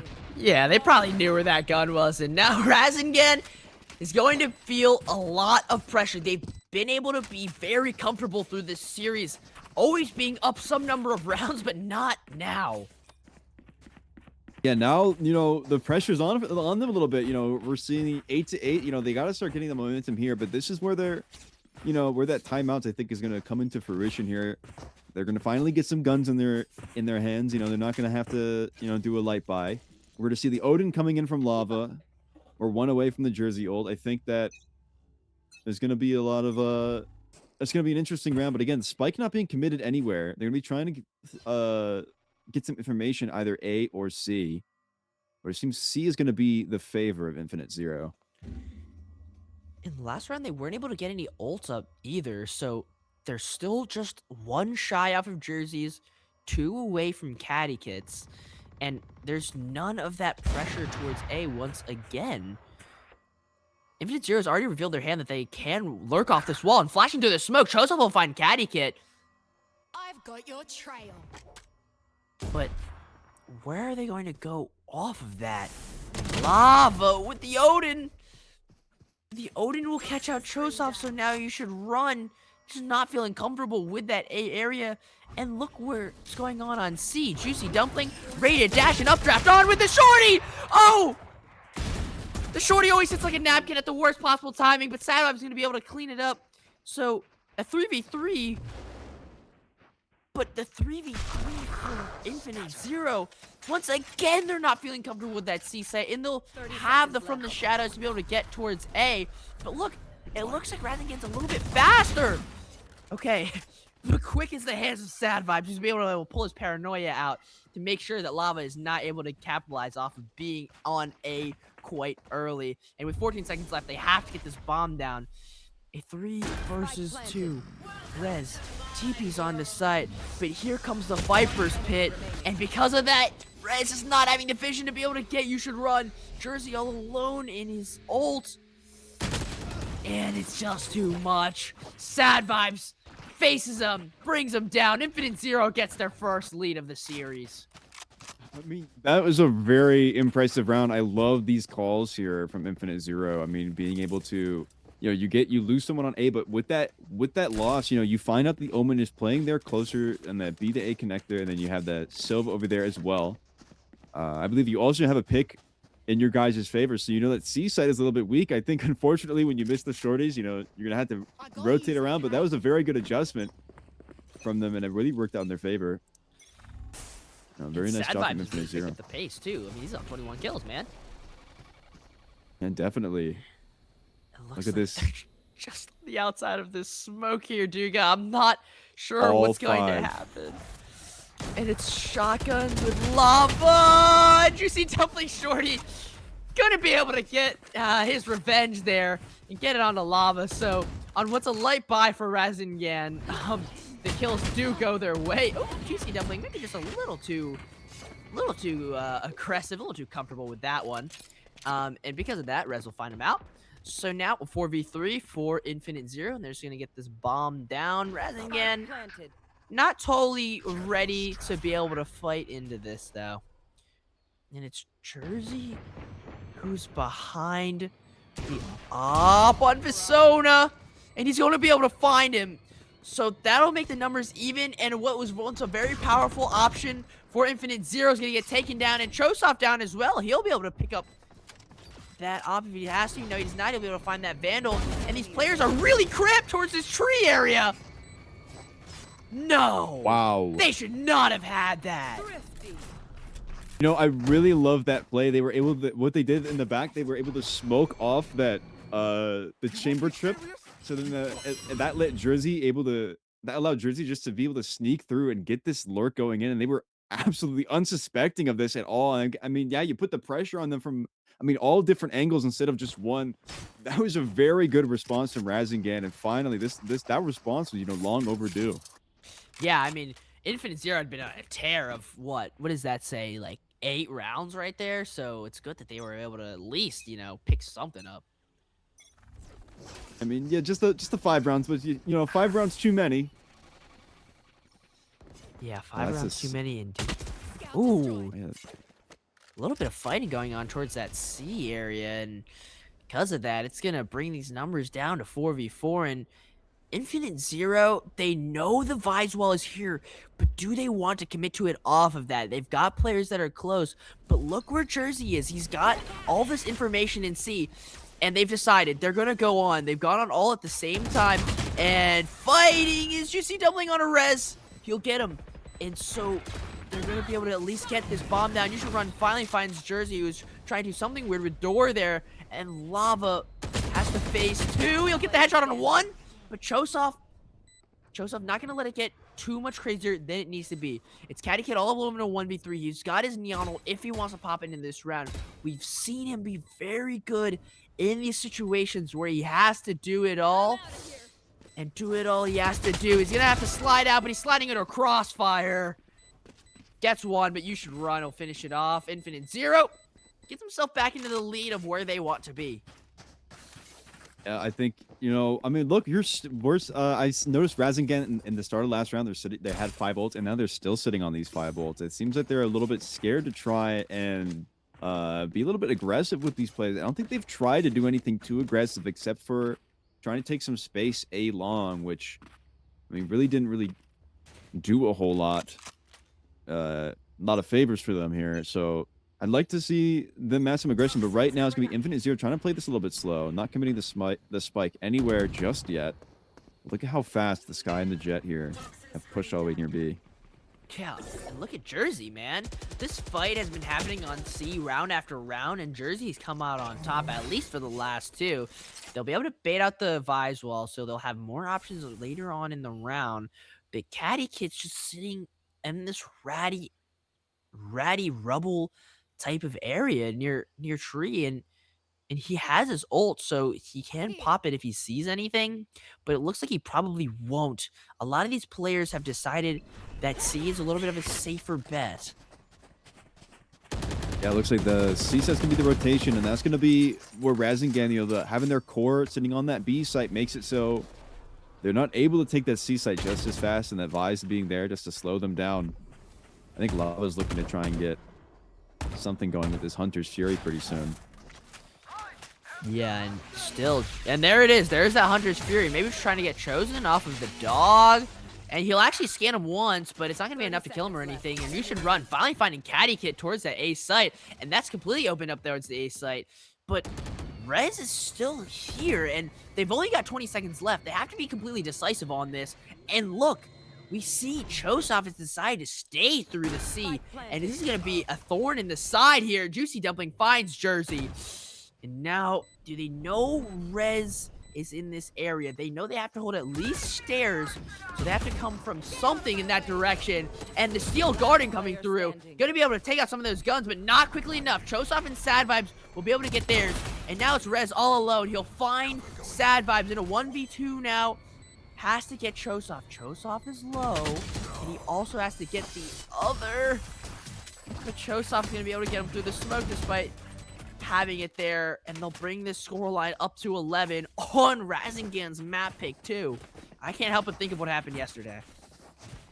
Yeah, I mean, like, look, I mean, Infinite Zero is just like the way they are just calling this game. I mean, they're just able to give them that information to see, so then they bait them over to C, so then now they know that they can just go for a fast rotation. And a lot of this time, it feels like a little bit like FNS, the way they would just drag the round out just to go on and on and on.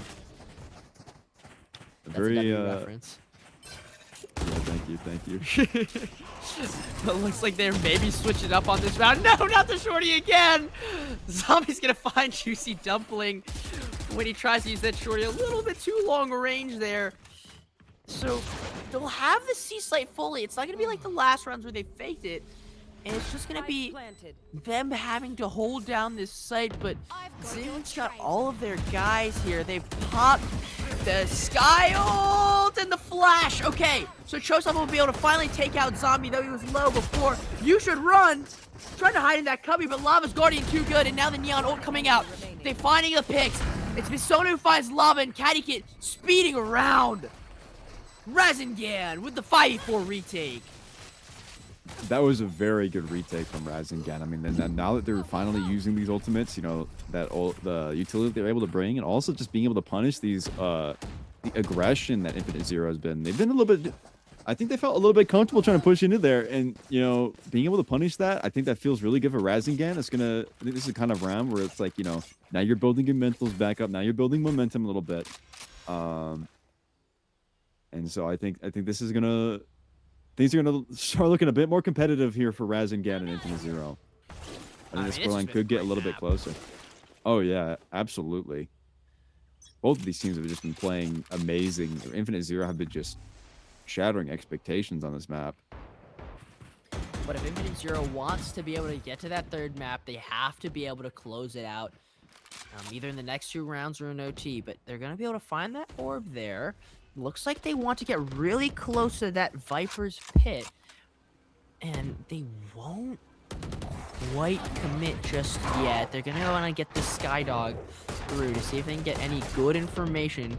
Lava, great with that Guardian. He's gonna be able to find at least a little bit of a tap through the smoke, but still no decisive choices on what Infinite Zero wants to do quite yet. And Rez is also close on this door.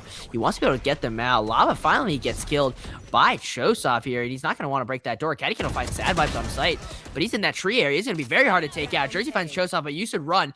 Finally going to be able to get his ult up in a 3v3.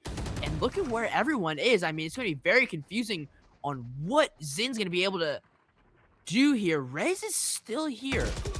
And because of that, Soda's not going to be ready for it. And now he's going to want to take us from the shadows all the way towards C site. In that, he's going to be able to group up with Catty Kit. Spike planted.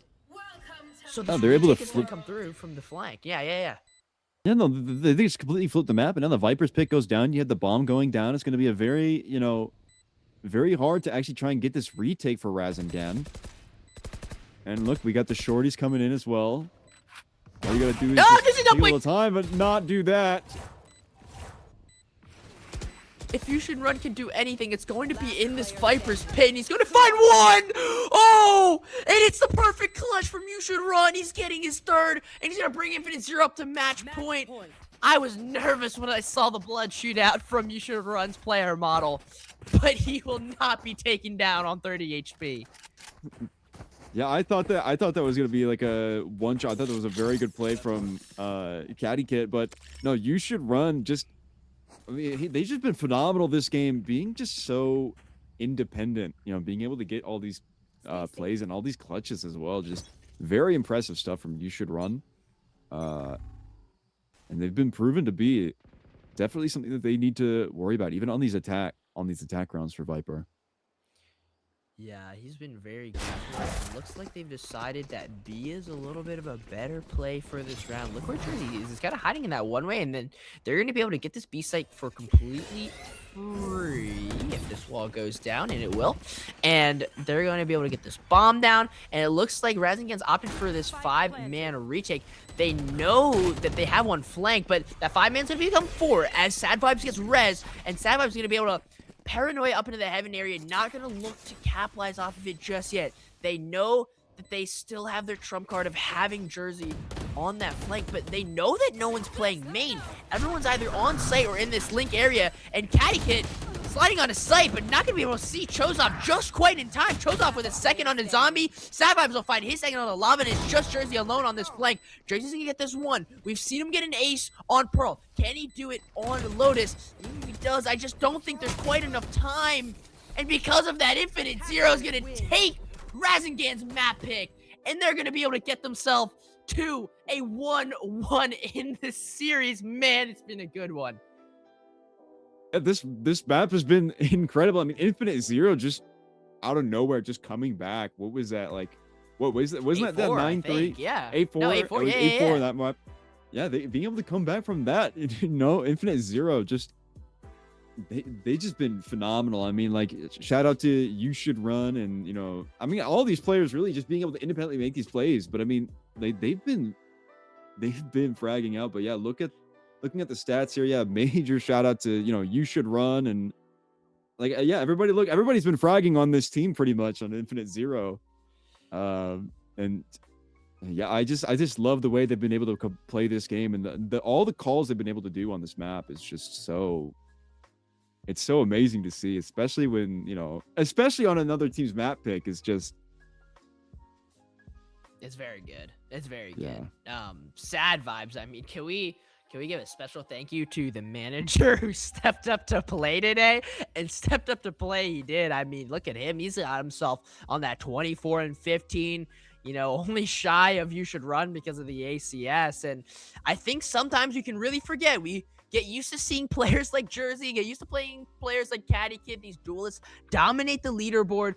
But on the side of Infinite Zero, that was not the story today. Both of these controller players really just stepping up and bringing their team into this map. I mean, we saw You Should Run, like that lurk wall, though it wasn't super useful at first. They were definitely able to get value out of it later.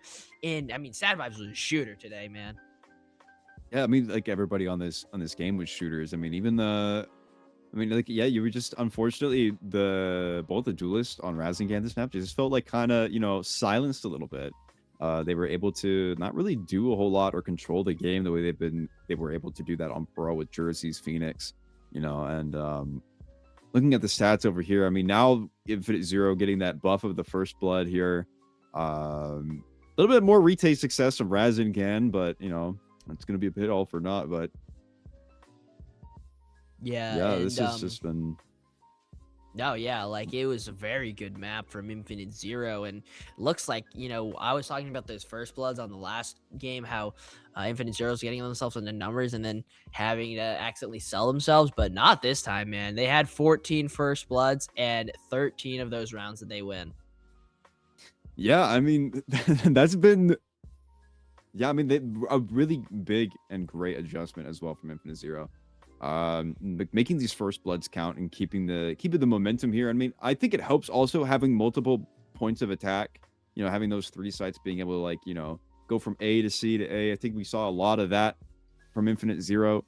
A lot of different plays here, a lot of different rotations. They were just really calling that really well here, and I think that they just were very on top of that. And this is a well-deserved map.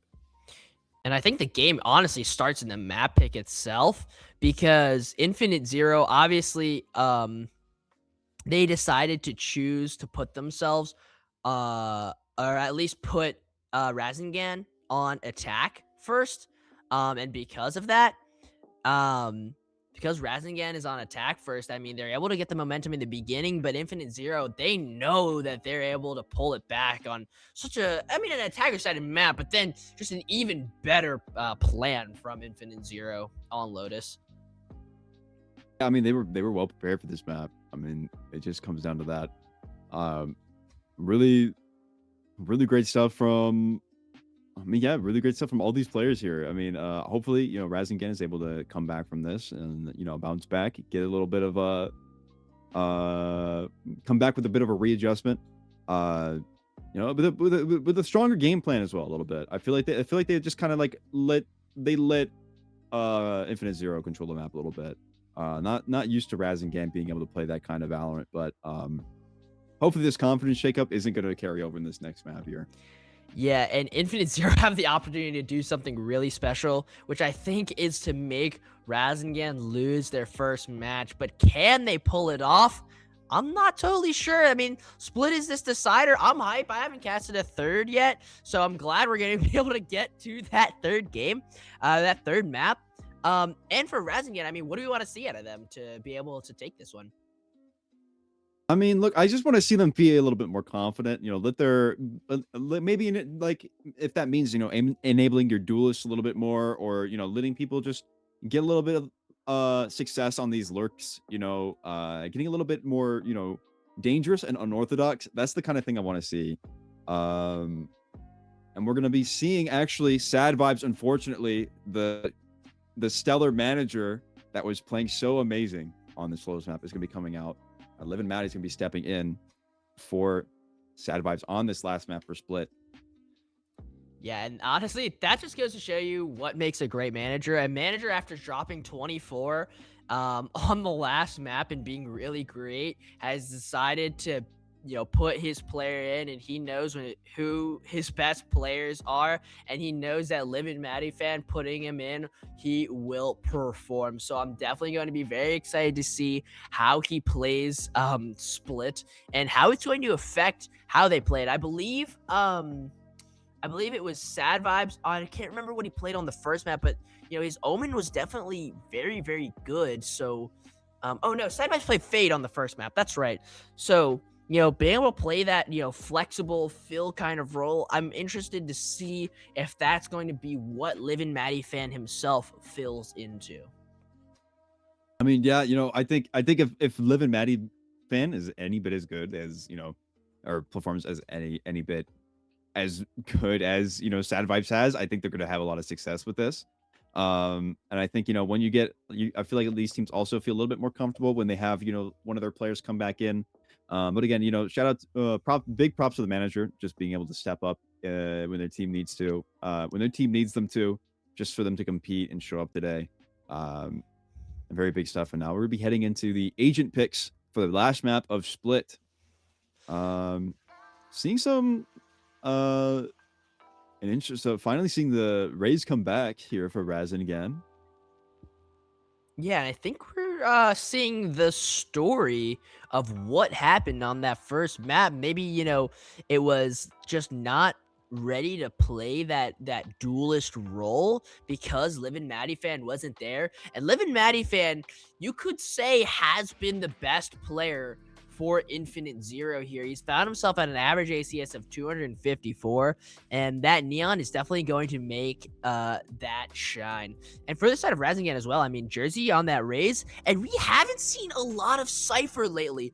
I would even say Deadlock, so I'm interested to see how both of these Sentinels will be able to hold on Split, which sometimes can feel like such a defensive-sided map. Oh yeah, absolutely. I love a lot of these characters individually, like the Deadlock and the Cypher, and then I mean also seeing the Brimstone too, we might have a little bit of a lineup Larry coming in for a Juicy Dumpling. But still, I mean, yeah, seeing the Cypher here, I mean, we saw Razyngan play the Cypher yesterday, and I mean that Zombie was able to just, do some great things on that. And I think the only thing different from yesterday is that instead of the Phoenix, we're seeing the Rays, but still, an Infinite Zero, I mean, still opting. I feel like the Infinite Zero comp just to me looks a bit bulky, I guess is the word I want to use. They got a lot of no, I totally agree with that. And they got that Viper and the Deadlock opting for just I guess double controller, and then meanwhile you got the double duelist over here on Razyngan, being a little bit frail but precise, I guess is how I would use it. Frail is a bit of a weird word, but No, I'm on the same vibe as you do, guys. I'm completely agreeing with you on this, and we'll see Lava get back to what he's comfortable on that Tejo. I mean, I'm excited to see that. Rez has been good on his Omen. And also for the side of Infinite Zero, what's really interesting is when they played that Lotus with the Viper, they were able to really control the pacing because they could choose to lurk if they wanted to, or be able to hit quickly. And I wonder if Split's going to be similar to that.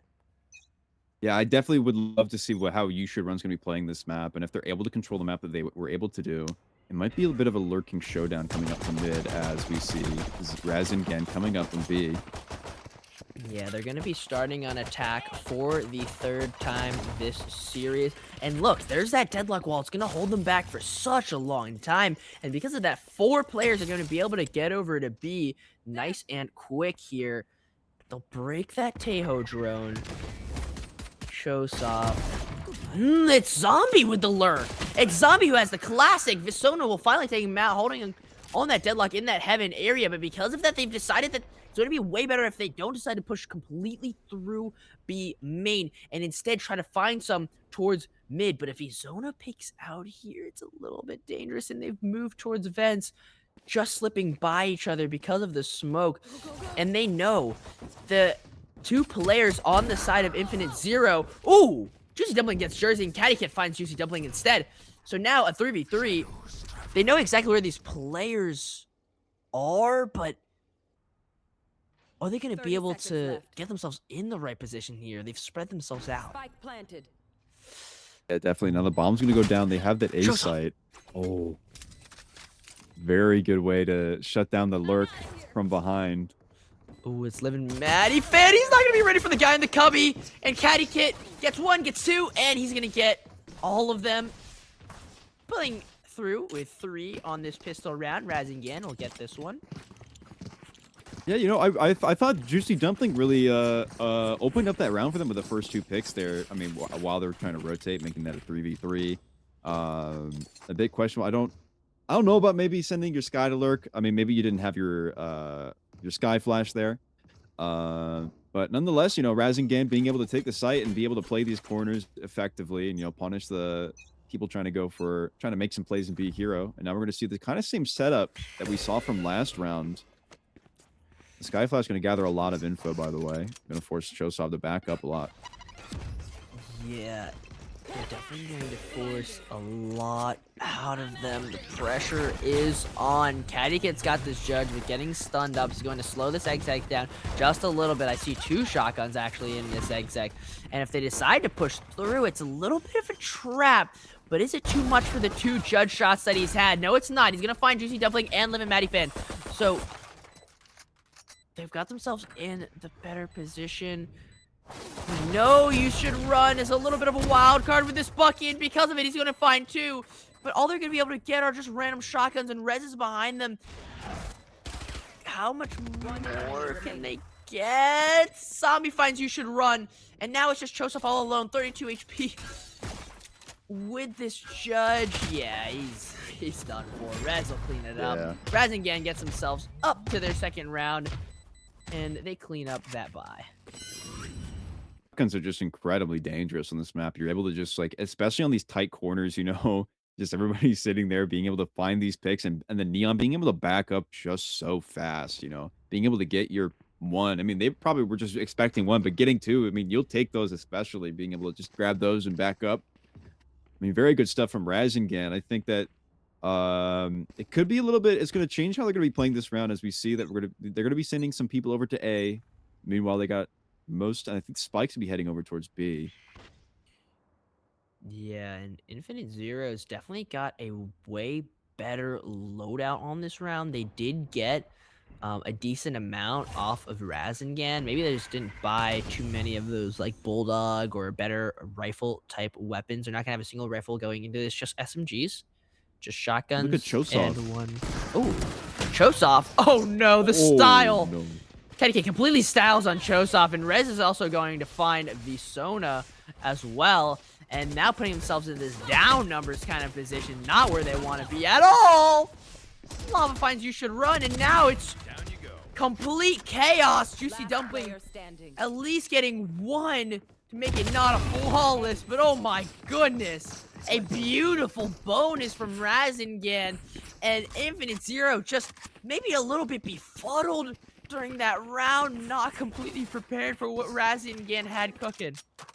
I mean, unfortunately, I think what happened was they got the pick over towards B, which instantaneously Caddy Kit was able to just bring the rotate all the way back, and that just really caught Chosoff off guard because they thought they were going to get a great lurk play on these people because they heard that them grab that ult orb, so I think he thought he was going to get himself at least one, but I don't even think anyone expected Chosoff to be there either. I think it's just unfortunate timing on his part, just very unfortunate for that, but. I mean, yeah, good job from Razyngan. I'm very good job being able to open up that B site just to take that and bring that bomb down pretty, great play from Razyngan again. You need the confusing stuff if you're back on, on a lower buy.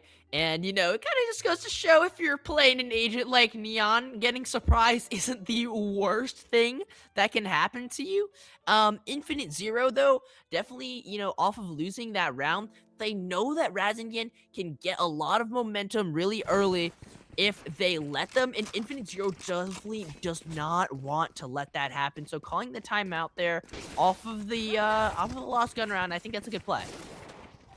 Yeah, I hope that that Skylurk doesn't discourage them from trying that stuff like that, because I really think that could have worked. I think again it was just a very unfortunate timing here, but we're gonna see that the Cypher's gonna be trying to lurk towards mid. Meanwhile, that Spike's gonna be waiting for some information over on A. Maybe someone feeling a little bit like a hero, but seems like it's gonna be a bit of a light buy. No one's feeling that kind of lucky.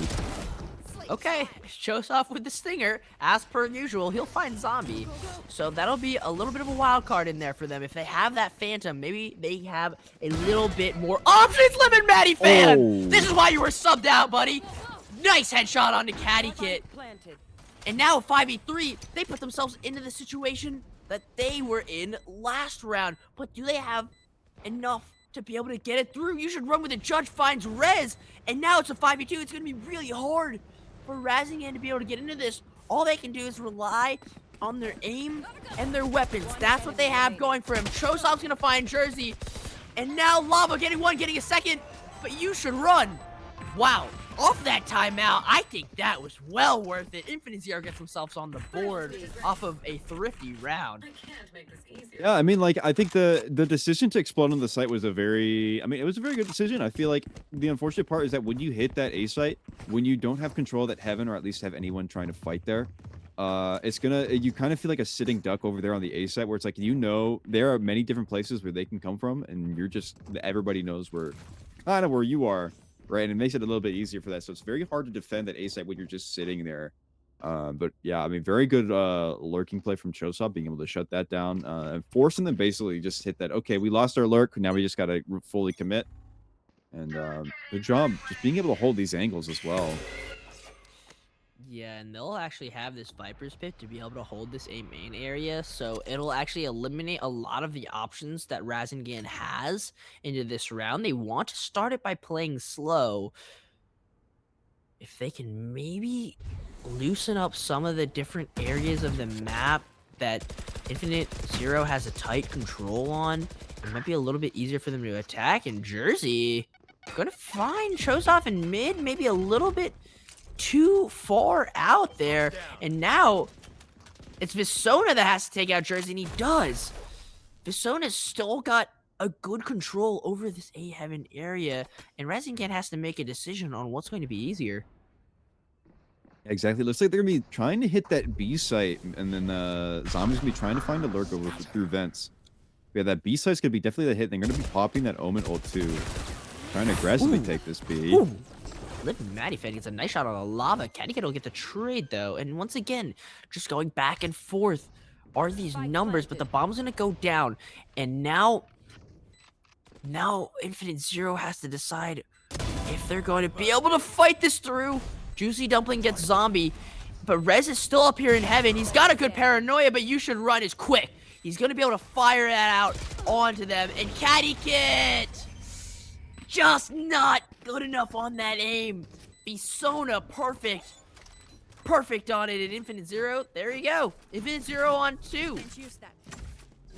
Yeah, they're making the comeback and making good use of this timeout as well. But now we're gonna see some ultimates come online. We got both dual assaults. You're one away from the Tejo over here on Razyngan.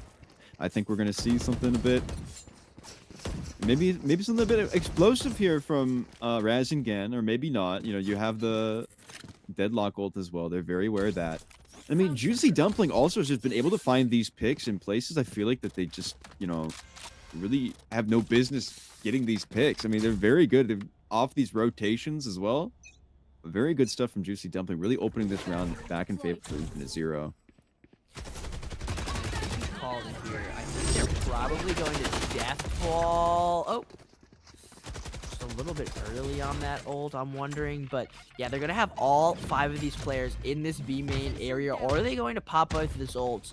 I don't see why they wouldn't. And really, I'm interested in this positioning from Infinite Zero here. They're all in non-CT kind of locations, and now the site has gone through to the side of Razyngan. They're going to have it fully themselves. Catty with his Neon ult is going to find You Should Run, and now you even have that Neural Theft come through. They're going to get all the information on these players from behind, too. Juicy Dumpling is going to be able to have that ult to be able to get Jersey here, and Visona gets Catty Kid, and Trosov also gets Zombie, so now a 2v2, and Lava, he's low.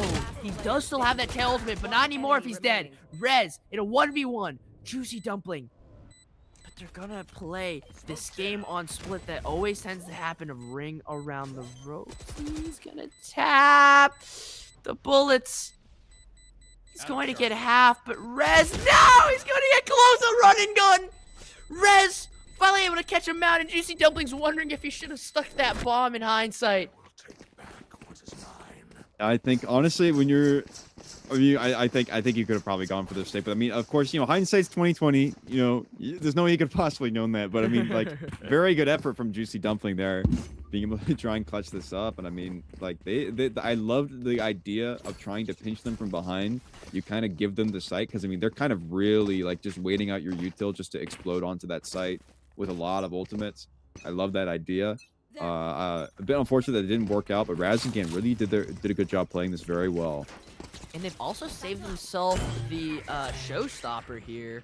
So Jersey does have the option to use that if he wants, and I think that's why he's opted for this Bucky here, because he'll know he'll get a free pick if he wants it. Living Matty found Scatty Kid on site, but Rez will find him, and You Should Run will get caught out as well. Juicy Dumpling finally does get Jersey in heaven, so the showstopper will be offline. Joseph also only has a frenzy too, and look where he is. He's all the way on the flank, but Zombie's got himself some kind of flank too in this ramps area. Oh, he's gonna try to go for some kind of wide swing, but he doesn't. Juicy Dumpling finds out Zombie, so Joseph's gonna be free to be able to get this in from behind. They'll actually have 2 players up from that area, and now the Molly, this the grab net trying to hold him down. Lava with these shots, and he's not quick enough on the kill because they all get traded. Juicy Dumpling gets his, and Chosov finds out Rez. Infinite Zero, great on that retake despite losing the first there on that side, exact.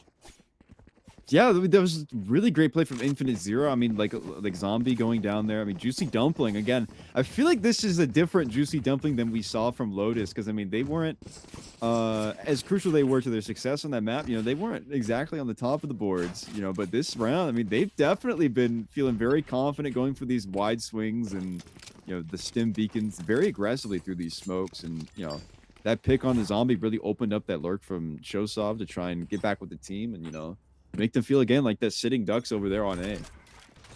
Yeah, and sometimes when you're on A, it's just so hard to play that postman like that. And Juicy Dumpling's gonna show himself off once again, getting that kill.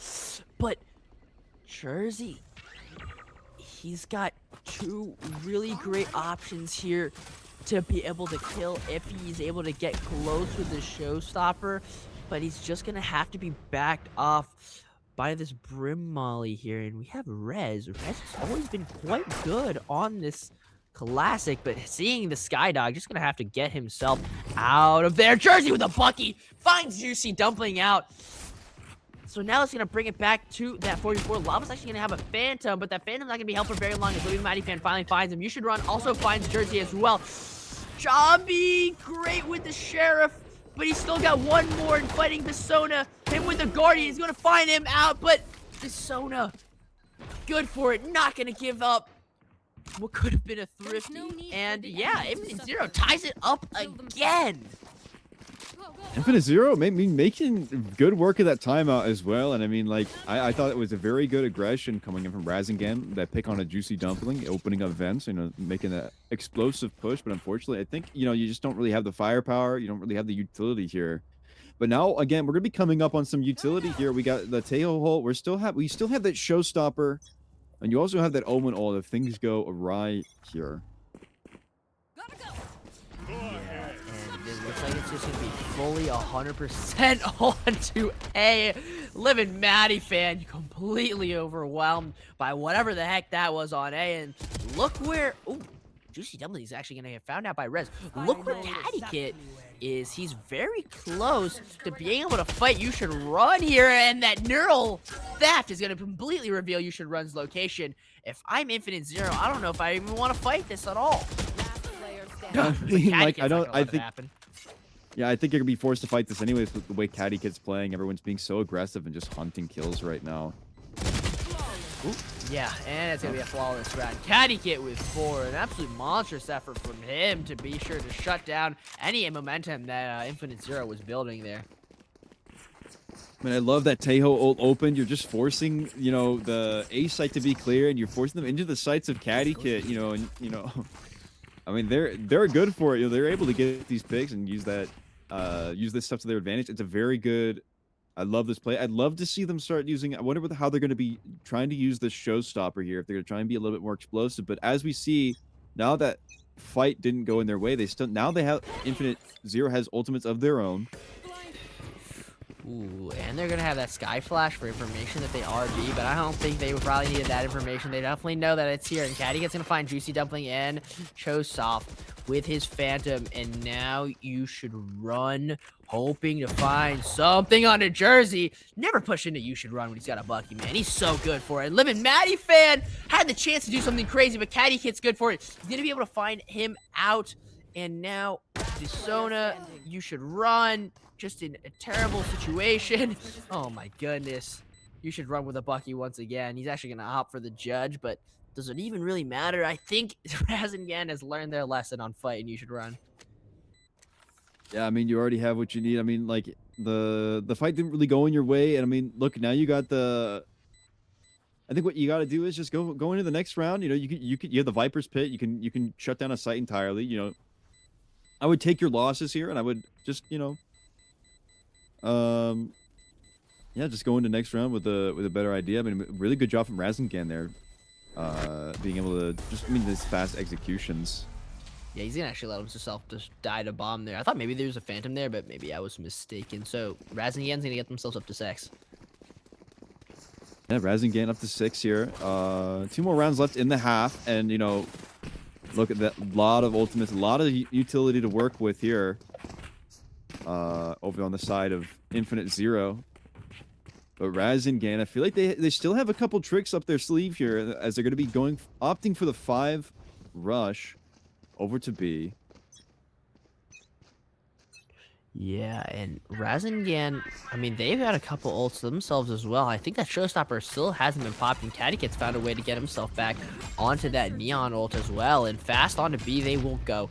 But Infinite Zero has changed the game plan up a little bit. They definitely want to play a little bit more of that retake on here, but Razyngan wants even more, and they're going to, oh no, he's going to be reloading. At the wrong time. And can he get jersey? Yes, he can, but Caddy is going to be good for that trade. Living Maddie fan, though, ready on it. He has to fight this Odin, and Living Maddie fan gets another. So now, it's the one in heaven, and it's the one in main, but they don't know where Rez is, and that's clear. He'll find out You Should Run, and now Rez with the paranoia. Can he get Juicy Dumpling? No, he cannot. It's Living Maddie fan who's picked up the Odin and been the hero today. Now he's going to be able to finish up this round. Man, that was great from him to be able to make sure that his team gets this retake. Yeah, I mean, on top of that, though, I mean, like, I feel like Rez falling off of the high ground, they almost had that there. I mean, Live and Maddie fan had no idea Rez was sitting up there, and neither did the Brimstone. I think they were just slow to turn and check, and I think it's very unfortunate that Rez just slipped from that high ground and was forced into an awkward position. I think that round could have gone completely differently. But nonetheless, I feel like it was still a good effort from Razyngan, and they're going to try the same thing again as another rush, except going a bit slower this time around. Yeah, and they're going to pop that from the shadows early because they know they can at least put some more pressure on pulling off those crosses. We see how that deadlock will get that kind of util, holding them back with the wall. The wall will go down, then the Showstopper finally gets popped, but you should run with the Yoda, and Showstopper gets one in, so does Juicy Dumpling, and it's completely thrown Razyngan off course. It's just Rez and Zombie together now, and Joseph still has his Sky ult, Living Maddie fan still has his Neon ult, and they're out. They're hunting for blood. Joseph finds Zombie, and Rez, I mean, he's towards this mid area, but Infinite Zero have control of the bomb, and they know he's in a weird spot. Joseph finds Rez. Infinite Zero gets himself to 6, and it's an even half. Switching I mean, of sides. all the ways that round could have gone wrong, you know, I think it just did. You know, I mean, the Showstopper didn't really get much. You walk in, the spikes are now in the possession of them, and on top of that, you don't even get a single pick for your troubles, and now you're just, the last team members are just chased down by a full 5 stack of Infinite Zero. And now what's even scarier is now you're sitting here at 6-6, you know, and I mean, as close as this game is, you know, I wonder if Razyngan is able to defend these sites as well as Infinite Zero have been able to in the latter half, in the second part of this half, or if, you know, Infinite Zero is able to actually get these be able to, you know, walk through these sites. Yeah, and also, I mean, we know that Split can sometimes feel very defender-side. Ooh, and Caddy's gonna open up the round with that, and Juicy Dumpling's gonna find back out Lava. We know that this map can feel very defensive-sided, so I'm wondering if Razyngan's gonna have a little bit of a better better feel to be able to defend here, but so far not so good. Infinite Zero is already up in these numbers, and they look like they want to feign towards this B site here. Zombie and Rez will just have to fall back off of all of this pressure and wait for Caddy Kid to get behind them. Yes, that's no. Yeah, that's where he's moved to. And Chosop! Oh! 2 perfect right clicks, and now 1v4 for Caddy Kit. He's in this main area, he's found a head, and he's going to get 1, but he still has 3 to go. Full health. If anyone can do it, it's going to be Caddy Kit. Can he find this next headshot? Yes, he does. Still 74 HP, reloads his gun. He's gotta find 2. Infinite Zero just has to be clean on this, and so far, it's been messy. It has to be an ace from Caddy Kid. He gets the half, and no, he does not. Chosoff bringing it to 6-7, and he's going to be able to get himself the lead for Infinite Zero. Ew, look at these 2 right clicks. Yeah, you know, push aggressively in the smoke and go for the punish, and now that's a high risk, high reward kind of situation. And now you put Caddy Kit in a situation where they have to clutch up, and they almost do it. I mean, look at the way that the combat has been shifted. I mean, Caddy Kit sitting at 21, and then Rez at the next person, Rez at 9. I mean, we got to see. I feel like from Razyngan, we got to see some more people get some picks here. At least be a little bit more, participate a little bit more in these fights. Yeah, and this round's Chosov gets a nice headshot on the lava. This round's not going to be the one to be able to do it with the poor weaponry here. And it seems like Infinite Zero, they're going to find Rez as well in mid, or in A site. So they've recognized that B is a little bit safer for them to be able to attack here. But both 2 players of Razyngan are actually, you know, stacked up towards this in this heaven area. Visona will find Zombie as well. It seems like the B set's gonna be completely clear for them to take, and now it's just gonna be Jersey and Caddy Kit. Dynamic duo trying to find some picks. Ooh, the shots are just not connecting. Yeah, it'll be just another one for Infinite Zero, and they'll actually keep everything going into this next round, which would be really nice. Yeah, I'd love to see, now that they have the guns in their favor, I'd love to see a little bit of aggression. I mean, I think that, you know, the mid is a very valuable thing to hold here. But I mean, I think the pistol round they had a little bit right. I mean, of course, it's only the bonus. You know, there's plenty of Valorant left to play. But again, I would love to see Razyngan still feel a little bit confident in the way they've been playing this game, because they have been effective. And I mean, the game is still close. What they're doing is working. No, that is for sure. It has only been 2 rounds on this other half here. That Razyngan will hopefully try to deter them off. They have to fight this tough Cypher trip here. And Cadikit's actually going to get a nice little shot onto where You Should Run has been. And that's put Razyngan into a really good situation, with Cadikit just being in a very unknown place. And if he's ready for it, he might be able to find out a couple more players of Infinite Zero who are towards this B site. Look at this lurk. Oh my gosh, it's just the timing on all of this. He's close, and he's going to get 2! The perfect trigger discipline, and Visona completely stunned up. That's the 4th for him. If he gets 1 more, I mean, they might let him get this ace. He's got 35. It's just Chosoff. No, Chosoff. Not going to let it happen. Denying the ace twice in a row, but it doesn't matter. Razyngan is going to be able to make sure they shut down any chance of a bonus for the side of Infinite Zero. I remember, flashback to what I was saying about, like, when I was looking at the KDs and I was saying, we got to get some more participation. I mean, I guess not. Cadikit's able to just get 4 these rounds. Just controlling the game. I mean, Cadikit being able to shift the tides of these rounds just with them alone. I mean, it's just like this game would be a little bit of a blowout if we just see a little bit of someone else just doing a little bit, stepping up just a bit more. But it's very hard to against this Infinite Zero team. The way they've been holding these angles and the way they've been defending, and this Valorant is something that I certainly was not expecting from Infinite Zero to play. Yeah, Infinite Zero's been so competitive, but Cadikit does not want it to be. 1, 2, 3 goes his Phantom. And he's going to find a lot of these players that are trying to fight this. Who needs a team when you have Cadikit? Here he is flying into... Oh, looks like he hasn't found the player. It's Chosoff.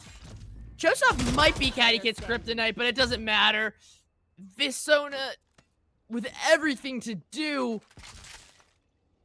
Ah, man, and it's just been so good from Cadikit here. Visona will find 1 for himself. He's going to have to do a lot more than that, though.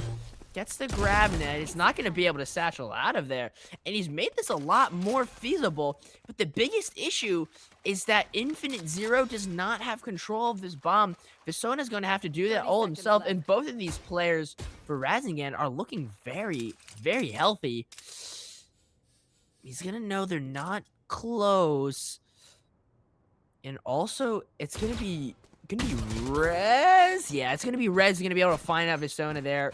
So Razyngan will bring it back to another even score line. And just heroics coming out from Cadikit, man. No, I mean, yeah, absolute heroics. You're sitting at almost 30 right now. It's only 8-8 in the game. Timeout's probably coming in from Infinite Zero. But I mean, like, this is just, I'm glad Razyngan is finally finding their footing a little bit. We're seeing I love the idea of not to get, once you lose like your 2, you're up, the 4v1, you're just being a little bit patient watching that spike, that round.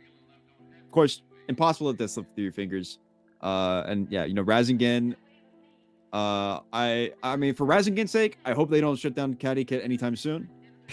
Because I mean, he's just been fragging out this game. I mean, it's just insane. I mean, maybe it's just a matter of like there's not enough left for them to get any kills. I don't know, but Infinite Zero here, I've just been, I mean, absolutely just, I mean, I'm just astonished by the level of Valorant they're able to play. I mean, this is just Live and Maddie fan coming in and just like the incredibly clean one taps, and then Juicy Dumpling as well.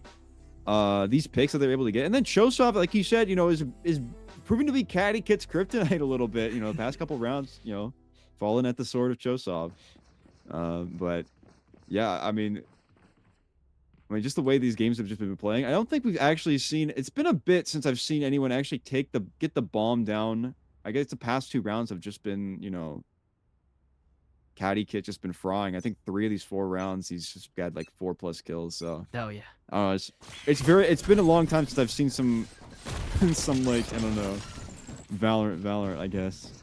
Yeah, playing the objective and whatnot, but maybe they'll be able to do it this round. There's no bomb site in heaven, though, so they will have to go out back onto the main area of the site if they want to get that bomb down. But they've completely taken this heaven area, and because of that, they've actually stagnated a little bit. And look where Razyngan has moved. They're almost all through this main area. They've got one in CT. Ooh, they're maybe trying to do some kind of trap play, but it just didn't work out. Cattycat finds one, Rez finds another, Zombie and Lava, and it's just a flawless round for Razyngan. Yeah, if you're Infinite Zero, like, you know that you have to avoid Cattycat or do something crazy there. But, I mean, I think the only option that they really have, like, maybe the CNED method, you know, they see him and then run away. I don't even know, man. I don't know. I mean, you have control of the heaven right there if you're Infinite Zero. I feel like that wasn't a bad play at all. I think just Razyngan being able to wrap up, and that round wasn't even off the back of Cattycat. You know, I mean, it was we finally saw, you know, a lot of these players that, you know, can get some kills. Actually got some kills, Zombie and Lava. You know, but I mean, yeah, it's just been, you know, I think it was a really good idea to counter that heaven instead of trying to retake that. You're just in the traditional way, you know, you wrap all the way around. It was a very, very good counter from Razyngan.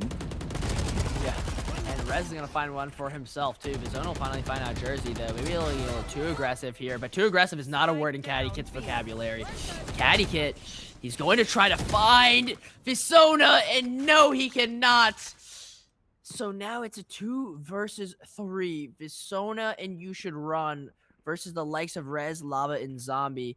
And they still have to pick up this bomb, but it's not like Razyngan have control over it. Maybe Infinite Zero expects that they do, and they're trying to be a little bit more wary of picking up this bomb, but they've got it in You Should Run's clutches.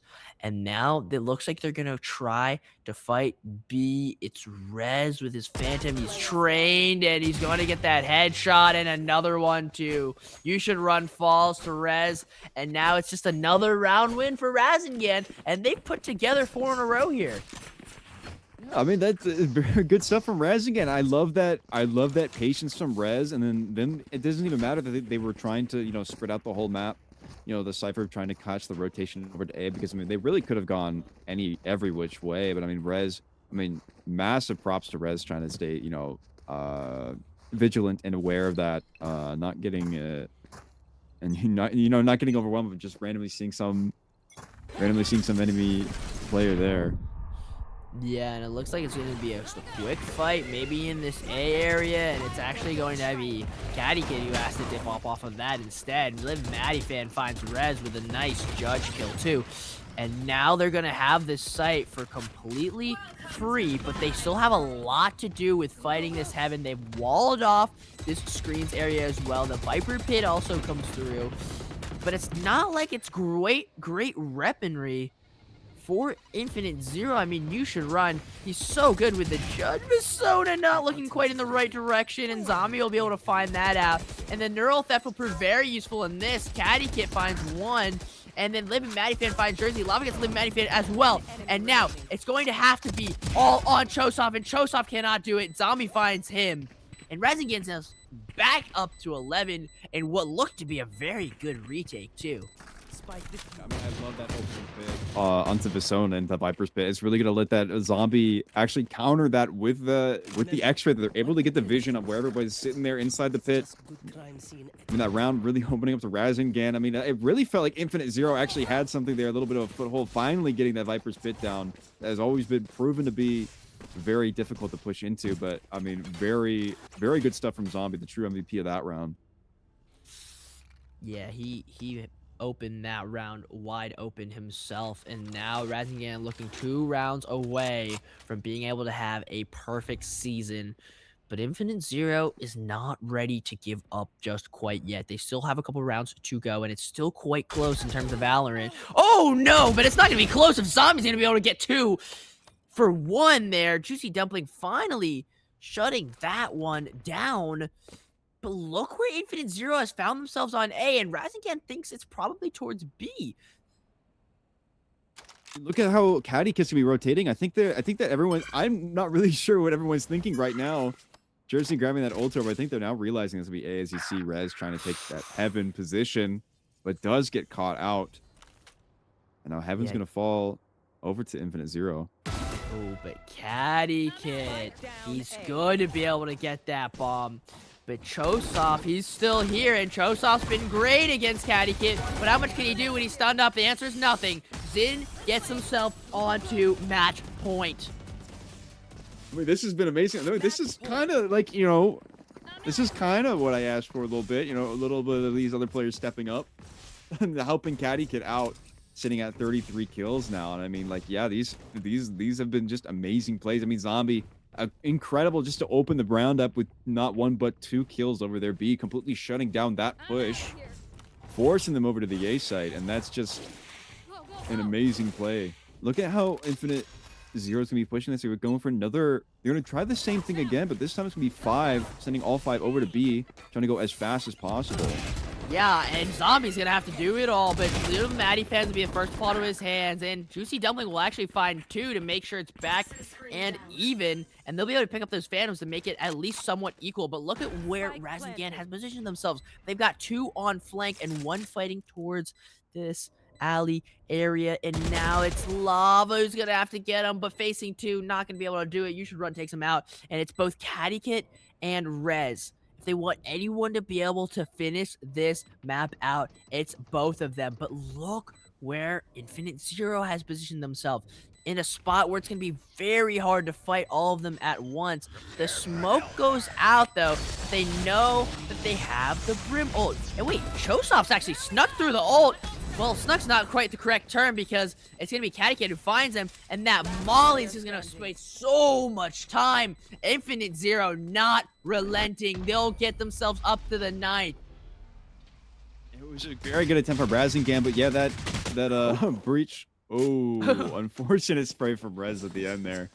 But I mean, yeah, I mean that having the Brimstone ult to really seal that round out and delay, you know, any chance that Razyngan had at winning that round, you know, it just kind of went away with that. And I love that aggression going all the way towards, you know, through their spawn. You know, even though you only get 1 for your troubles, it was still a very good play and a very good, you know, way to control the map. You know, it counters the way Razyngan's been trying to rotate all the way through their spawn.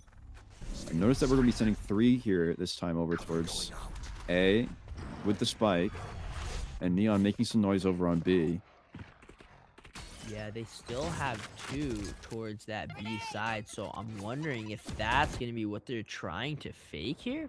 But Caddy Kit's really just hanging around. Little Maddie Fan actually finds Jersey with his Sheriff there. Yeah, Caddy Kit just not certain that they weren't there, and he was definitely correct on it. Trying to get some great sprays onto possibly You Should Run, but You Should Run just barely gets out of there with his life. And all 3 of these players are actually up towards this Heaven area. But look where Rez is going. Rez now trying to get the flank. Lob with the Odin. But Juicy Dumpling, when he's got the Bulldog, he's going to get you. And now it's Living Maddie Fan who has to fight Caddy Kid. But Caddy Kid will find You Should Run. You Should Run was already low. And now he's going to pop that Neon ult. It's going to be so hard to hold this down. But if anyone's going to do it, it's Caddy Kid. And the shorty betrays him. But now all that's left is Living Maddie Fan. And he's got to clutch this up if he thinks his team can hold on to this. And he's going to opt for the fight. Rez on 3 health. Living Maddie Fan low for himself as well. And he's going to go for the stick. Rez with 1 teleport and possibly 2 smokes coming on the line here. Liv and Maddie Fan has to come away with this if he can keep his team alive. It's Rez. Rez is on 3 health, and he gets it for Razyngan, finishing up this series 2-1. Wow, that was almost just Living Maddie Fan getting the clutch with the Neon ult there. I mean, Rez was just 3 HP in a dream, finally able to make it happen. I mean, I was at the edge of my seat watching that last round. That was an incredibly intense round. I mean, this game was just an amazing, another series of like another set of like amazing maps and games. I mean, like both of these teams throughout all these maps just played phenomenal. You know, each team, you know, building off of whatever they're doing. I mean, it was just, I mean, what more could you ask for in a game of Valorant, you know, in a map 3 game of Valorant? Yeah, and Razyngan has just squeaked out of the regular season with 7 wins. There were very many moments that I was nervous, and oh my goodness. I mean, look at that stat line from Caddy Kit. Yeah, definitely controlling the game with that. I mean, 36 and 16 is absolutely just absurd here. And I mean 17 and 14 and being next up is also not too shabby at all by any means. I mean, yeah, when the team stepped up, especially when Caddy Kid needed them to, and that really pushed them over the edge in this round. I mean, Infinite Zero, they played this great. They did a phenomenal job just, being here in this game. But unfortunately, I mean, like, I don't know how you stop with 36 and 16. I mean, like, that's just kind of a masterclass, unfortunately, at the end of the day. Yeah, there are factors that you can control, and there are factors that you can't control, and you cannot control Caddy Kit going absolutely insane there. And I'm looking at some of these other stats here. We see that the First Bloods went the side of Razyngan this time, so that's a little bit of a switch up that we've seen compared to the last 2 maps. But look, both sides had a similar retake success there. I mean, 40% is really not bad on split at all for both of these teams. No, it's actually pretty good. I think it came down to the way these teams just approached that heaven. It made it a lot when the retakes actually happen over on that A site, it made it it was a lot easier because it forced a lot of these players to be like sitting on A. There's not really much it's very difficult to try and defend that A site when you have that bomb down, and you don't have control much more of the map, either into their spawn or into heaven, or no attempts being made with that. So very good stuff. And with that, I'm excited to introduce our W Delivery MVP. And that is going to be Zombie, who played a phenomenal game today and just an amazing player to watch today. All right, welcome Zombie to the call. A great job from you guys to be able to close out this regular season, man. How are you feeling? I mean, low key, like, you gotta give props to my team, man. Like, everyone, like, they all played so good. We all played really well.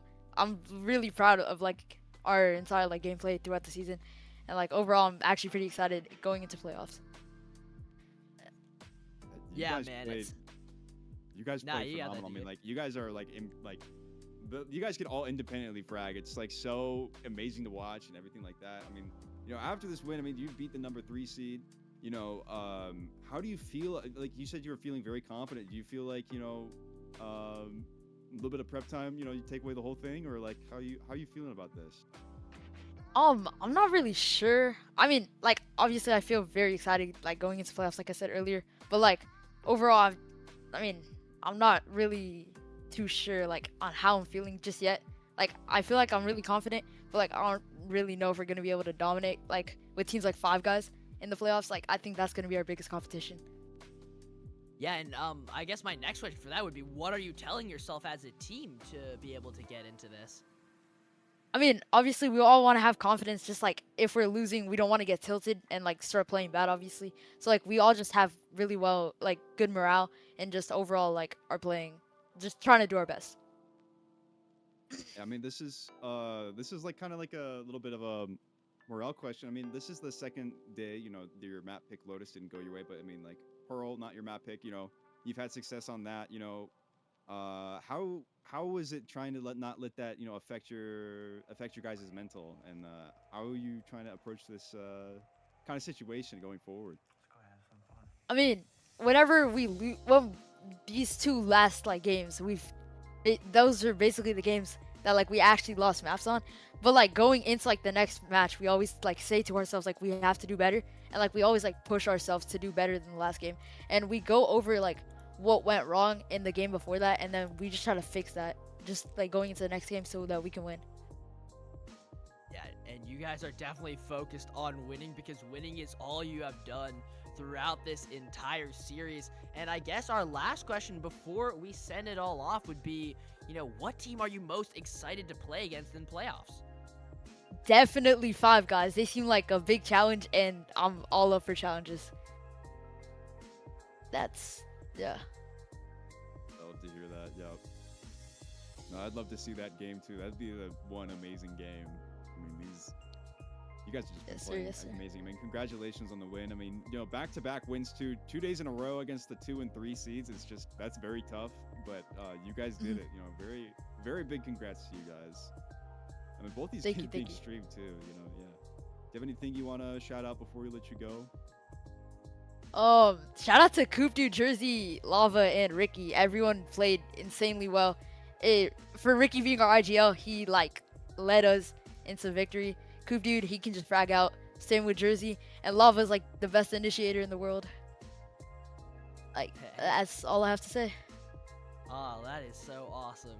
We are so happy to have you on, Zombie. We can't wait to see what Razyngan does in playoffs, man. It's going to be so hype. Thank you so much for joining us today, Zombie. Y'all have a good night. You too. Have a good night.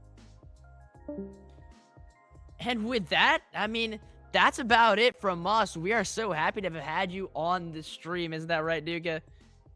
I mean, yeah, it's been a pleasure being able to cast this game and see this team 2 days in a row. Being able to cast both their games and then being able to just watch both these intense games is just. It's cool that I got to witness that. I feel very lucky and special myself. I feel like I was a part of this. Yeah, it's been a very, very sweet. And it has been a pleasure to cast with you as well, Dugo. We are so grateful that you tuned in to Empress tonight. Be sure to join the Discord server for a possibility at being able to get into the next season as well. That's where all of the awesome stuff happens. Thank you so much for joining us tonight. And hey, do you have anything to send us off, Duga? Nothing. If you guys are interested in being a part of something special, we're always looking for new ways to have community members help out. So feel free to join the Discord. But I mean, yeah, we appreciate you guys watching very much. It has been a pleasure. It has been a pleasure just to be here, and I'm very happy you guys enjoy the stream here. All right, that's Empress signing off. Take care, guys.